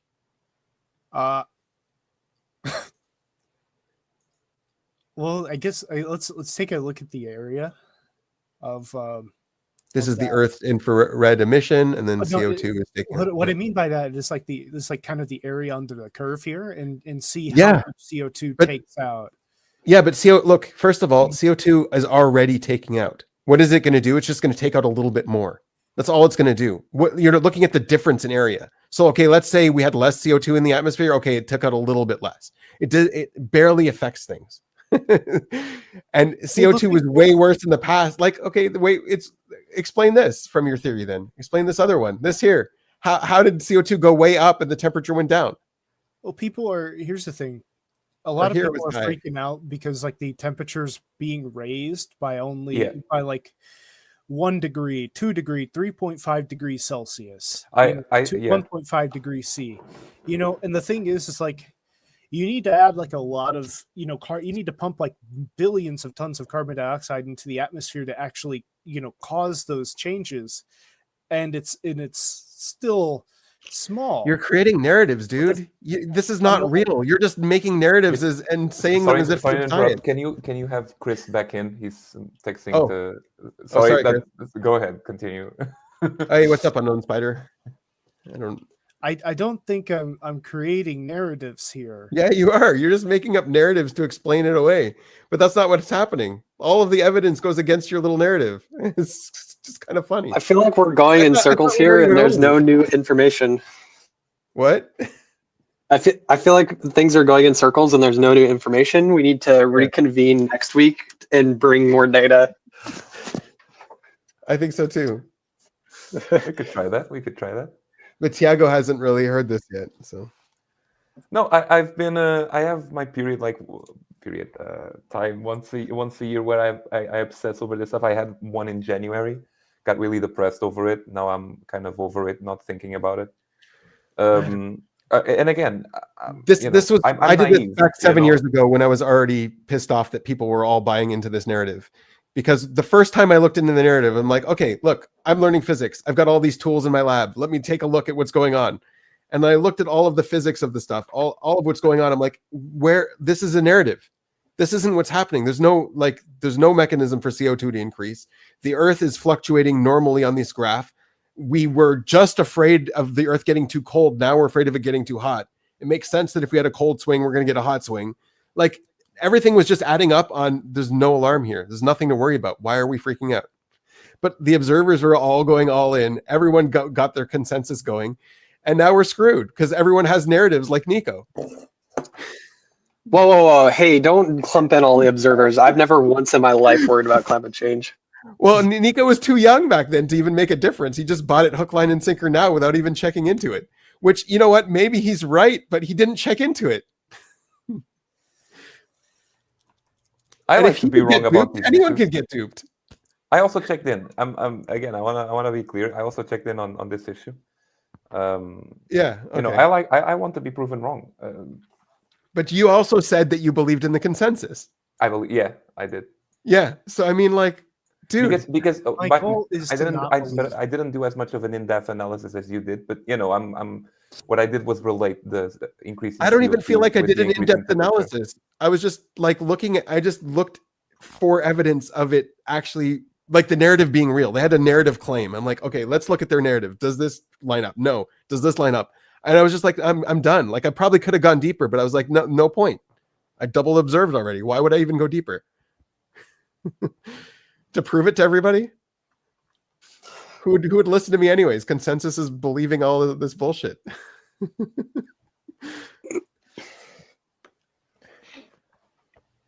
Man, I don't know. I see. I what mean, you're yeah, saying. I think you. The data Go ahead, lines up. Tiago. So sorry, I see what you're saying. The data lines up with your argument, and I'm not really providing anything to counteract it. So I'm not gonna say it's wrong. I want to believe you. I want to stop panicking. I mean, I'm just saying, look into it yourself. Like, I'm just showing you the science. That's all I'm showing you. I will. And it's just insane. You can look at climate science papers. There's so many, one after another, and it's all just confirmation bias. That is true. Following even Sabine Hossenfelder on YouTube, like she even a couple of days ago made a video about a paper that made a lot of headlines, and basically she was just refuting claims. The paper was just horrible. If you go read it, like they had like this whole like color thing, which was just like a 5-year-old could get it better than the people. Oh, I do remember that. It was that really a funny. Shitty paper, yeah. A shitty paper. I haven't seen that video yet. I was gonna watch Well, that it got later. taken down. And that's like, you know, I'm here. I'm admitting, you know, I fell into the narrative, but I'm also aware that those papers come out, and I'm like, fuck, I don't support this. I don't support bad science. You know, I'm all for good science that informs us of what's going on. You know, it's just I see some, the scientists agree. I don't consider myself an expert. You know, and there's a fault in me to not research it as thoroughly as maybe I should. That's on me for sure. And I just take the narrative. If they say that the experts all think that this is happening and this is related, then I'll take it. You know, like, I mean, I'm sure I'm being naive. You know, I'm not doing my own research. But then again, I just haven't seen any evidence for it. I've seen zero evidence for one climate change. Obviously, is happening. Climate's always changed, but like the warm changing, right? And I don't see an alarming rate at the moment. I don't see it changing too drastically compared to historic levels and compared to historic fluctuations. Like, I'm looking at data all day. Like that's what I do all day. And I'm looking at this data, and it just doesn't add up that we should be scared. Like maybe if it keeps going up at the same rate forever, then yeah, maybe that's a problem. But I don't think that's what's going to happen. I think we're still within the realm of okay. I gotta watch your video. I'll tell you something later when I join back. And then also, like, biologically, CO2 is not bad, and in the infrared spectrum, it's not blocking out light. Like, nothing added up from the narrative. I gotta check that out. I gotta ST it for myself. Yeah. But yeah, I see what you mean. And it's good to have a double observer to keep the conversation sane. You know. I'm curious. So like if the first scare was the overpopulation, I'm sure there was a scare before that, but then it was overpopulation, then it became climate Underpopulation change. What's now, the next? right. Is AI is the new scare for some AI people? is the new, yeah. Oh my god. Yeah, that's gonna have to be a new But scare. it's turning out It's an old scare too, though. Terminator started it. I have been scared about AI, but I haven't been scared at the Terminator level. Okay. But Or the Matrix. What's the next scare? Let's predict. What's the next scare? Oh, good question. Let me think.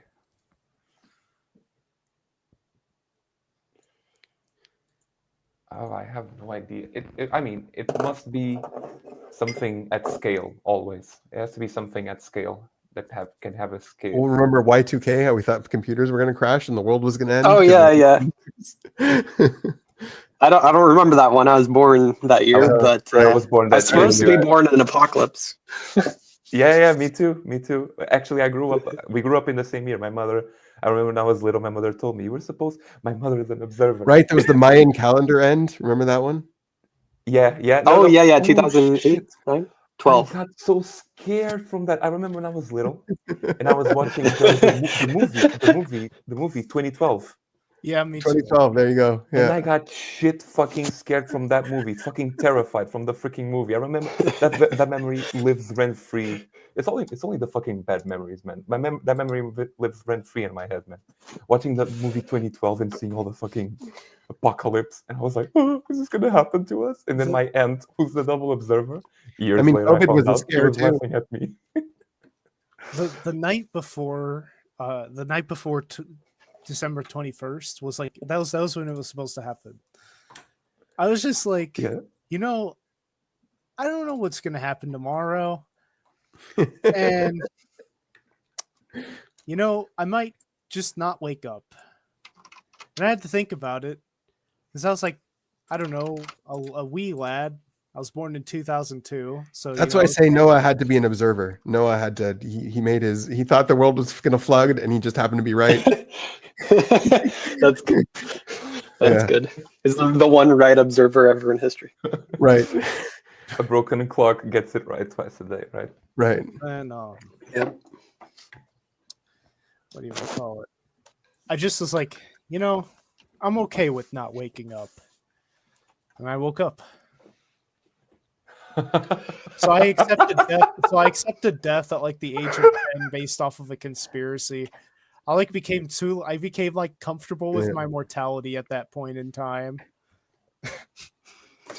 Yeah, I grew up with I think I've told you this, Nico, but for everybody else, I grew up with the idea of eternity in hell, and then there was also the rapture when the world was gonna end and there would only be bad people left. So I had like those two things to contend with at the age of like 7. So after that, nothing ever really got me again. Ah, shit! I'm picking boogers again and flicking them. I guess I'll go to hell. Yeah, for real. I need to pray for forgiveness. I'll just be burning forever. Yeah, Christianity did absorb a lot of Greek ideas. That's for sure. Shit, man. Yeah, 100%. And I like if you go through if you read the New Testament, it isn't like it became something that I feel like it was never supposed to become. Hell is like barely ever mentioned. It seems like it's an analogy. It's not even like a direct literal. It's used for what there is in. I think Jesus talks about the story of like there's the rich man and the poor man, and the rich man is basically just a dick, and then like he goes to so I can't remember what word is used. It's not hell, I don't think, at that point in time, because there's also allusions to like the valley of is it Gehenna? Gehinnom, yeah. Yeah. There's allusions to like that. There's Right. a couple other points where okay. Jesus alludes to Hades. So that there's it a whole became a mix. representation. So Gehinnom became a representation of what could be in the world. It was Yeah. it was a valley. Yeah, it was a valley outside of Jerusalem. So here you have like the supposed holiest place, and just a valley right outside. You have human sacrifice, child sacrifice, like just a horrible valley of cannibals and all that stuff. So it's like that valley. You can go there now. It's fine. There's no one there. But that valley became like a representation of what the world could become if we let it. And so like that was the conception of hell. But then like the Greek perception of hell is like the afterlife and all that stuff. Yeah. Go ahead, Chris. Yeah, and I feel like Jesus was mixing the two for analogies, but then it became something that was like ST reality later. I don't think it was ever intended to be a literal thing. Christians ran with it later, but that's my opinion. That being said, though, was it? I don't want to butcher the name again, but that valley, wasn't that also where like the sacrifices to Molech were in the back during the reign of was it Manasseh where that was going on, or was it before that? I can't remember. Yeah, it was. I think it happened at that time. David. Yeah, Manasseh was a descendant of David. Let me see. Also, I apologize ahead of time for butchering any of your. That's fine. Names. Good.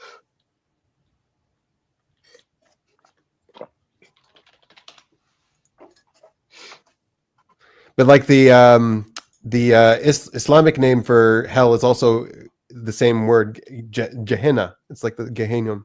Like Ge is valley, and Hinnom is the name of the valley. It's Hinnom. But like the Arabic word for hell is Gehenna, which is like the same one. Yeah. Gehenna. Yeah.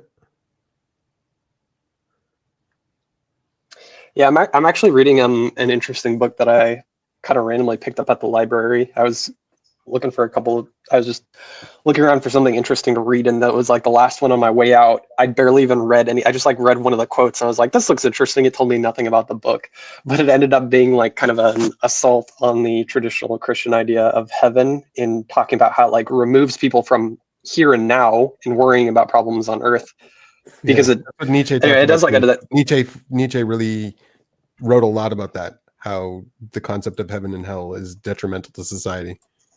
He even invented his own. He invented his own new one called the Eternal Return, where it would be better if you believed in this than you would believe in heaven and hell.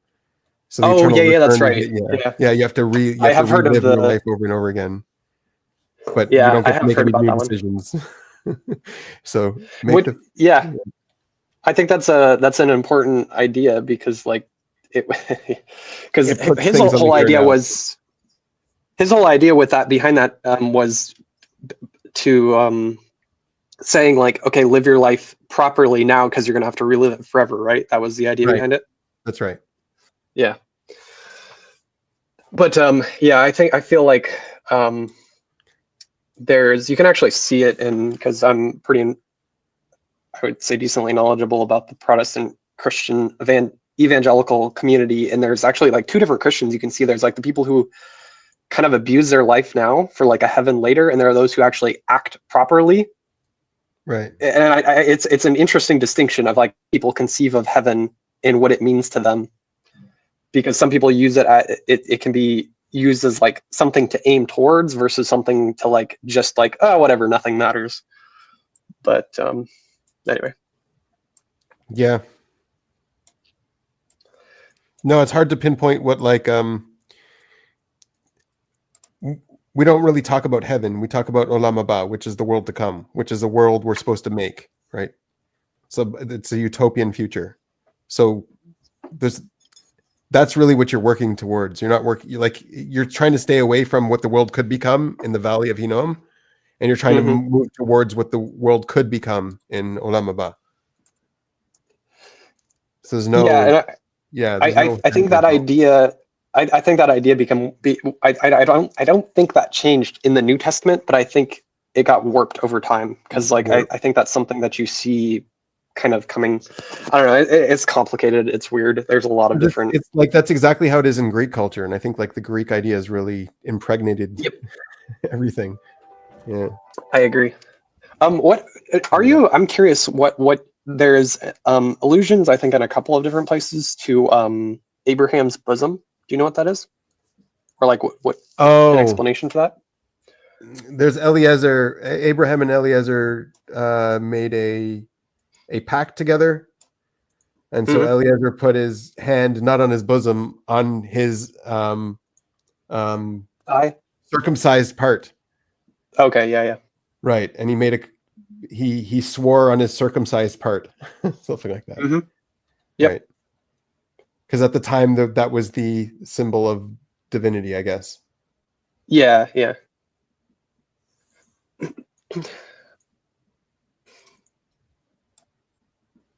Mm. Yeah, that's an interesting question. I don't know where you heard that one. Yeah. No. I'm trying to, because there's idea, because I'm pulling from Christian ideas, which are like a kind of a strange. You have interpretations of the Hebrew text, which are the translated, and you have pastors who comment on them. So I'm going to go look into Yeah. that and figure out real quick and see what the Christian idea is behind Abraham's bosom.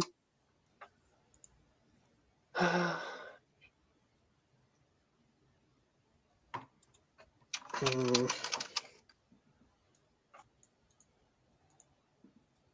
Oh yeah, okay. So it comes from it's the same thing, the same allusion that I was referring to in the New Testament. In Luke, there's a story of the rich man and Lazarus, and the poor guy who's That's a treated parable. unfairly. Yeah, it's like a parable, and so then Okay. the poor guy ends up, when he passes away, he goes to Abraham's bosom, is what it's referred to. So I don't know what Jesus was talking about there or referring to. I thought there might be So history to it. he's talking about his covenant. Yeah, the Abrahamic covenant with God. That makes Yeah. sense. Okay. Yeah.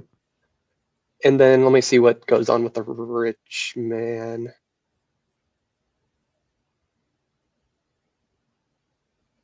Um,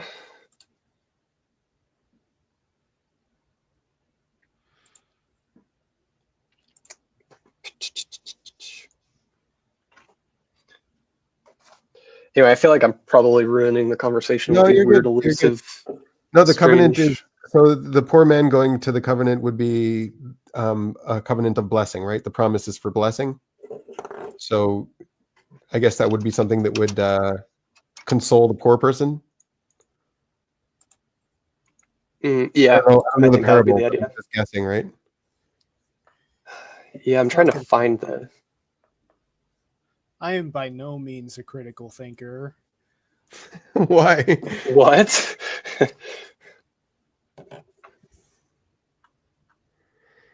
I don't agree with you defining yourself that way. I think you could be if you wanted to.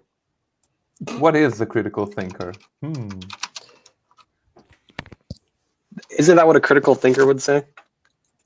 I don't know. It seems like I make too many narratives. Sorry. But like, I'm really not. Like, so I could improve critical thinking skills, but it's also like not my nature. And so that's why it's so annoying, all these competing narratives, because I want there to be experts That you can that rely are on. that are getting to the bottom of it. It's like everybody does different things, different strengths and weaknesses, and like that's not my domain, so I need to know who I You can want to trust. trust. And I Right. don't. You can't like anymore It's- in this day. It's like impossible to Yeah. know who to Exactly. trust. Agreed. Yeah, I don't know who Agreed. to trust either. It's like We're all confusion. because the thing is, it's like I don't know. I need to do like my own research. I need to set up that experiment for the for the infrared camera and test like a fuck ton of infrared cameras and a fuck ton of infrared sources. Try to like approximate the black body to the emission spectrum of the Earth, and then throw some carbon dioxide in the middle and see if it Right. does anything. It's got to be at the There's right also portion too. But you know In how ppm. Yeah, It can't again, just be only carbon dioxide. It's got to be at the right ppm, and you have to change the ppm to see if you can see a difference. It's like there's also too much profit motive in the general population being confused. You know, like even Yes. you know the idea of heaven and hell used to control people and Yes. get people to behave a certain way, and then now the scientists are doing like this the Yeah, narrative yeah. of climate Yeah. change or not, buy electric cars or don't buy electric cars, and nobody has a pure motive because there's too much profit motive. So Right. But that you is a can't symptom even of the real problem, in my opinion. Sorry to interrupt. I think the real problem isn't really climate change. You know, I might be an observer, but I know what the real problem is. It's human beings. You know, it's people. It's it, really it not the really thing is. because people are incredibly. When we are collectively It's aligned the to fix stagnation of consensus. to I'm fix the telling you. important issues, we can survive anything, you know, but we need to be collectively aligned. And the problem is that we're very short-term profit, short-term pleasure kind of mindset. And that when you escalate it to the amount of the people that we are and how big our societies are nowadays, that has this ripple effect of like, okay, we have all these conflicting narratives because we can't make apart the people who are doing genuine work from the people who are trying to make as much money as they possibly can. And so we're all confused. Tiago, you realized you just did a whole narrative just now on. You think? Yeah, So? In the what whole way? thing there was just one big narrative. Like, I'm not saying your narrative is wrong. It's just one Okay, long no, narrative. but I thank you. Yeah. I thank you for pointing it so- out. I have a tendency to do so- these things. You know. Wait, so are you defining narrative as just like some vague categorical statement of like here's what's going on? A story. It's a story. It's a cause. He's cause and effect in a story, and he's identifying causes and effects and going on with the story. And this is how things happened. And it's like maybe you might be right. But my masculine don't think FT like is you. is like, okay, I got to check this. Like, I'm not going to believe your narrative without checking all No, of this. I know what you're doing. I Yeah, know what you're doing. yeah. It's so interesting. I really don't think like the way you think. I Thanks do for stopping me. I really need more Hey, FT in my life. but like any one person like Nico sitting alone in his house, like maybe he gets to the bottom of climate change. Like what's really going on? Is it true or not? But then there's like a million other things. Is it true? What's the truth? And like Right. no one person can know it. And we also can't really trust anyone else or these like Anyone else. supposed experts, you know, that are supposed to be the experts or supposed to be running the country. You Yeah, I can't don't know have who that to problem. Academia is the new I'm an priest egotistical class. TI. I just trust my TI. That's it. I don't- I was gonna say I have a principle for this. It's called just assume everyone is an idiot and you're gonna be okay. Yeah. I know, but And I narrowed it down. But you, like one person, Ben, you can figure out some things, but you can't figure out all the things. You can't. You can't. Yeah. Well, yeah. So- only the things for our generation, I guess, I can figure out. I can't figure out. All of You're them? screwed. Okay, then why don't you do it? You figure it out. You be in charge. Not in charge. I can figure it out. No, don't let him be in charge. He'll mess something up. Yeah, no I in charge. know. It's just, But I so all frustrating. of the puzzles of our generation, we can at least get out of our stagnated state. I do puzzles with Well, narratives and Keep writing papers, I guess. Well, no one reads them, so it doesn't matter. And when they do, they don't understand it. It's all good. Right. I read them. Hey. All right, Chris. Actually, I don't know if I've read them Chris, all. Maybe change you the world did for link me. them. Here. Can you link your papers? I'll read them too. All right. Okay, hey, is everybody ready for a Bible parable? Let's do it. Give us. Okay, so this is Luke 16, 19 through 31. This is the story of the rich man and Lazarus. I think it might be the first mention of Hades, but I'm unsure. All right, so there was a rich man who was clothed in purple. Who is this Luke guy? Who is Luke? Luke was one of the disciples, supposedly. Yeah, but where is he from? Where's his ideology from? Who is he? I don't know. He's just a He was guy that follows- okay. He was Greek. Okay, he was Greek. Makes sense. Okay, a Greek guy's telling us a parable that Jesus said. Keep going. Wait, he was Greek? Are you sure about Yes. that? Yes. Yes, he was Greek. How do you know this? What did you look I up? just looked it up. What did you look up? I know you looked it up. I looked up Luke, who he was, and they said he was Greek. Well, let me double check that. Also, Ben, how do you know that you're not in a narrative? I am in a narrative. I know that I am. Okay, this Don't one says worry. possibly a Gentile. There's not a guarantee. We don't know. Okay, but what kind of Gentile? Well, probably a Greek, but I don't know. We don't even know if he's a Gentile. Okay, all right. So most probably he was Greek. All right, let's leave it at No, probably. it's uncertain. It's uncertain. We don't know. Uncertain, but probably Greek. And he's bringing in Hades and Greek ideas, so it makes sense. Okay, a Greek guy is telling us what Jesus said. Let's listen. Let's see here. He's not going to hijack Jesus for his own narrative. Don't worry about it. Let's trust Luke. All right, let's continue. Yeah. Okay, now that we got that background, let's have some fun. Okay, there was a rich man who was clothed in purple and fine linen and who feasted sumptuously every day. And at his gate was laid a poor man named Lazarus, covered with sores, who desired to be fed with what fell from the rich man's table. Moreover, even the dogs came and licked his sores. The poor man died and was carried by the angels to Abraham's side. The rich man also died and was buried, and in Hades, being in torment, he lifted up his eyes and saw Abraham far off and Lazarus at his side. And he called out, Father Abraham, have mercy on me, and send Lazarus to dip the end of his finger in water and cool my tongue, for I am in anguish in this flame.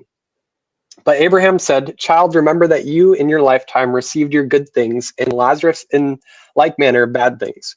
But now he is comforted here, and you are in anguish. And besides all this, between us and you a great chasm has been fixed, in order that those who would pass from here to you may not be able, and none may cross from there to us. And he said, Then I beg you, Father, to send him to my father's house, for I have 5 brothers, so that he may warn them, lest they also come into this place of torment. But Abraham said, They have... Can you slow down and like explain what he's saying? Because like the language is Old English. Okay. He's saying you can't come back from the dead, basically, right? Yeah. Okay. So basically, yeah, they both die. One goes to Hades, one goes to Abraham's side, which is Abraham's bosom is what it's referred to. So like part of the covenant / I guess Luke's making it heaven too, whatever is going on there. I don't know. And there's a chasm between them. And Lazarus is like, yo, bro, I'm on fire. Tell Lazarus to dip his finger in some water to cool me off from this fire. And then Abraham's like, bro, you had good things in your life, but now you get to suck dick. And then Lazarus sucked dick in the real life, so now he gets to hang out with me over here. Yeah, and I think that's about as far as I am. Oh no, then the rich man says to go send. So basically, justice in heaven and hell is what it's trying to preach here. I guess, but this has always been a strange one because this is really out of like this is a really bizarre story. It's weird. POV, it's really weird if you read the rest of it. POV, the social 4 gets cucked IRL, dies, and the social 1 also dies. Social 1 goes to hell, goes to Hades and is burning alive. The social 4. The social. Okay, let me finish the last 2, and then we can dissect it more. Just a little bit longer. But Abraham said, "They have Moses." Or let me back up. And he said, "This is a rich man. Then I beg you, Father, to send him to my father's house, for I have 5 brothers, so that he may warn them, lest they also come into this place of torment." But Abraham said, "They have Moses and the prophets. Let them hear them out." And he said, "No, Father Abraham.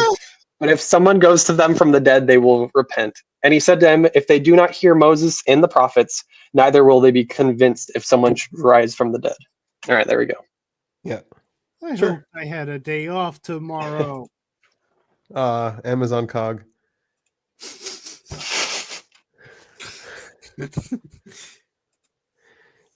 Yeah, so the first part was justice in heaven and hell, and then the second part was it doesn't matter who tells you the message. If you're a dick, you're a dick. You're not going to listen. You have all the pretty info much, yeah. to be a good person. If you're a dick, you're a dick. Yeah. Yep. Cool. If you're a dick, get dick down in hell. It's just how it works. I just got to bring that up to trigger you a little bit. Yeah, that's a philosophy. Yeah.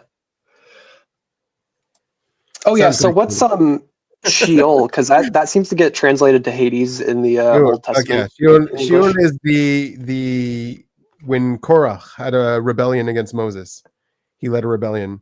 He was a Levite, and the Cohens were the priests were just given priesthood, and so the Levites didn't get the priesthood, so he was kind of jealous in the middle, and so he was claiming that Moses wasn't even a prophet, wasn't even talking to God. So Sheol is the ground that opened up and ate him. That's what Sheol is. And then also the fire. I think the fire came out of the temple, right? No, no, it's the ground. I don't know. It's described. Maybe there's fire that came out of the ground, but like that's what Sheol is. Like the ground opened up and ate the guy. Okay. Yeah, makes sense. Yeah. I am politically centrist. I don't know what's real anymore. Right. Literally, they are like both sides, like the right and the left are legitimately living in like different fucking macrocosms. Yeah. I mean, a lot of the extreme left narratives are very crazy. One is crazy and the other one is angry. Yeah. In my opinion, that's not a good thing. And Separation is never a good thing. And I am in the center. I am both crazy and angry.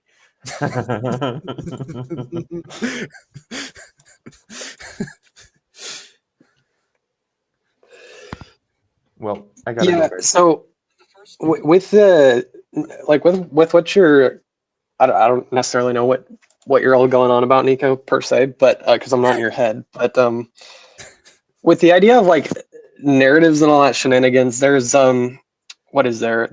I feel like there's an interesting distinction here. If you go look up Jordan Peterson and Destiny, their conversation, they have this interesting distinction between the way they think. I had a visceral emotional reaction to going and watching that. I will not watch that. I'm sorry. Yeah, you're probably okay not watching that. Yeah. Like what even happened in that fight? Well, actually, a lot of like this conversation copy pasted. No, Peterson is Benjamin. A waste of time. Yeah, it was. It was like this conversation. Yes, just arguing about climate change. Oh my god. Okay, but there's this interesting part where Destiny mentions like you have to outsource your thinking on like certain topics, and then Peterson is like, "No, I don't. I can literally just pay attention for myself and decide for myself what's true." And Destiny's like, "Well, how do you know that your car's going to run?" And he's like, "Because I get in my car every day and I turn the keys and it runs." And it's just kind of an interesting distinction between what's going on of like, do you outsource your thinking? And I've thought through this problem and I came to the conclusion because I've quite a few years back, I had the same problem. I'm like, okay, how do we know if anything's real? How do you trust people? And really the answer is you don't have anything you can trust but yourself because you are the catalyst of which you see the world. So just take what you can understand. This is how I would it. push it further and say, don't even trust yourself. Don't trust. I mean, there's a truth to that, but you have to trust yourself to some extent. Of like, okay, my eyes aren't completely lying to me. There's some information coming through. Right. You have to take something. What parts of yourself to trust. It's yeah. Right. It's all fake. I don't trust. It's not all fake. No, that's not the. I only trust the fractals that are constantly going off in my mind. But Benjamin, you make a good point because like it's like with emotions, you shouldn't be trusting every emotion that comes through as true. If like you're angry about something, that doesn't mean you're justifiably angry, but your emotions do tell you something. So you need to sift through what your own mind is telling you. Told me I don't want to watch that Destiny Peterson video.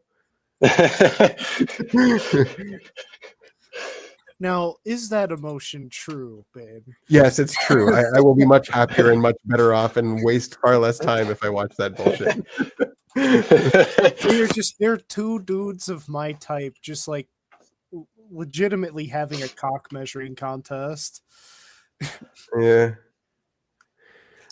Fucking Destiny outsource it says you gotta outsource your thinking. I'm like, excusez-moi?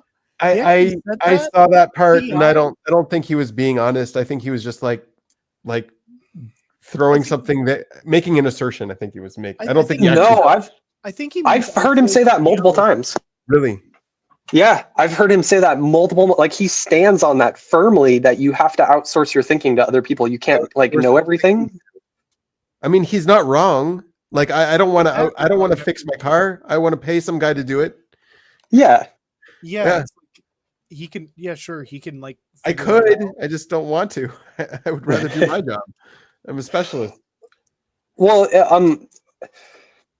but at the same time, like I think the point of like you only have yourself to trust still comes back into play because when the person fixes your car, if it's not working, then you go, okay, it's not working. I'm not going to go back to that person again. So it's like, it's still, everything ultimately returns to you. So like, I don't know quite to what extent he takes that view, but anyway.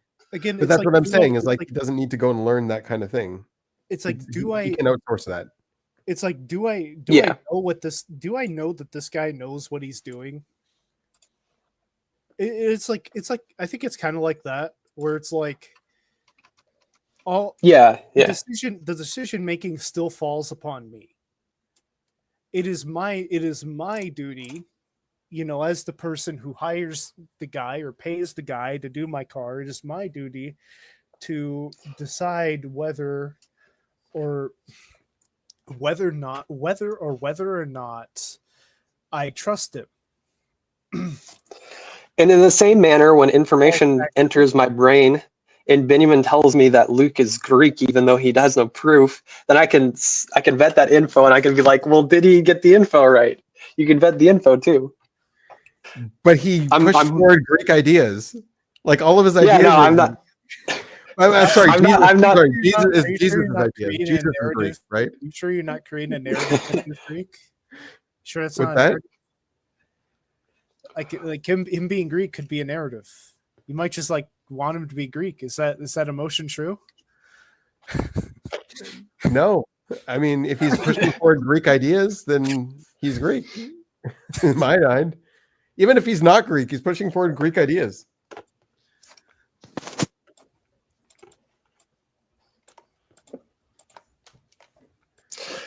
And this is the beauty of individuality. What? Yeah, we can all have different ideas, and then we can fight and see which one ends up being true. Yeah. Yeah. The more and more I see it, the more and more I'm just like, man, people are really legitimately living in their own worlds, entirely separate worlds. You know, like Dave Power said, like no one is gonna actually know what you're saying. like at any given time. That depends. Like it depends on how good of a listener you have. I think what he means by that is like he means is I'm demon infodom. No one's actually gonna ever be able to talk to me. So there's no point talking to people. I could just be a recluse, ignore my community. That's what he means, right? I could just keep spitting info. That sounds more accurate. I agree with that narrative.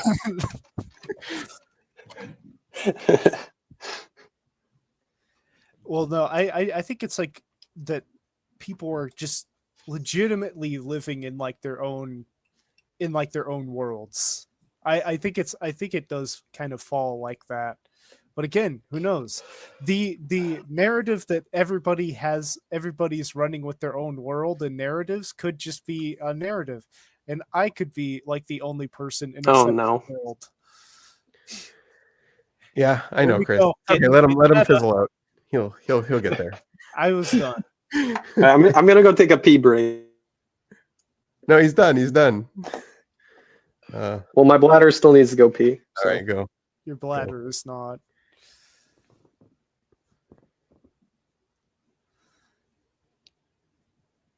Oh shit. Ben, what the fuck is real? What is real? That's a good question. Information is real. That's the only thing we know. There might be something greater than information that's real, but all we know is information. That's it. And how do we know that information is real? Because it's in our minds. We're thinking it. We're processing it. We're cognitive beings. So cognition is real. That's it.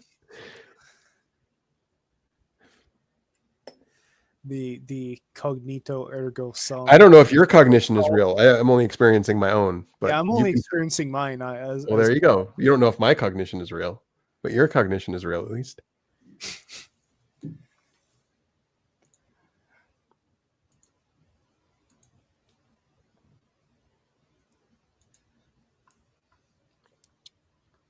Anything going on your side?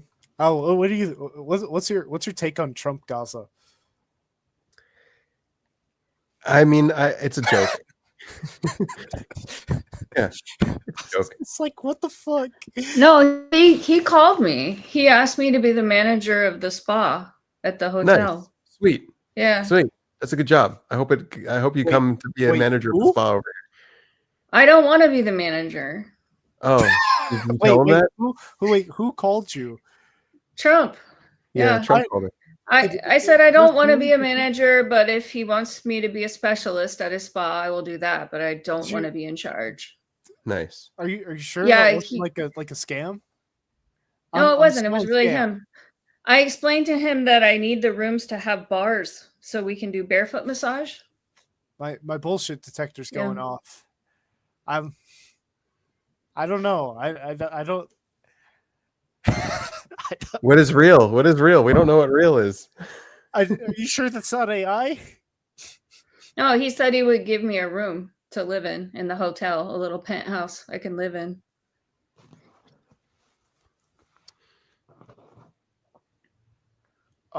Would you get health insurance? Yeah, absolutely. Yeah. American United Healthcare. Yeah, health Well- insurance, per diem for food, plus a salary. Sweet. That sounds like a And good deal. tips.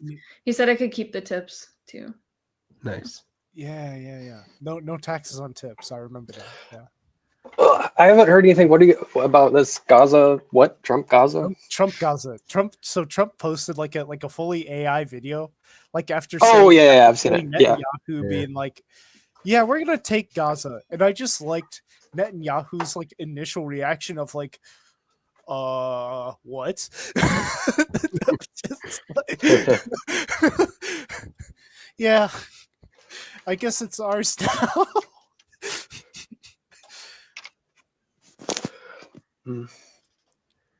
Yeah. Well, I think if you bleed for it, it's a good way to pay for it. So that means I can like come over to Gaza. Like we can, like Ben, we can meet in Gaza. Sure. We could also meet other places than Gaza. We could That would work. meet in Annie's hot tub. We could. Mm. Yeah, No, we not could. her hot tub, her spa. It's Her different. Spa, right? Yeah. Would have a Yeah, special. we'll have a sauna room. over there. Yeah, we'll Okay. have a sauna room and a hot pool. If you guys want to have a meeting there, you can. I think the info the structure of the I think the structure of like Gaza's buildings. I thought they were like built like very very early in time before building codes like said we can't do asbestos anymore. it shreds your lungs. So I think there's like just a fuck ton of like asbestos like just lingering around Gaza from like all the shellings. Yeah, I don't think so. It's I they don't build think on you can sand. know that from looking at the pictures. I don't know. Like- It's something I heard. It might have been facts created by a narrative. Yeah. I don't You know. sent me we another one. still- You sent me another narrative earlier today. I did. I was like, Yeah. I'm wondering if this is like. You an sent me actual this thing. weird document from the UN that's just full like, of Is nonsense. I'm like, what are you sending me this for? It's well, I was like- completely, I was- it's I was completely sending- politically charged. Like you could see all of the politically charged words in the whole document. And it's like Israelis abused women by making them get stripped down. And like you look at the fine print, it's like, yeah, they force them to remove their hijab so they can get identified. This is sexual aggression. I'm like, what the Oh. heck is this thing? What are you sending this to me? I just saw it and I was just like, oh, that's interesting. Let me just send it this way. Let me just send this Are to you- Ben and be like, hey, is this like actually a thing? Are you just gonna be going to him for like all the fact checking now? You're just gonna use him as your filter? No, if I do, no, wait, no, I wouldn't be outsourcing thinking. I'd be outsourcing facts. There you go. Yeah, I know. Yeah. That's okay because the facts aren't the facts. Like some of the facts are personal, others are not. The project is. Well, I mean, like The fact- here's the thing. The only thing I did are when you sent it to me, I just read it and I showed you in the narratives where things break down. Like you saw it. You saw how stupid it is. Like I didn't do anything. I just told you to read it. So you could have technically read it before you came to me, and then it would have been fine. I like looked at the people like, who went to do that. I'm like, wait, are all of these guys like Palestinian and stuff? and they're like all like super advocators. Like, just legitimately send, like, if you're gonna have like an investigation on any front, legitimately just send like Turbo ST fact reporters with like zero bias. Right. Like, don't send people with bias. Either way, this relationship, it sounds a lot like me and Dragon's Neck. He just like sends me stuff and he's just like, I didn't read it, but this looks interesting. Yeah, the SI is not doing all that. Like, it's not looking at data. It's not. It's looking at patterns. That is what, like, from what I've seen. Like, that's the thing. The whole story, the whole narrative on that document you sent me is all based on these BS sensory. And like, you're the person that they're convincing. That's what's going to happen. Sensory at the bottom, baby. I'm only looking at patterns and narratives. You gotta break out of it. You can't. You're falling into traps. Like, where else is this happening in your life, dude? I'll just jump out of the trap. I'm NE. I'll just find another narrative. Where else is this happening in your life? Where you're just believing these narratives on BS facts? Take a look. Yeah, well, the narratives aren't scary. They're not like a. They're wrong though. Around the corner. The narratives, I think, should be scary. It's like the narratives are the USSR murdering millions of people. In that yeah, I mean, yeah, sure. But like, the thing is, I just kind of like mentally I take like several steps back and I'm like, okay, what are like these little puzzle pieces that are kind of like going on and how do they interact? And like, each puzzle piece is a narrative, I might find myself in a puzzle piece at a point in time. But so do you also mix in Harry Potter with that, and you mix in Spider-Man with that? You mix in all these other narratives with USSR. Here's how you mix in all these narratives, because these narratives are more real than the other narratives. Here's how the zeitgeist of Harry Potter. Oh no, Harry Potter is more real deja vu than your climate change narrative. Yeah, no, I'm getting deja vu from Dave being on here. Here's how the zeitgeist of Harry Potter influenced. So what about boxes? Do you have something to say about boxes? Amazon has them. That's true. I handle them. I'm gonna be touching a lot of them. I might be accused of sexual assault for handling a box improperly. It's a really scary world out there. There are a lot of sensitive people. What's up, guys?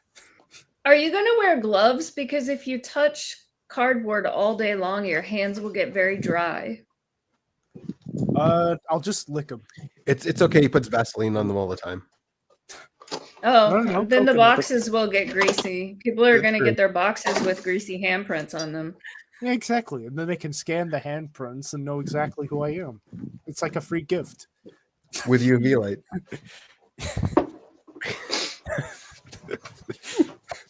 Or what I'll do is I'll just oil the boxes beforehand. All right, Chris, you have another parable for us? No, I'm all out of parables. Are you going to be a Bible quoting serial killer that I can weave into like another narrative? No, I was always bad at memorizing scripture long term. I just got them. I got it like within the week to get my candy for Sunday school, but then I forgot them immediately after. Based. That's how they get you. They trick you with candy. That is trick you into believing the false narrative with just positive affirmations and rewards.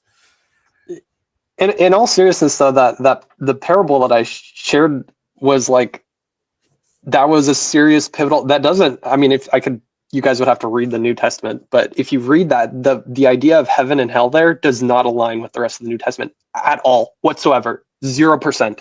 None of the facts of it line up, and that was a serious part of like my changing how my faith operates, because I was like, this idea of heaven and hell doesn't seem very consistent. It's this weird hodgepodge of Greek ideas mixing with Hebrew ideas and making this whole weird thingamajig.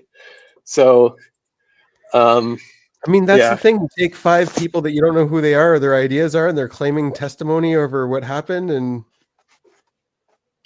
you can see that with the news. They're like basically all news sources.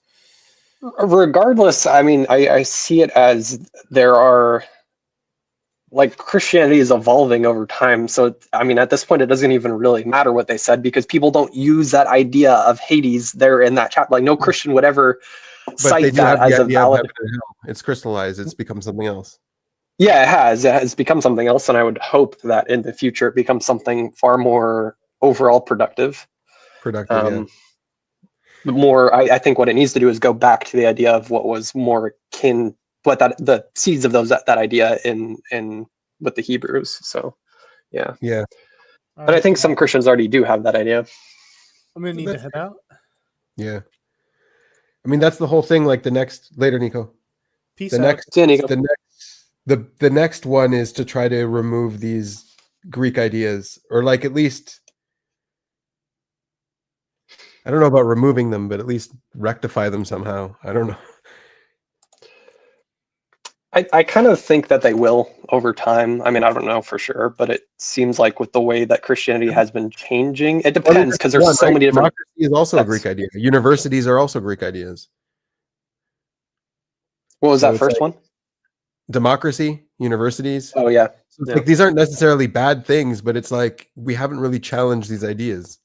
These are we're just taking them as like that whole Western culture is built on these Greek ideas of democracy. So do you have problems like with a?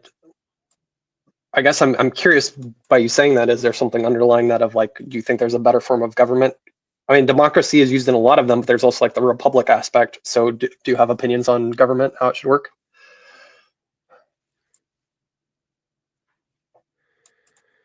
I do. I don't have them completely. I have a chapter way back on this, but yeah, if it's unfinished, you don't have to share. I was just curious. Yeah, I mean the first step is nations have to acknowledge that they're real. Yeah. Yeah, there is such a thing as a nation, and the nation is there for a reason. It is there to look out for you. It is there to protect you. It is there to make sure things run smoothly and take care of its citizens. Like it has a purpose. It's when the purpose gets corrupted or that things go wrong. Mm-hmm. Yeah, for sure. I mean, yeah, who was it that talked about that? Democracy is like tyranny by the many or whatever. I'm trying to think. There's some kind of a thinker that talked about that, but just straight democracy is obviously problematic. That's why we don't have it. I don't think most countries have straight democracy. Yeah, that's right. Yeah, yeah. Well, anyway, just an intrusive thought here. I was thinking about when I hopped on, Annie was talking about, she was talking about, like, well, you were talking about like taking care of yourself long term, and I was curious to ask, but I got distracted. Do you feel like you have like good friends and family around you for as you get older, people who could potentially help take care of you if that's a concern? I was just kind of curious to explore that a little bit. Probably not enough. But yeah, there's people, right now I have that for sure. I have family, but like, and like maybe an inheritance. I mean, you never know. I don't know how diverse my mom's portfolio is, Oh, yeah, that's true. If the stock market is kind of, I mean, she's gone through ups and downs before. I mean, it's all a bunch of maybes. Like maybe I will, I mean, it's written in paper that I'll inherit this house. I mean, will something between now and then change? And that won't happen. And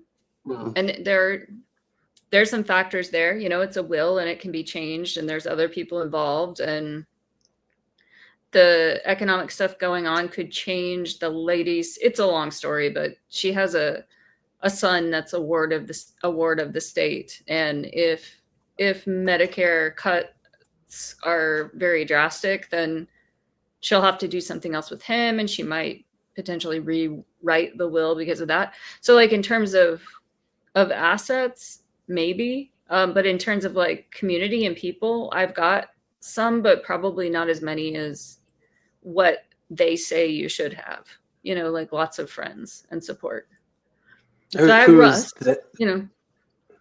I just hear it.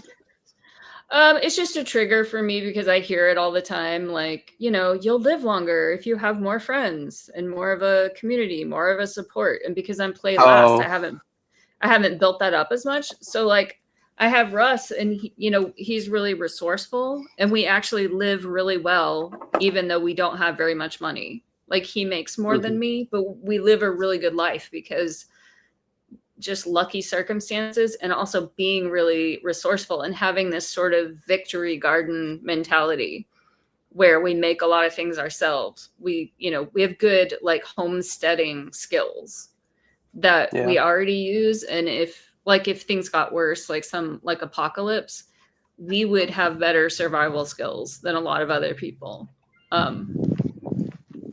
So there's that, but it was just the way you phrased it. It sounded like lots of friends. I mean, I don't have kids, so there's no children that are going to take care of me.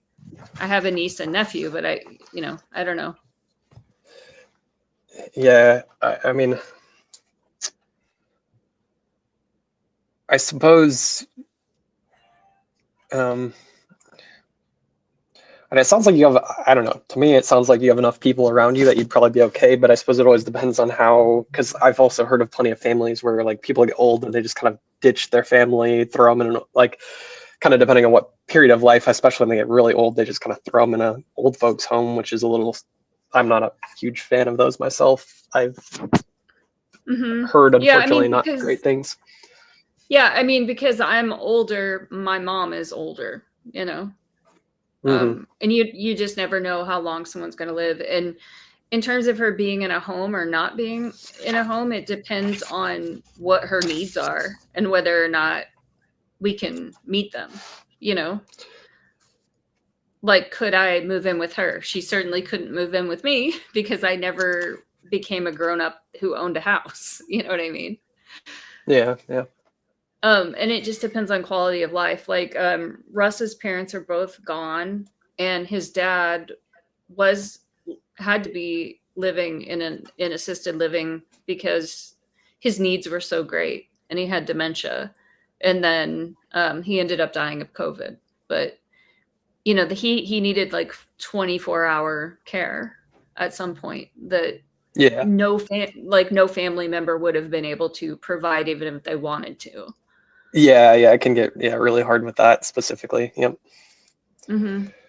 Well, yeah, I guess I'm trying to, so I might be confusing multiple things. I was kind of thinking at the beginning of the conversation, you're talking about kind of yourself long-term, but then I suppose so I was thinking, I don't know how far in the future you're thinking, but I was thinking like, are you worried for yourself when you get really old? That's what I was initially thinking. But I guess there's also the problem of your parents or mom specifically.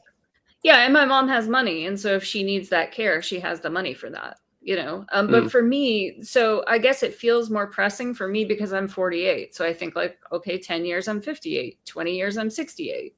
And just that there's no savings. Like that, I've worked for 20 years and it's been so inconsistent that I've always gotten by, but I've never saved. So like a lot of people have a retirement account of some kind, and I don't have that.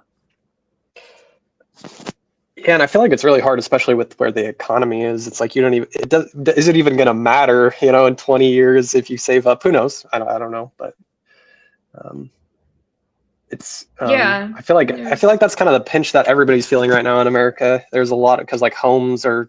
I assume it's the same across the board, but homes are really expensive where I live. It's like, especially having a family now, it's like in order to get a home and get anything sustainable, the economy is kind of screwing everybody over. Yeah, I mean, if things go the way that they've been planned out and Russ and I inherit this house, then we are incredibly fortunate because we just wouldn't be able to buy one otherwise. It just wouldn't be possible for us. And he has some money. He inherited money when his father died, and he put it in some kind of treasury bond that was doing really well. But then recently that changed, the interest rate changed, and I think he was going to pull it and put it somewhere else, but he's very prudent. So he didn't spend it. He was like, this is our money. We're not going to touch this. So he put it away, but it was like 50,000, which is not nothing, but also, when you think of 50,000 in terms of like home buying and retirement, it turns out to like not be very much, but it is Yeah. definitely something, it's yeah. Yeah, that's interesting. Yeah, it's quite the struggle. Get up. Mhm. I mean, I feel like, especially before, like within the last decade, I feel like maybe if you got yourself set up well, it would be okay. But like getting it set up now, I feel like is really difficult. But I don't know how you. Yeah. Yeah, and I also, I mean, I'm not the most responsible person in terms of long-term thinking. So if I had thought about this like 20 years ago and managed my money better this whole time, that would be fine. But when I first entered into being a massage therapist, I only did that a few years, and then we had the other recession, the 2008, 2009 thing that I kind of struggled through. And I don't know, just never. Yeah, I also think about physical stuff. Like I have this off and on problem with my shoulder. And it feels okay now because I've worked on it. But it's like if something like that happens and I just can't work, there are very few massage therapists that do this for so long. I've been doing it for 20 years. And it is physically demanding. So that's another factor. And then I would have to go get a job, but I have no work history. So it's like, yeah, I could get probably a job, but it would probably be a minimum wage thing. Mhm. Except for in Gaza. Right. That's why I'm gonna have to retire in Trump's Gaza. I guess I mean, from what you've said, it sounds like Russ is pretty smart. So I assume you probably talked with him about this plenty. So yeah, but it's more that we just talk about resourcefulness. Like we'll make it, but it other people, like very highly responsible people that have squirreled away this money and like thought about a retirement fund ever since they were age 20, they would look at our situation and think like, wow, you guys are irresponsible. You have no plan. Yeah. Like, how is this going to work? Yeah, I guess I'm trying to think like historically. Unfortunately, I don't have any magic solutions for you or anything, but yeah, I was kind of curious about your situation there.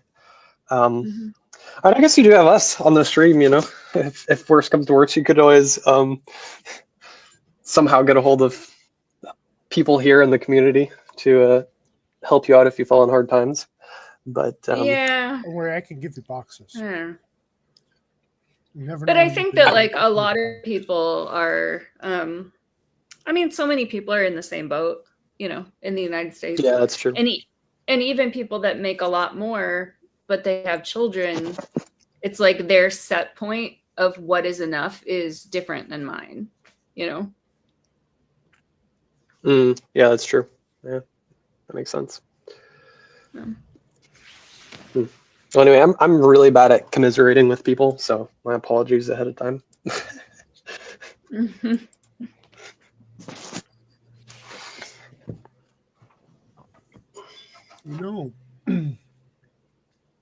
I came back here just to chill. And yeah, I don't know what to talk about. I'm just kind of here. Well, welcome back. You got work tomorrow. I thought you were going to go like move boxes or something, and that's why you had to go. No. Good any guess. No. That'll be tomorrow. I'll be moving boxes tomorrow, 8:45 a.m. So like how new is this job? Are you all trained? You like walk in there and you know what you're doing? I just got trained. Today was last training day. So yeah. You drive up to the house, you scan, you check the address, grab the package, get out of the car, check around the house. If you see a dog, you kick it, go over. Oh, you're actually delivering? Yeah. Oh, I guess I would have thought that paid more. So what kind of truck are you driving? The EV, the electric vehicle. So it's a relatively small vehicle that you're driving? Yeah. I don't need a Class C to drive it. You can have any license to drive it. But how many packages can you carry? Probably upwards of like 300 plus. I mean, stops typically range around like the amount of stops that you have typically range around 150 to 200 stops, and a stop could have multiple packages, or there could be multiple places to drop off a package, via stops. Like you stop one place and then you have like three others. You have like three other places to deliver like 5 packages. Does So the you have a app lot. tell you the most efficient route, or you have to figure that out? AI actually creates it. They're using AI to create routes. Which sometimes there's a lot of math behind those processes on how to find the best routes. So they're going to give him packages for his route. Yeah. A lot of money gets saved if you have efficient routes. Hey, I'm thinking, going back to the topic before, Annie, have you ever tried looking into any kind of like financial advisors or anything like that? I mean, I've known some that are a little bit scammy, so you got to be careful with those people. But have you tried that? It's like the amount of money that I'm dealing with on a month to month basis. Like there's nothing to what is that word? Budget. There's nothing to budget. It's like I walk into the grocery store and it's like, okay, I have $78. So that's what I'm spending. You know what I mean? So like when you get into like hiring a financial advisor, I mean, I wouldn't pay anyone.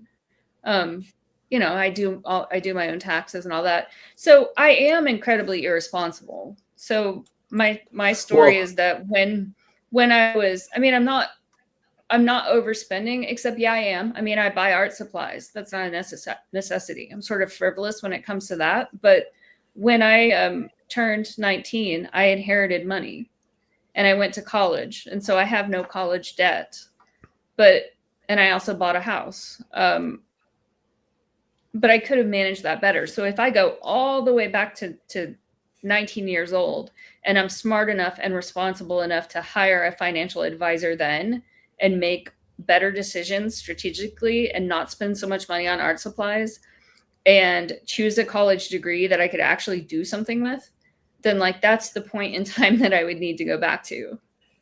Yeah. So yeah, I understand that. That would be ideal, but like in my experience, I've dealt with a couple of people in the financial advising world, and usually you can get like, if you get a nice enough one, you can get them to give you some like tips up front. Like you can call them and say like, hey, I can't really pay you right away, and they might be able to come and speak into your situation a little bit and give you some pointers. I've seen that experience, like that happen before, and I've kind of had that experience before. So if you I mean, that's just, yeah, I guess I'm just feeling TV obligated to help you. I can, yeah. I mean, I can take the role of my own financial advisor and pretend to sit across the table from myself and say, hey, idiot, quit buying so many art supplies. Like, Okay, so you're saying it's like a habit thing? Is that kind of what you're getting at? It's just my choices, I guess. Like, so if I can get by on $1,500 a month, but I make $1,800, I mean, that would be like a really low month. I mean, it ranges all over the place. Sometimes I make 25, sometimes I make 18. Then I have some money left over and I'm like, oh, I want to buy fabric because I want to be creatively fulfilled. And just all those little things. It's like, what I'm saying is that my budget is at the level where like, yeah, there are things I could reduce, but then like my life isn't worth living. Like I'm not blowing it on hookers or cocaine. I'm not traveling.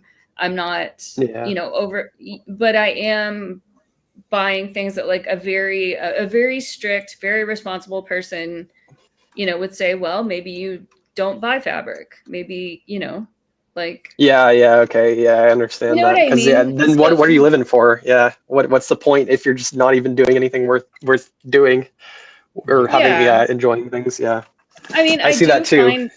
I I do see find that ways too. where I can be really frugal, like when you get to the end of your toothpaste, like cut it open with the scissors and use the rest of it, that kind of thing. But then Yeah. I will also do a fabric order because I want to work on, yeah. So I don't know. It's at this level where it just feels futile to, I don't know. I mean, I guess every penny you save helps. So I guess, if I could save $2, that would be something. Just like set it Right, aside but and not would touch you it. spend that $2 on a financial advisor?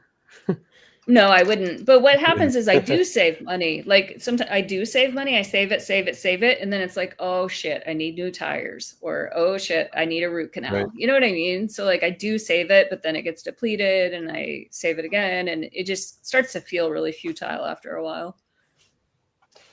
Yeah. No, I definitely never recommend, and from what it sounds like your financial situation is, to spend money on a financial advisor. Mm-hmm. I was just thinking like maybe you could get somebody more experienced with money who could help you. I mean, I'm not super experienced in the money world, so that's probably the route I would go. But sometimes those guys are willing to kind of look at things for free for like a one-time consultation. But yeah. Mm-hmm. Yeah, I could definitely do more, extreme budgeting. I mean, I could change my diet. I eat a low carb diet, but if I would just eat, rice and beans, then I would probably have a little bit more money. Yeah. Yeah. I do rice and beans. It's good. Yeah, I could. I mean, I've done it before. I've definitely been vegetarian before, so I could do it.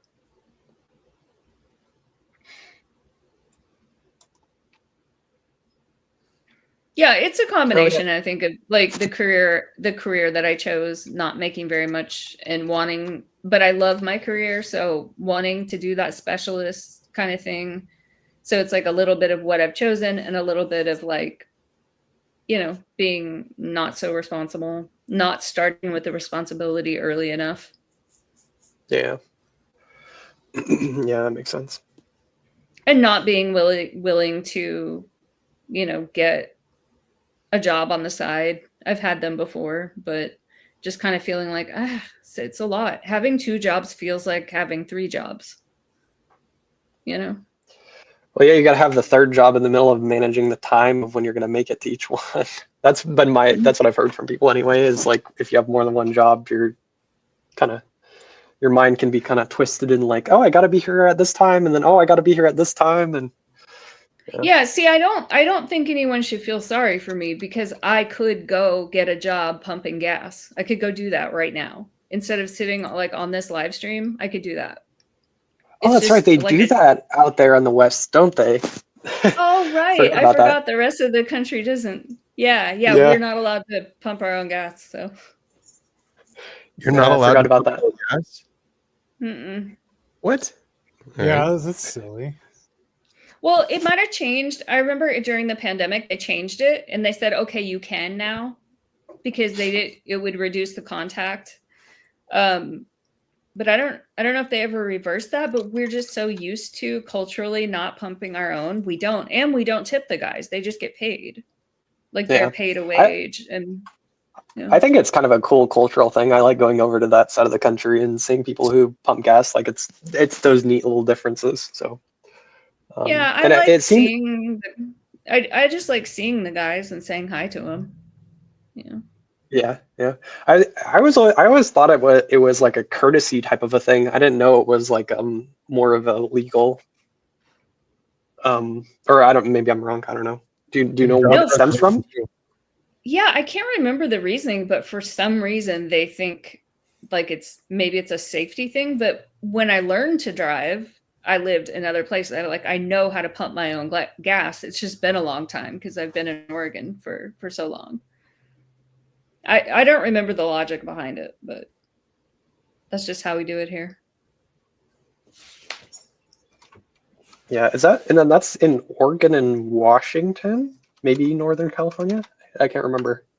Where does that all? All right, guys, I'm actually gonna dip this I time. don't know. See you, Bye. Nico. Okay. Have a good one, guys. Yeah. Bye. Bye. Bye. Yeah, I don't know about Washington because I've been there, but not very many times, and I just didn't notice.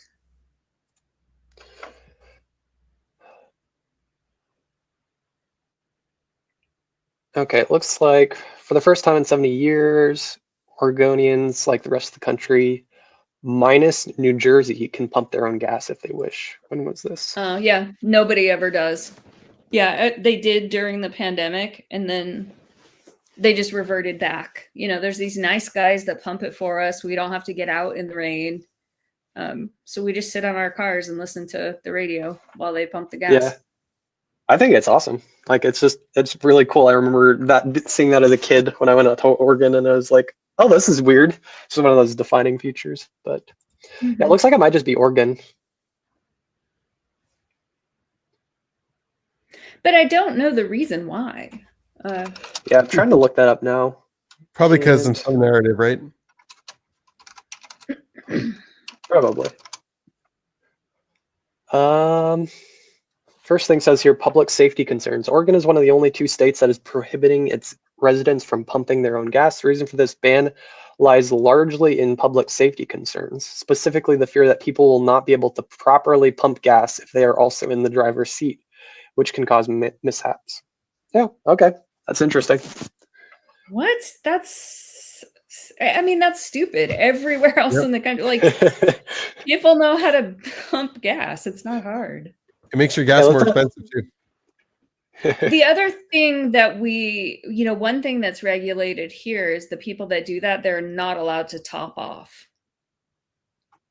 You know? Oh, yeah, yeah. Just because it's here- wasteful. Like, This interesting article from CNN is saying the United States has experimented with self-serving gas since the first stations were built in the early 1900s. Yet it wasn't until about 1980 that self-service became the primary gas station model.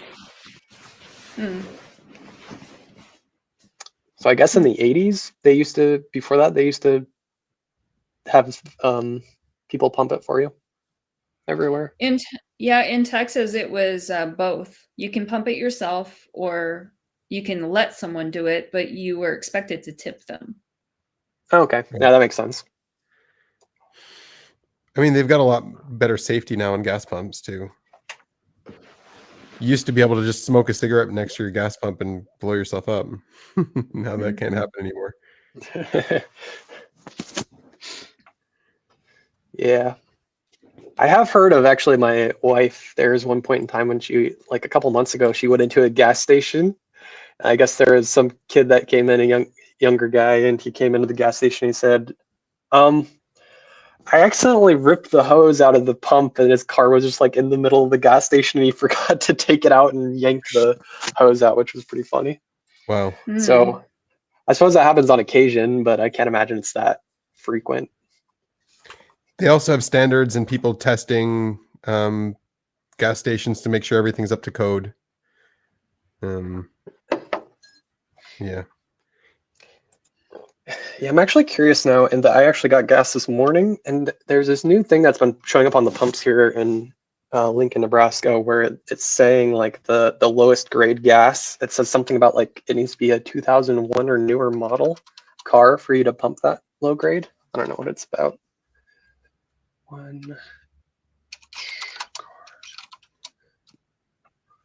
don't know if it's something they've been changing. Also, I've heard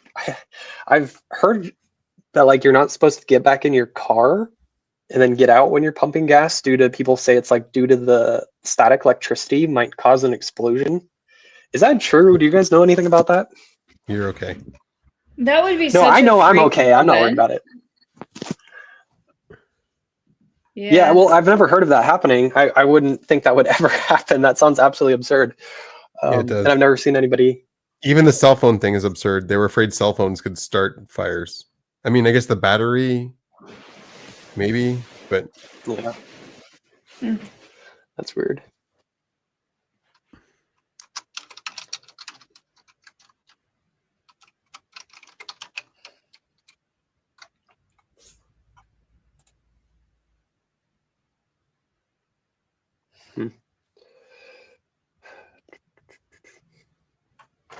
Well, I suppose another week of blowing up Nico's brain. Now we're making him question reality, or I suppose you are. No, he was joking mostly. Yeah. No, I know. I just remember one time when I was in Spanish class and we had to, they put me on the spot and we had to do a conversation and I had to debate this other guy. And he said something in Spanish about climate change. And then When? so it was in a Spanish class when I was in college, like 20 something. And we Wow, had back to then. had to converse. She said, okay, Annie, you and Frank, you have a conversation. And she said, talk about climate change. And so then Frank said something in Spanish about climate change and how dangerous it was. And then I was just trying to do the conversation. I didn't really have an opinion, but I remember that I said, no, over the years, the Earth's temperature has, it's fluctuated. It goes up and down.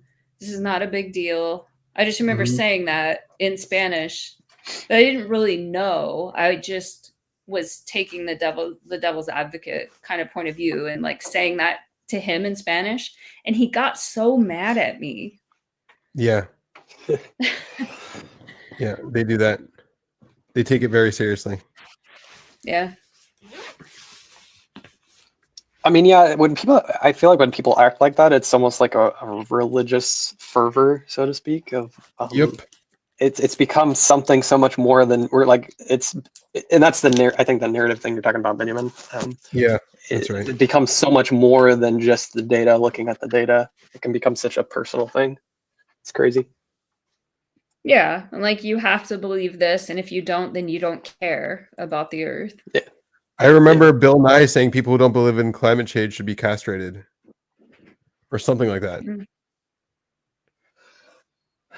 Yeah, we probably did. That one. Do you remember when he said something like that? Yeah, it wouldn't surprise me. I do remember when we were having way back when I invited you to have that conversation with me. Okay. We were looking at it afterwards, and he mentioned like only the old people don't believe in climate change or whatever. Right. I remember that one. Yeah, and Bill Nye's kind of a little bit too radical for me. It kind of gives me the heebie-jeebies. He has strong opinions. Yeah, he does. In a way that I don't like. I would say you have strong opinions too, but I don't know. It's different. It seems like he can't quite be reasoned with. But maybe I I'm wrong. don't have strong opinions. I have strong facts that refute narratives. Yeah, no, I know. Yeah, I know. Yeah.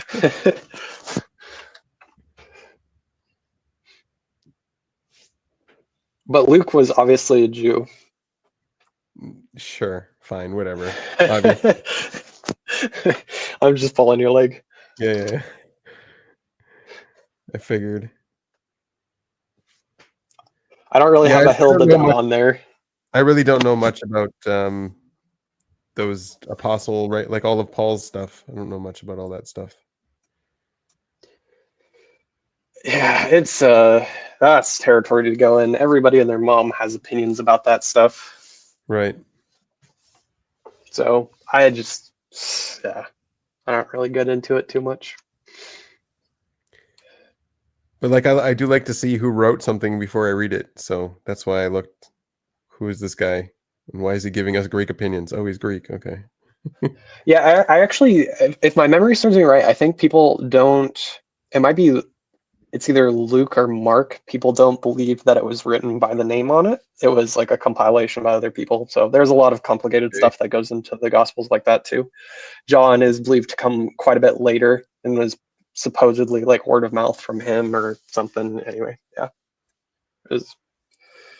People are still looking into it. We don't really have the full idea of what happened. Well, with I mean, the you're Gospels. not a better idea now. It's kind of too late. What's that? Yeah, I said you're not going to get much of a better idea now. It's kind of too late.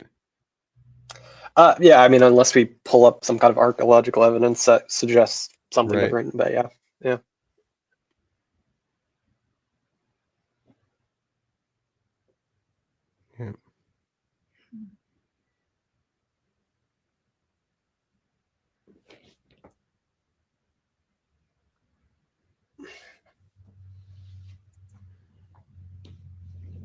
It is really amusing to me, I gotta say, though, just hearing the conversation between you and Nico and Tiago, and just the I don't know, just like the whole energy of them like getting on the narratives and getting so into the information. It's I don't know how to explain it, but like the energy they give off is just so like comical to me when you're having that conversation with them. Yeah, I don't know what that is. Like, why did they go? Why do they? You can't stop them when they're giving the narrative. They have to get to the end. Like they have to get somewhere with it, right? It's something like that. What do you mean? Elaborate. Like they have to get somewhere before you can stop them. You know what I mean? Maybe you don't. No, I'm not quite sure. Like, you mean like when they're talking, like the conversation, they have to get somewhere? Not the conversation Or in their story. They have to get somewhere in the narrative. oh, Like you're saying like there has to be a conclusion at the end of like why it's a they believe what resolution. they believe. Like telling the narrative is Yeah. a resolution for them. They have to get there to resolve. Maybe that's SI. Mhm. Yeah, I don't could know. be.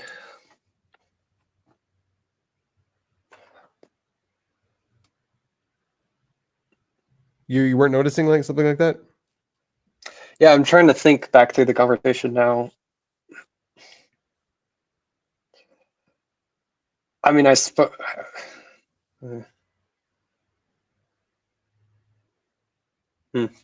Yeah, I'm not sure. Hmm.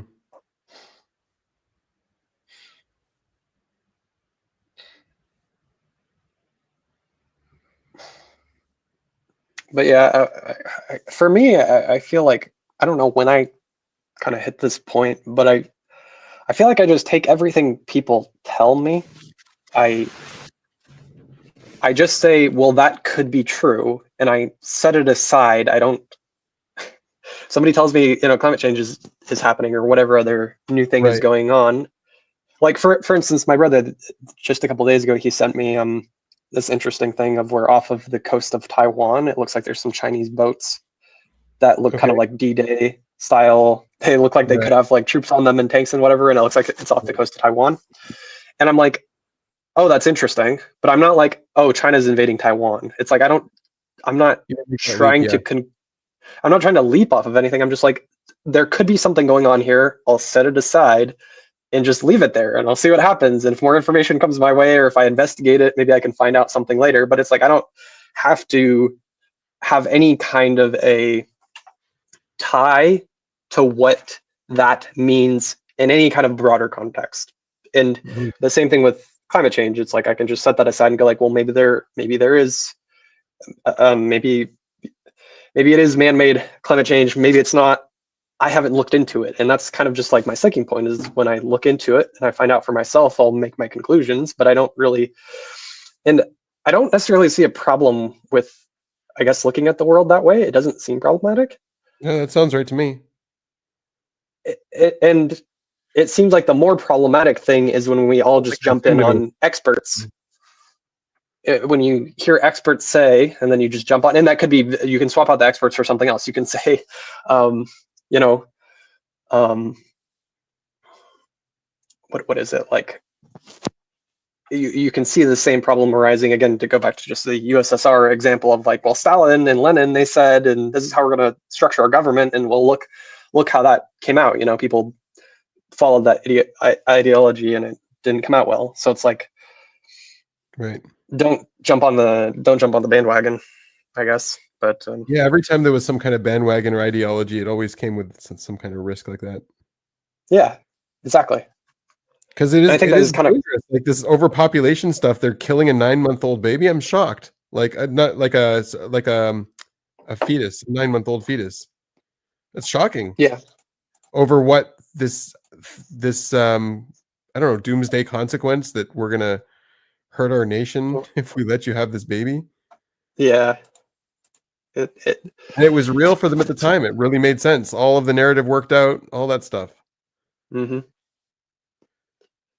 Or like how we're just like letting people castrate children these days because of a narrative. Yeah, an unproven one at that. As far as I understand, I don't think we don't have No, enough points. But I suppose we're doing the experiment. We're running the experiment. We're going to see what happens. But I don't foresee good consequences at this point. Why in time. remove their reproductive organs? Why would you do that? They can never have children now. Why would you do that?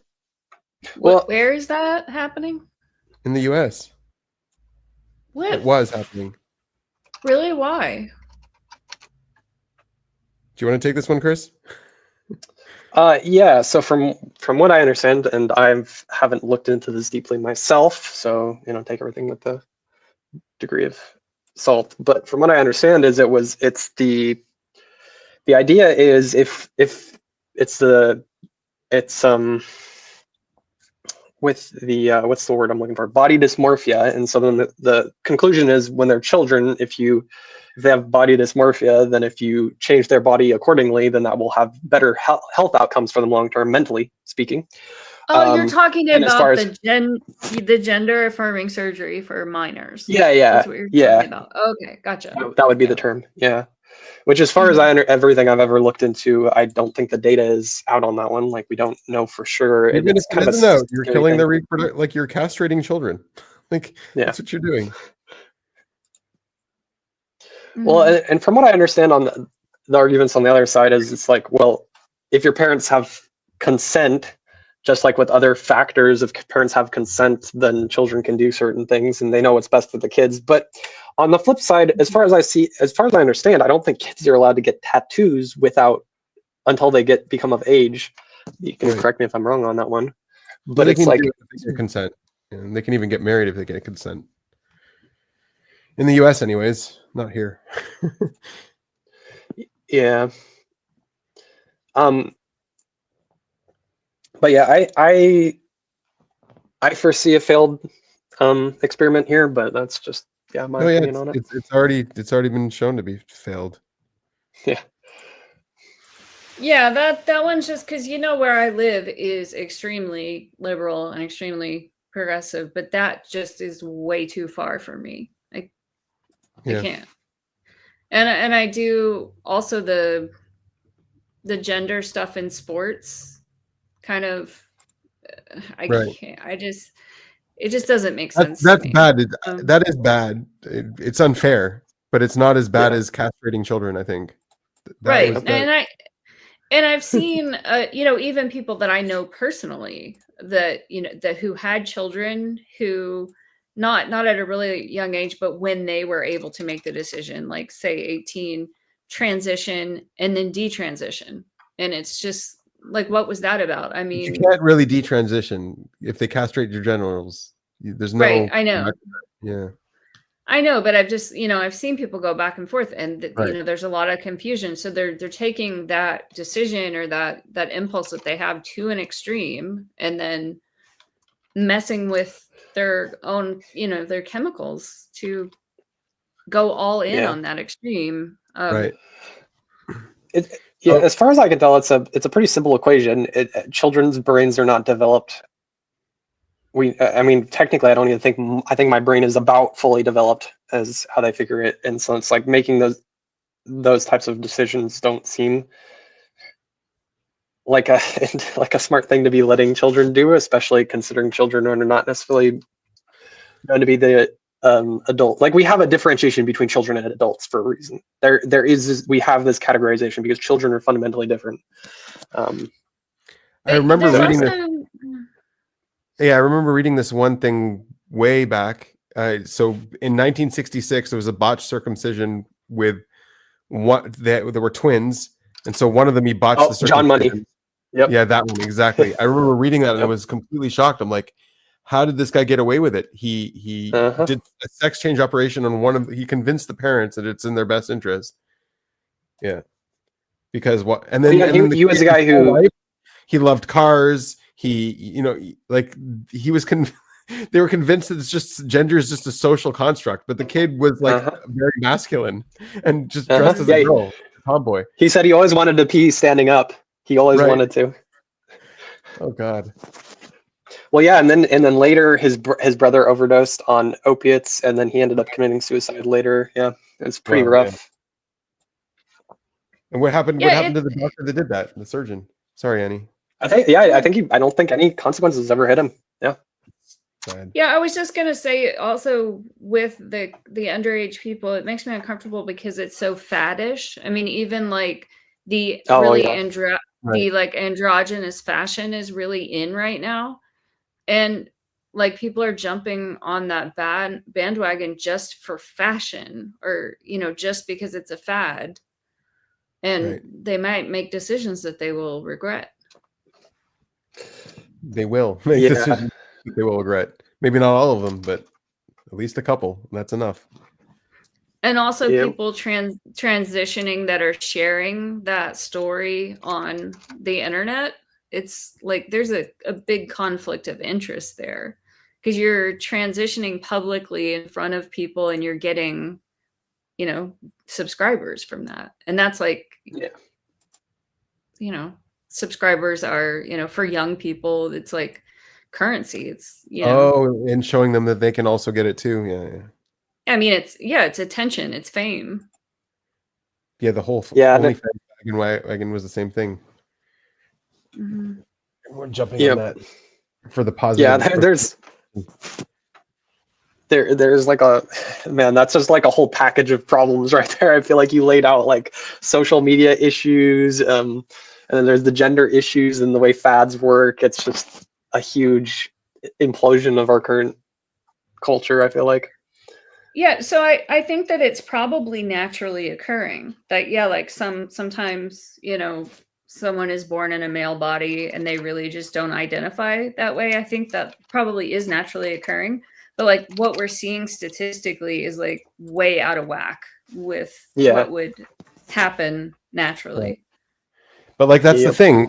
If you have a good, strong stance on morality, it doesn't matter what the narrative is. You're not going to kill a 9-month-old fetus. You're not going to castrate your child. Like we're going into these weird swings because of narratives, and then there's just a right and wrong at the base of it that could prevent us. But I don't know, like we curve away to be edgy, to be cool. Oh, I don't believe in this right and wrong stuff. I'll castrate my child. This is what really is right. Yeah. Well, no, it's not. Well, yeah, I think you highlighted there. I would suspect part of the problem is the kind of postmodern influence that's come underneath everything, that all forms of morality need to be deconstructed. That's kind of come in, whether people know it or not. I feel like that idea has kind of come into society. It's like, no, societies have been built on certain principles for a reason. Like there's a reason these things have stood the test of time, but and been fine-tuned over generations. Exactly. Yeah. Yeah. And you And just people throw all don't the trust in turning those. out the window and sees, big surprise, society's collapsing. Yeah, there's Camille Paglia. Anyway, she's this like professor somewhere in Canada. I was listening to something she was saying, and she had this interesting idea. She has a book that's fairly popular. I want to probably read it one of these days. But she mentioned because she grew up being sort of, especially for her time period in, I think it was the 70s, being kind of like androgynous, so to speak. She was a bit more of a tomboy.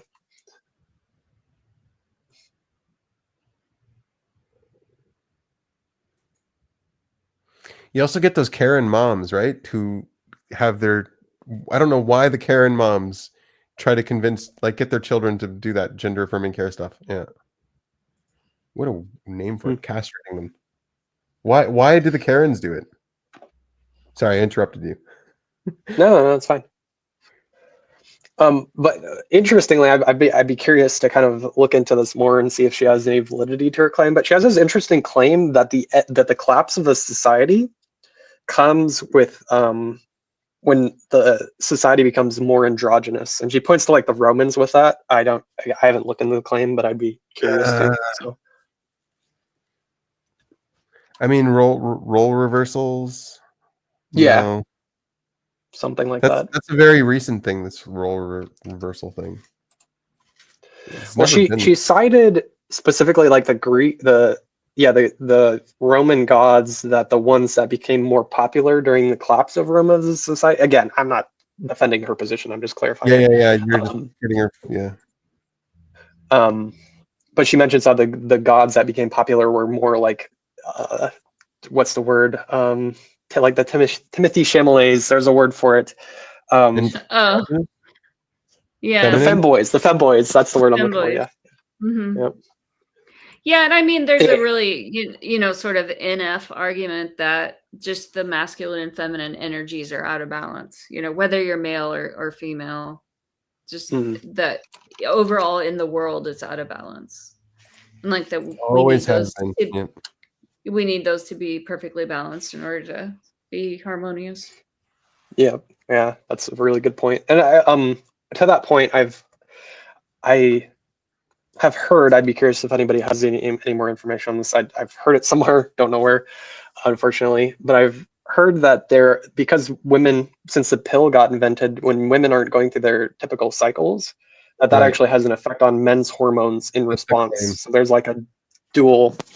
Their kind of- attraction, the attraction to someone on the pill is more for femboys. Apparently, that's the Yes, claim. that's right. Yes, That that's the is claim. Thank you. so Yeah. interesting. And I always was, there was a time they would not. So for the longest time, I've had an IUD, but it's non-hormonal, so it's not Sure, yeah, changing my cycle at all. But there was a time when I was younger, they used to not let you choose that option if you were young. So your only option was a hormonal option. And they've changed that now. So now you can just say, this is what I want. But yeah, at some point, and I actually lied to them. I think I told them, I went and they denied me, and I went back and I told them I was married and this was my decision. And I don't know, somehow convinced them. And then like, since then it's changed. And so like, I have that protection, but it's not interfering with my hormones at all. Nice. Yeah, I don't know how much of a claim it is. It's also a narrative, right? I don't know how true it is because I can't test it. I can't take the pill and like femboys. So like, I wonder, Well, like when you take the pill, like what actually happens? So you still ovulate, right? It forces your cycle into a certain pattern. Into a rhythm. But then what you have are these women that they're like, oh well, I only want to have my period twice a year. So they keep Right, taking they the can do that. pills and they skip. So I don't know, are they just not ovulating? Because that is very important for attraction. I mean, I know that men are attracted to me when I'm ovulating. I can tell. Like I'm prettier. I get Right. more attention. And That's it's just right. something that they can pick up on. No, it's well documented too that men are more attracted to ovulating women. Mm-hmm.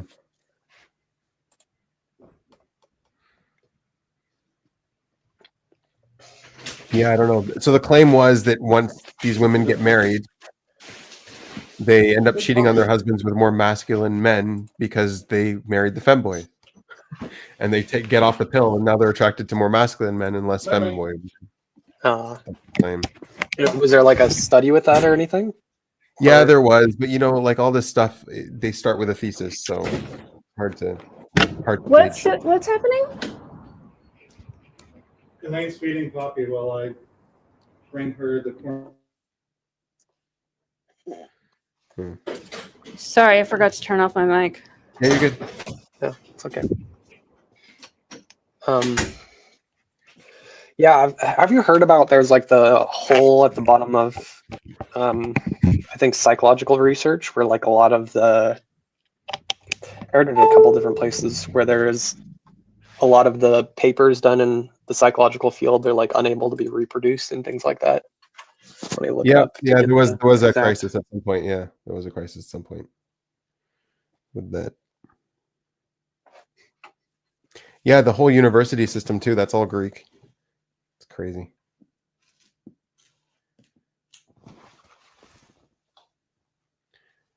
And then there was the whole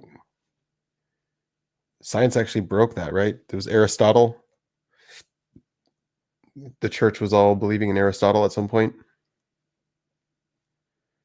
Oh, wait. right?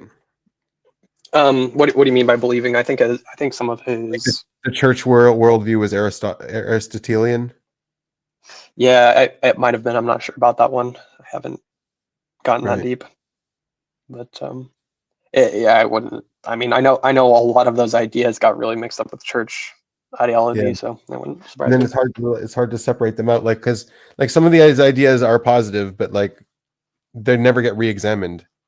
Like the Aristotelian stuff, when like Galileo came around, the church went heavy against Galileo because they believed in Aristotle. Hmm. And I suppose that cycle is probably just going to continue. I mean, I don't see it changing anytime soon. People like to cling to the certainty. It would seem the certainty of what they know or their theories or whatever, and then it usually gets overturned. So Like I I think we really talked like the about that last time. scientific process, but then once that gets locked into a narrative too, we get stuck. Like science isn't a narrative right now. It's so weird. Yep. Yeah. Yeah, it's interesting in that sense because people look to science as like the method that breaks that, but ironically it's Right. fallen into it. Because like you'll have atheistic people, nothing against them, but just generally speaking, kind of soft atheistic agnostics that will be just claiming like, okay, well, you had these religious ideas and then science came around and broke them as true. But then themselves, they're kind of getting solidified in their own specifics. Yeah, they But, traded one god of thunder for another. I guess you could look at it that way. yeah. Yeah, actually, interestingly, there was this YouTube video I was watching. I've never watched South Park before. I've actually seen a couple of different analysis of episodes, but there was this episode on South Park apparently with Richard Dawkins, which he didn't appreciate, and it was basically highlighting that funny thing that like one of the characters got frozen and went forward in time, and there's just these factions of atheists that were fighting, and it wasn't even clear what reason they were fighting for, but they're just like this atheistic faction and this one. It's kind of highlighting that funny fact about humans that we're going to find something to fight about or some kind of narratives to get stuck on. Yeah. Yeah. Which kind of surprised me because everything I've ever heard from South Park is usually criticizing certain like religious views. But I was like, oh, maybe these guys are a little bit smarter than I thought. They criticize They seem everything. yeah, which is ideal, I think. Anyway. To some extent, I mean, there's criticism, and then there's what I'd say is more of like the postmodern idea of like let's just destroy everything, which is a little bit more dangerous. Like, Yeah, we should keep some structure in our ideas. But anyway, well, I don't remember what's that quote. Traditions are experiments that worked. Something like that. I've never heard that one, but yep, that sounds about right.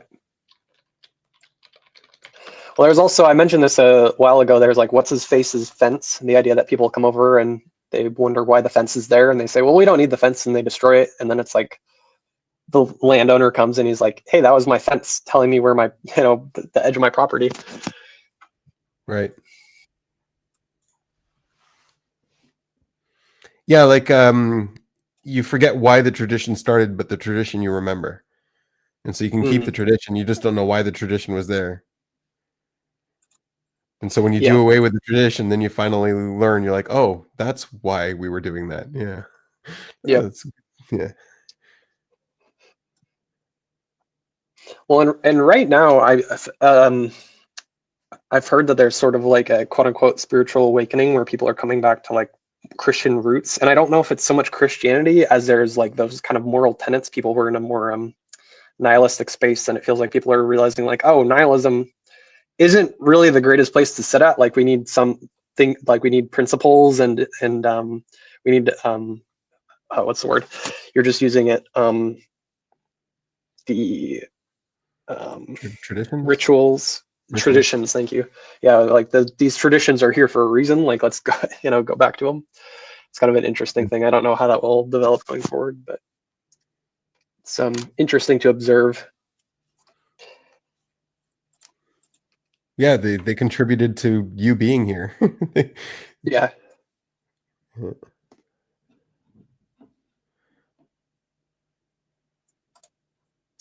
Yeah, so I guess like we're talking about what do you do with and what do you keep?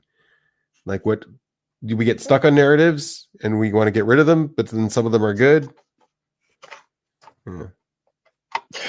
Yeah, and I think this kind of goes back to what we were talking about last week. Like that's what we're doing here is trying to figure out what we keep and what we do away with, I suppose. Continuing to Yeah. what is it? There was damn, I can't remember his name. There's a certain guy who talked about like what society is. I'm gonna can it until I can go back and actually give proper sources because my memory isn't doing great right now. But either way, there's kind of the idea of like we're creating different games, and the idea of a game being kind of defined as like how would I put this? So it's like a game is defined by rules. So you could say that like that's a theory. Like we have the theory of how Einstein's theory of relativity. It's kind of like rules for how physics work to some degree, and then you can within those kind of presuppositions you can have a field or a space of using the rules of the game, so to speak, of experimenting. But you need like the presuppositions. So the idea is if you have a presupposition for like how life should work, you can create a game out of anything essentially. But like there's a game of how life should be ordered, how we should act. So like we shouldn't one of the game like the rules within the game of how we should act morally is that we shouldn't cut off children's genitals, right? Like reproduction is very important. And likewise, we can say like, okay, when you shouldn't be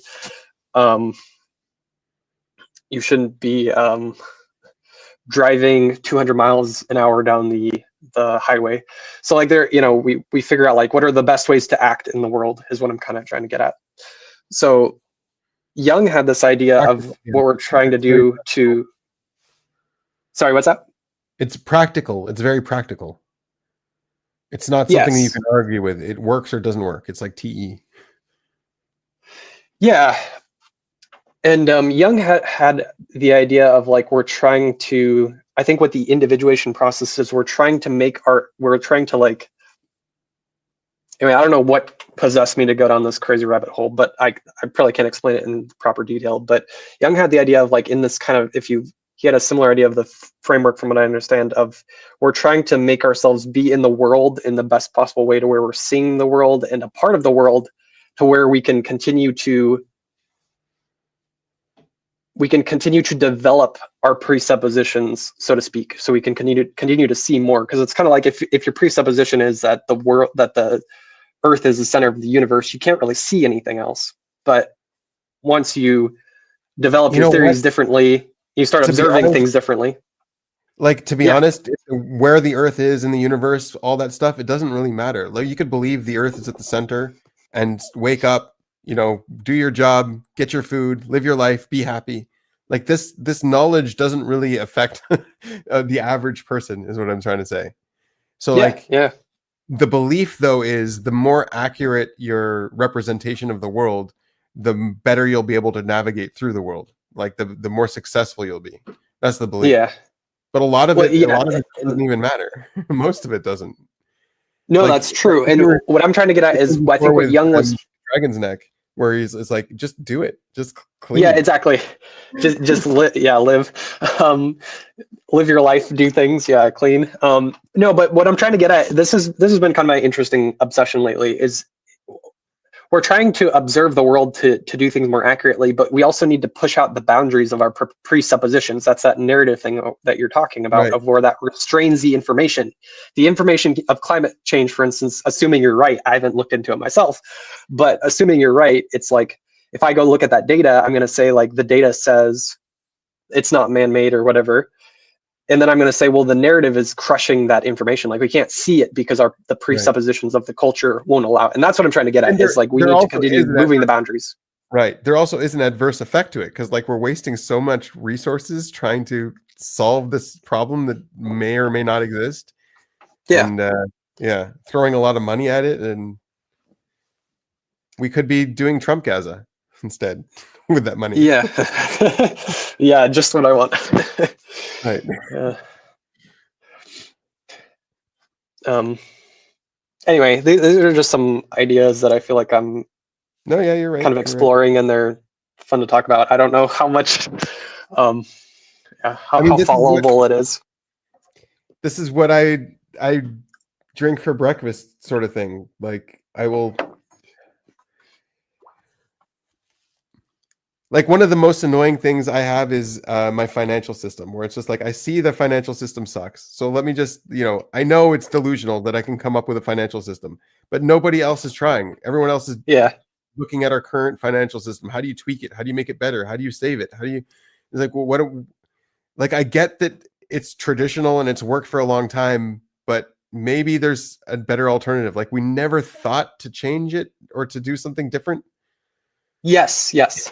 And that's what I'm trying to get at is like, we need to, that's the thing that scares me is when culture is clamping down and we're just like, well, no, the system is fine. Just leave it. And it's like, no, we need to, it could be better. Before you can make progress, you need to ditch the idea that the current financial, like you need to assume there's a problem there and that we're not seeing everything.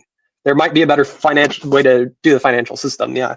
And that's my frustration is I see people are constantly just restricted in their thinking. They can't even think outside of, and it's probably the same for me in many different areas, getting rid of presuppositions, it's hard, but it's like, let's start thinking in ways to move the boundaries of what we can actually change and what we can do. Like with the financial system, if we just assume it's okay, it's good, it's perfect, then we can never change it. Like that's part of the problem. It's going to cause restriction for us too. Like everyone you could see the scare that like robots are taking our jobs. There's going to be less work, all this kind of stuff. And like I've said this before, I'm not scared of that. That's good. We should have less work to do. But the financial system is locking us in this way of living life that makes it mandatory for everyone to have jobs. For there to be more work. Yeah, but I think that will be removed to something different because we kind of have a demand that people need to be giving value to themselves and others. So it'll probably be moved into some other type of a form, but it won't be so restrictive. Like the other thing is you have people with the oil in Dubai, and just because they have this limited resource, they are able to buy so much labor. They are able to hire all of China to come and make whatever they have in Dubai, just because they have this oil. Like they didn't do anything for it. They didn't earn that work. It's just you're able to convert resources to labor. Like why can you convert that? That's not fair. That's not right. Yeah.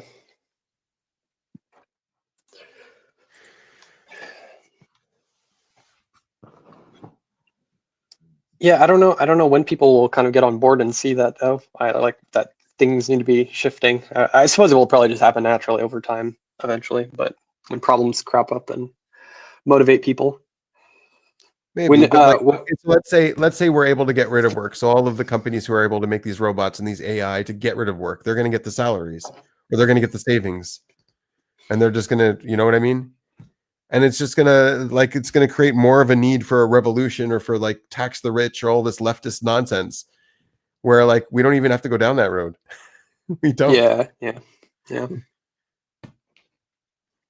that's an interesting point. Well, it seems like the problem is in your head, so you better get out there and fix it, man. The problem's just in my head. I can just forget about it. It's no problem. No, my point is like you see the problem, so it's your problem to go fix. That's what I'm saying. You to get people on board. Yeah. Maybe I don't mean in your head as in like delusional. That's not what I was getting at. I meant in my head delete it. What's that? I meant in my head. I just go back to be happy townsfolk. That's it. Happy townsfolk. Yeah. No, don't do that. Right. No, but no, we talked about this before. Like you see a need and you fill it. Yeah. That seems to be how. That's what we're all supposed to do. We're all supposed to see the void that we're supposed to fill. Yeah, exactly. And tell everyone else. Lest we go to Sheol. That's what we're supposed to do. See the void and tell everyone else to fill it. Yeah. Well, those are the obnoxious people, like the activists that just talk and they don't actually do anything. Yeah. I'm thinking of like what is it? Yeah, anyway, I can't remember her name. Greta Thunberg? Oh, that's one of them. AOC.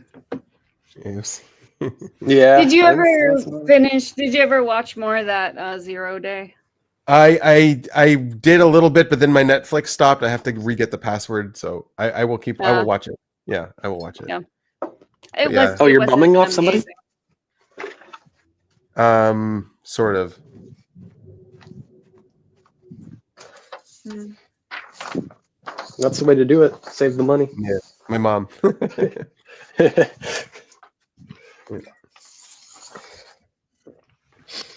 I mean, I could pirate it. Yeah, So are you? it's always an option. Are you sleepy? Yes, very sleepy You're actually. you're looking very sleepy. So Yeah. Yeah. Yeah, you Fine. guys don't have to stay. We can go. We can end this. Yeah. yeah, it's been Yeah, a it's long probably one. about time. Yeah. Yep. I can't believe I kept you up this late. I feel like I've been the propagator. No, it's good. Interesting talks. Yeah, good conversation. Yeah. Well, have a good Yeah. week, everybody. Yeah. You too. Bye.